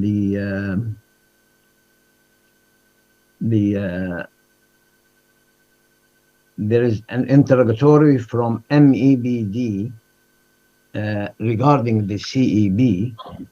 I think it was interrogatory 5C of MEBD at page 47. This is about the cost of the CEB. Do you have that reference? They have more elaboration in that. What was the date on that? That's in the application volume 3. An interrogatory from the ministry, MEBD. I'm just asking, what's the date of the interrogatory? What was the date it was submitted, or what was the date that Light and Power responded? I think it's 14th of July. Sorry, I'm sorry. No, I'm sorry. No, I don't have the date. It's page 6C. Let me look here. Is that August 25th? Maybe August 25th, yeah. August 25th. It's interrogatory. Yeah. Are they looking like that? August 25th, around page 47. 47. Thank you, Mr. Wendt. I think that's what it is. But you can check on me, of course.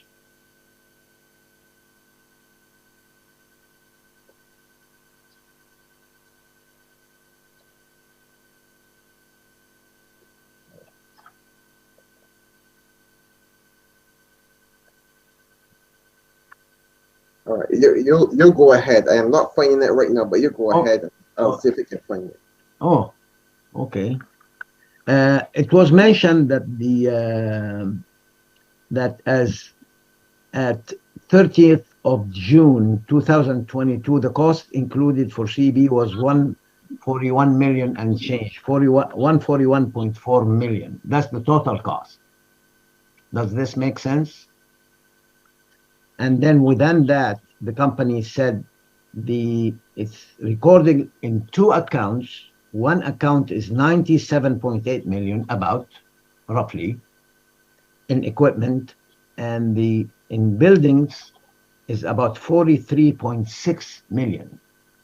Does this ring a bell?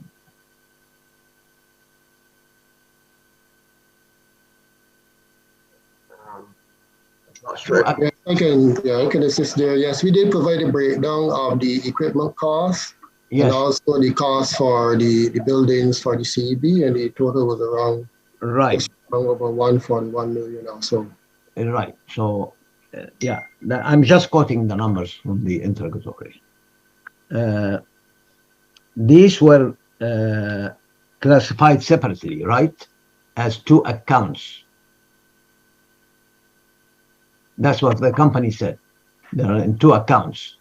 Is that yes, that's correct. And then in an interrogatory provided further details. Right. Yeah, in two accounts. Costs were broken down.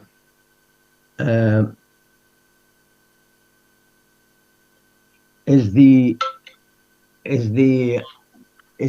building used exclusively for the CEB, or there is other things in it?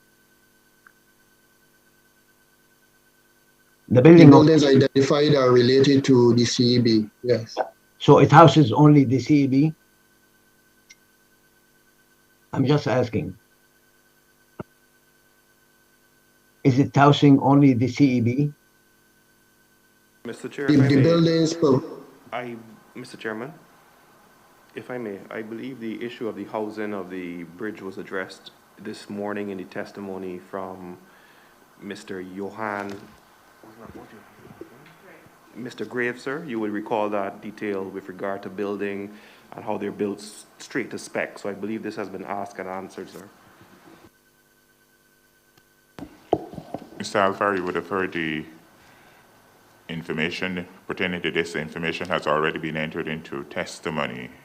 So earlier this morning. So if you could move on to your next question. Well, my next question is, can it repurposed for other useful purposes after the CEB is retired? Or will it be demolished? Mr. Chairman, I'm sorry, but I believe that was also addressed this morning. Already answered this morning, correct. With your leave, Mr. Chairman, that was just pointed out. Mr. Chairman, the issue here is, I think it was also alluded to before, is that the building is separate accounting-wise from the CEB because it's a building, it's not an equipment.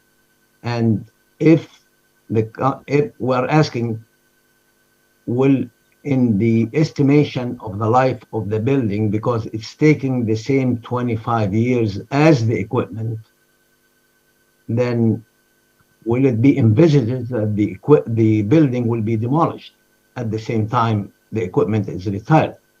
And if not, then the building in general attracts much longer life. For example, even for the company, I think it was 45 years or something for other buildings.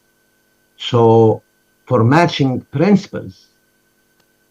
Dr. Alfaro, all we're saying is that the information that you're seeking, we would already had heard testimony in relation to that. So it is just adding the same information. So we were just asking that since we would have heard testimony from that, as well as there was discussion earlier by Dr. Huck in relation to this, we have all of that information. So we're just asking for anything that a witness has not provided before, that you could question him on areas that have not already been entered. So all of this information we've covered either earlier this morning or from from Dr. Huck. So we're just asking if it is possible for you to move on. Well, I may have the last question actually to to the finance section, so to speak. Mr. Jennings, from accounting perspective and capital recovery, if the accounting size that we will match the building life to the equipment life without studying the reasons for that, will it give you any concern on the accounting and matching principle side? That's for finance purposes. If the current ability and intent of the use of the building were in question, it would give concern. But the current intent of the building is the purposes of the Clean Energy Bridge, and our ability to hold it is based on the usage as the Clean Energy Bridge. So in my view, the use of the same period for the two and matching the revenue associated with the Clean Energy Bridge with the cost of the Clean Energy Bridge, which would be the building, in my view, I think is appropriate. So if the building will last longer, it doesn't give you concern then? Unless there is a current intent to do something differently with it, that would give me concern. But the current intent, as I understand it, is to use it solely for the purposes of the Clean Energy Bridge. Until that changes, I don't expect, and this is pretty much is consistent with the same testimony I think that Mr. Huck gave as well. Okay. I think I'm done. All right. Thank you, Dr. Alfar. Mr. Graves, thank you for allowing, Mr. Chairman, thank you for allowing Dr. Alfar. Thank you, Dr. Alfar. So, Mr. Graves, this morning, if I remembered correctly, you indicated that the company had adequate generation plant from 2010. Is that correct?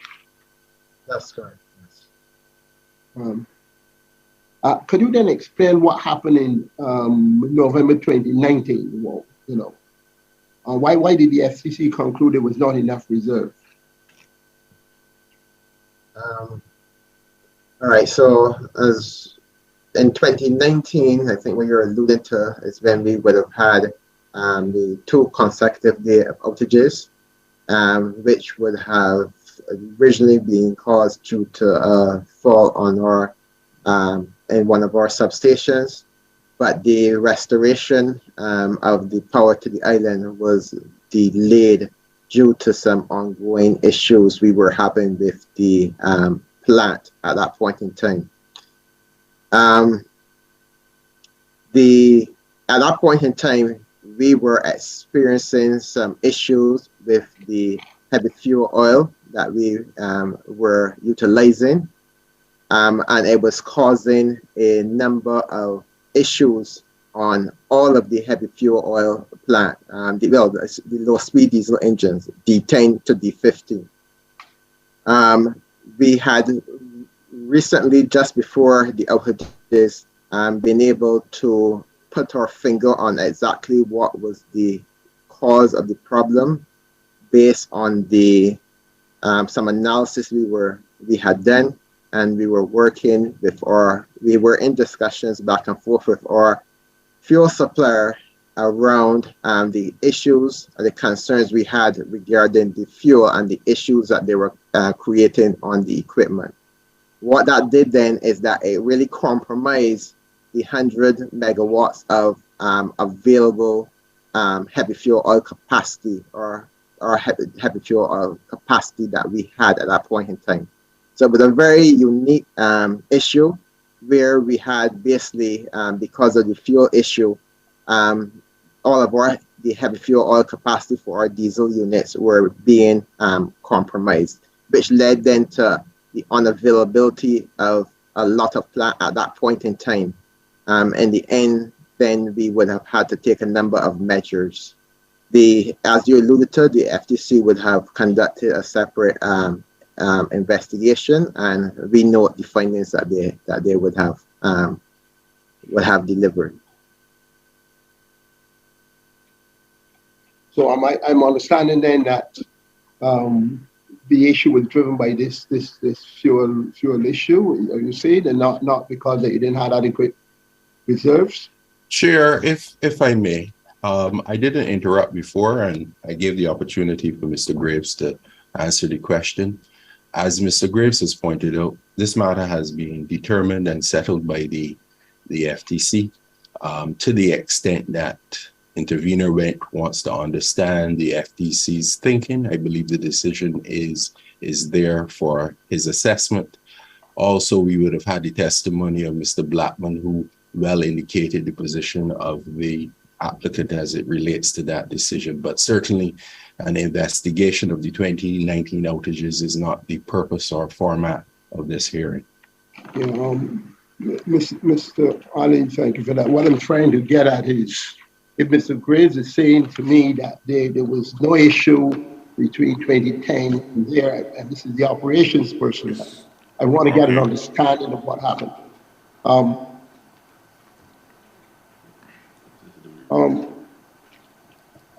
One other issue, Mr. Graves, I'll leave that for now. I believe that we have enough there, but it didn't correlate well with the fact that there was no problem with it. It was plant available. I think this would be for Mr. Seal, yes, for the asset management group, I think. Mr. Seal, the information that is provided to, this would be the insurance personnel. What information would normally give them about the generating plant?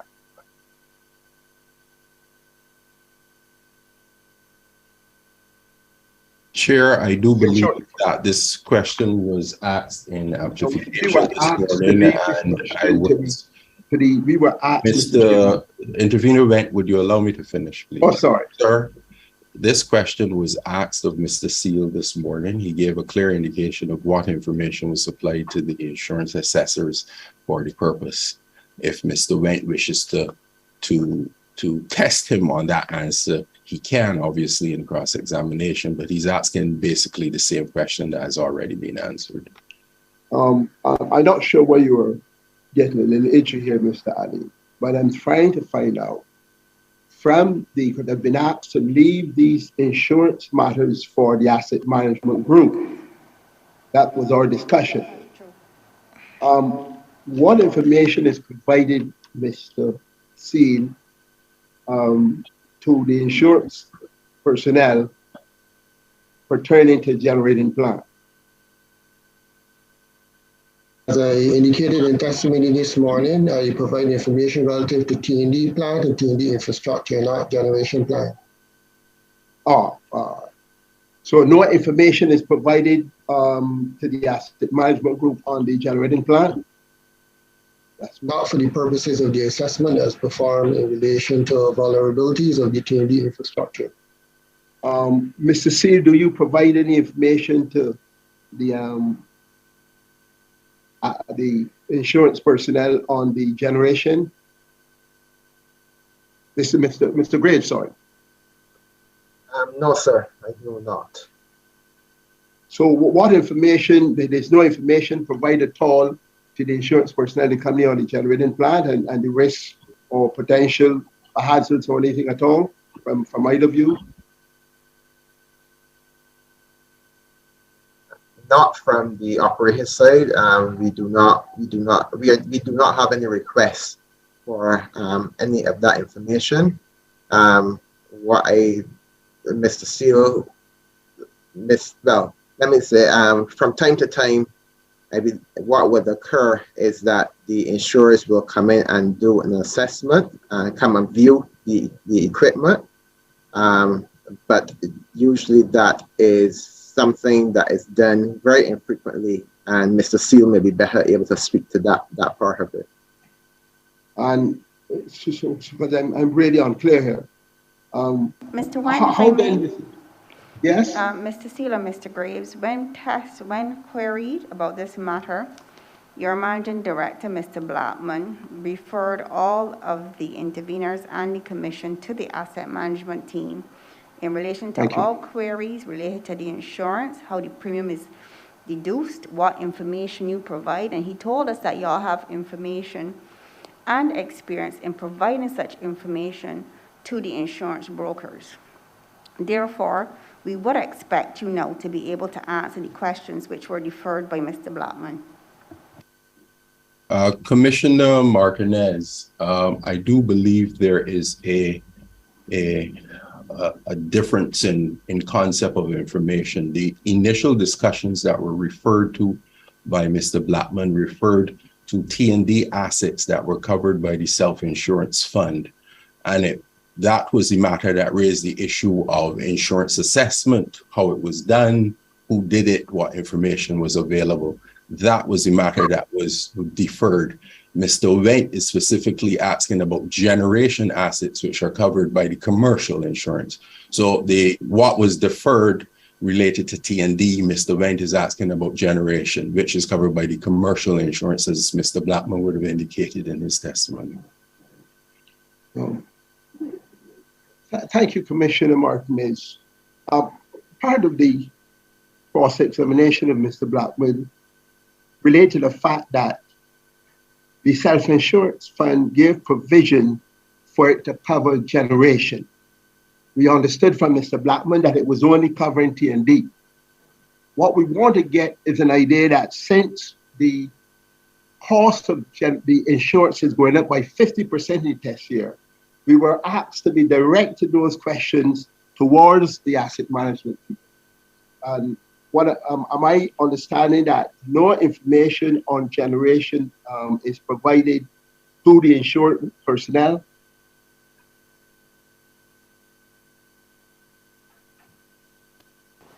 Mr. Seals or Mr. Graves? So we're trying to understand his question very carefully. As mentioned, the generation assets are covered by third-party commercial insurance, and information relative to those assets is provided in that regard, but not in relation to evaluation of the SIF or the T&D assets.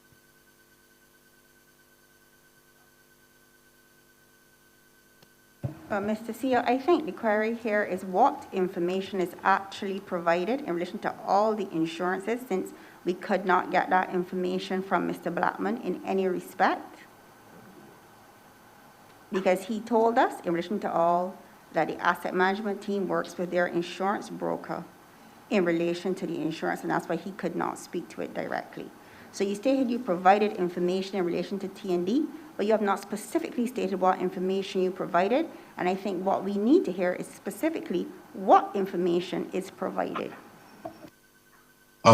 Sir, Commissioner Martinez, I do know you were not in person this morning, but the information provided by the applicant to the insurance assessors was given in testimony by Mr. Seal this morning. So that was detailed already in line with the requests that had been made previously and the passage from Mr. Blackman to Mr. Seal. So that evidence actually is on the record.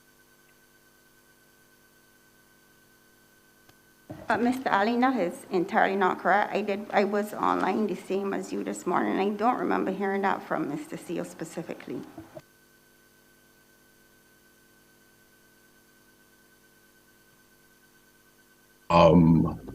I don't know what to say to that, actually, Commissioner Martinez. I am not in doubt about the questions I asked in amplification, and that was a specific question placed to Mr. Seal in my amplification.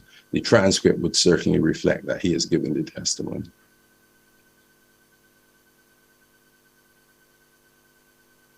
Mr. Chairman, I'm going to have to leave the matter of the insurance. Mr. Wayne, So if council will permit, Mr. Steele, if you could just repeat what you would have said this morning, if that will clarify everything. So in relation to the assessment that is done on our T&D assets, we do provide information relative to our T&D assets and infrastructure. We provide information relative to the number of poles, how those poles are geographically located across the island. We pull that information from our GIS assets. We also provide information relative to the number of transformers, etc. And we also provide information relative to the most recent replacement costs for those various assets. And the insurers take that information, place it into their models, and they make the assessment based on that information relative to the assets.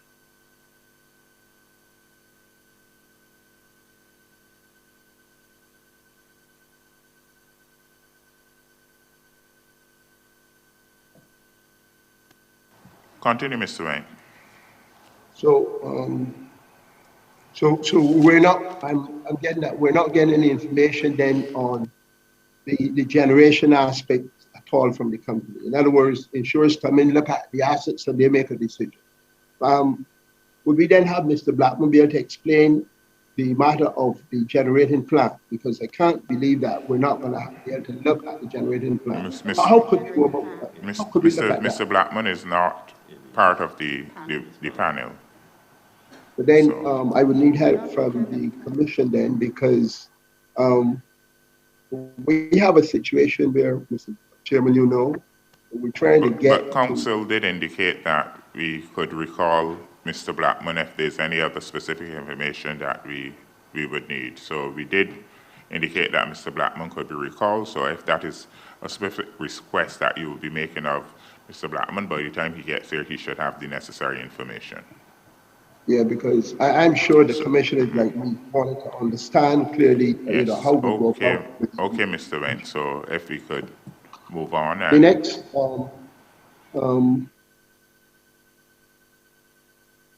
the next question I would like to look at, would it be for this group? This is the issue of the station losses, because in looking at the analysis done, I think that was the Voltern study. Mention was made that while the company is among the best, if not the best, in relation to system losses, the company is probably ranked the worst in relation to station losses. And this would be in your, that would be the study by,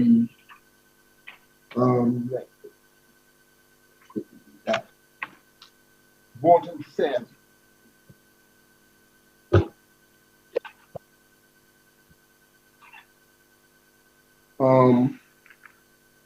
I did present a written submission on that. The issue first was that, Mr. Seal, I think this would be for you. The station losses would be, this would be probably Mr. Graves. This would be on the generation side. Mr. Graves, could you tell us how the company is ranked in relation to station losses? Okay. So we would have seen your earlier query on this matter. And in reviewing the data, we actually recognize that the information that the consultant would have used in terms of the station losses do not correlate with our operational data. Our operational data between the 2014 to the 2019 period, which is the period that is reported in that study, shows figures in the 3 point. So if I go from 2014 to 2019, 2014 is 3.94, 2015 is 4.15, 2016 is 3.78, 2017 is 3.67, 2018 is 4.39, and 2019 was 3.26. So we have been seeking to clarify that with the consultant, but it seems that the information that he presented there is not consistent with our records. Yeah, that is critical because at page 260, I think in that this would be in your application. This would be what would be volume 1. The consultant suggested that the could understand why the station losses went from 5.28% in 2018 to 6.91. And the only significant data received was the installation of the generation capacity, which is I presume that would be the purchase of the 15 and probably the 12. So would you be able to give us some additional information on that to be able to understand why, and then get the consultants give us a view on that? I can share with you the information as we have in our operation reports. The consultant thus far has indicated that he is indicating that based on his records that was what he had, but there's a disparity between what he has and what our operation report says. Yeah, well, this is... We can provide that for you. Please. Now, he also noted that it was not a one-off instance. Based on the information given, and this is at 312, the plant energy consumption station losses at page 260. He noted that this was the 3 to 4% below the average of the peer group. So we would want you to give us that information going back from 2014 to 2019. And Mr. Chairman, Mr. Graves, would you be able to tell us the implications of substandard station losses on the utilization of fuel? Could you explain that for us?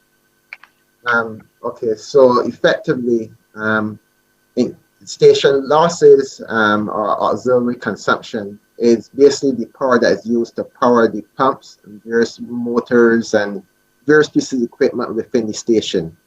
So that is consumed inside the station. So usually you have the units producing what we call the gross energy, and you will subtract the auxiliary consumption to get how much power is actually delivered onto the grid at the end of the day. So to your question, if it is that you did in fact have high auxiliary consumption, it means that you would have to utilize more fuel to generate the power that is consumed within the station that doesn't go out onto the network at the end of the day. Yeah. But as I said, they are reviewing the data. The information in that report is not consistent with our operational data, and we will provide you the operation data statistics. I just have one.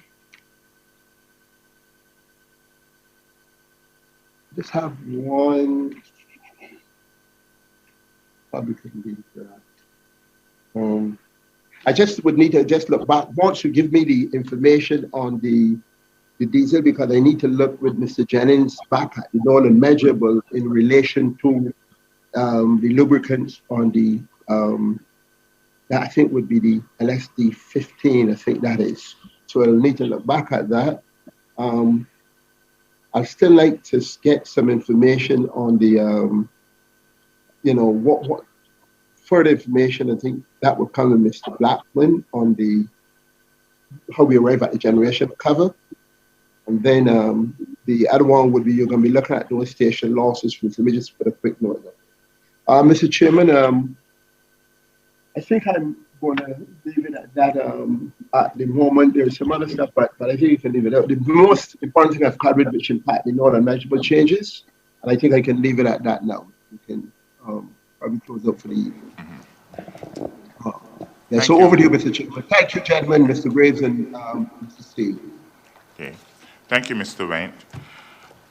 I do believe the Simpson Watson team.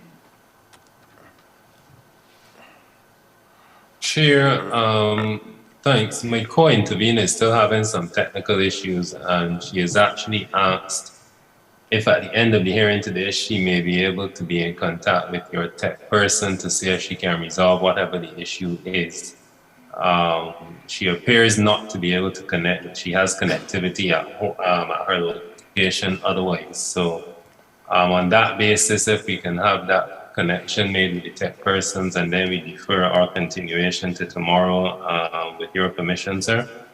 Well, yes, we note the time. It is now currently 3:55, so I believe we could adjourn, and we will continue tomorrow morning at 9 a.m., and we would have the wrap-up of your cross-examination before we move on to the next intervener. So we will adjourn at this time. Good evening to all. Thank you, Mr. Chairman. Thanks to all.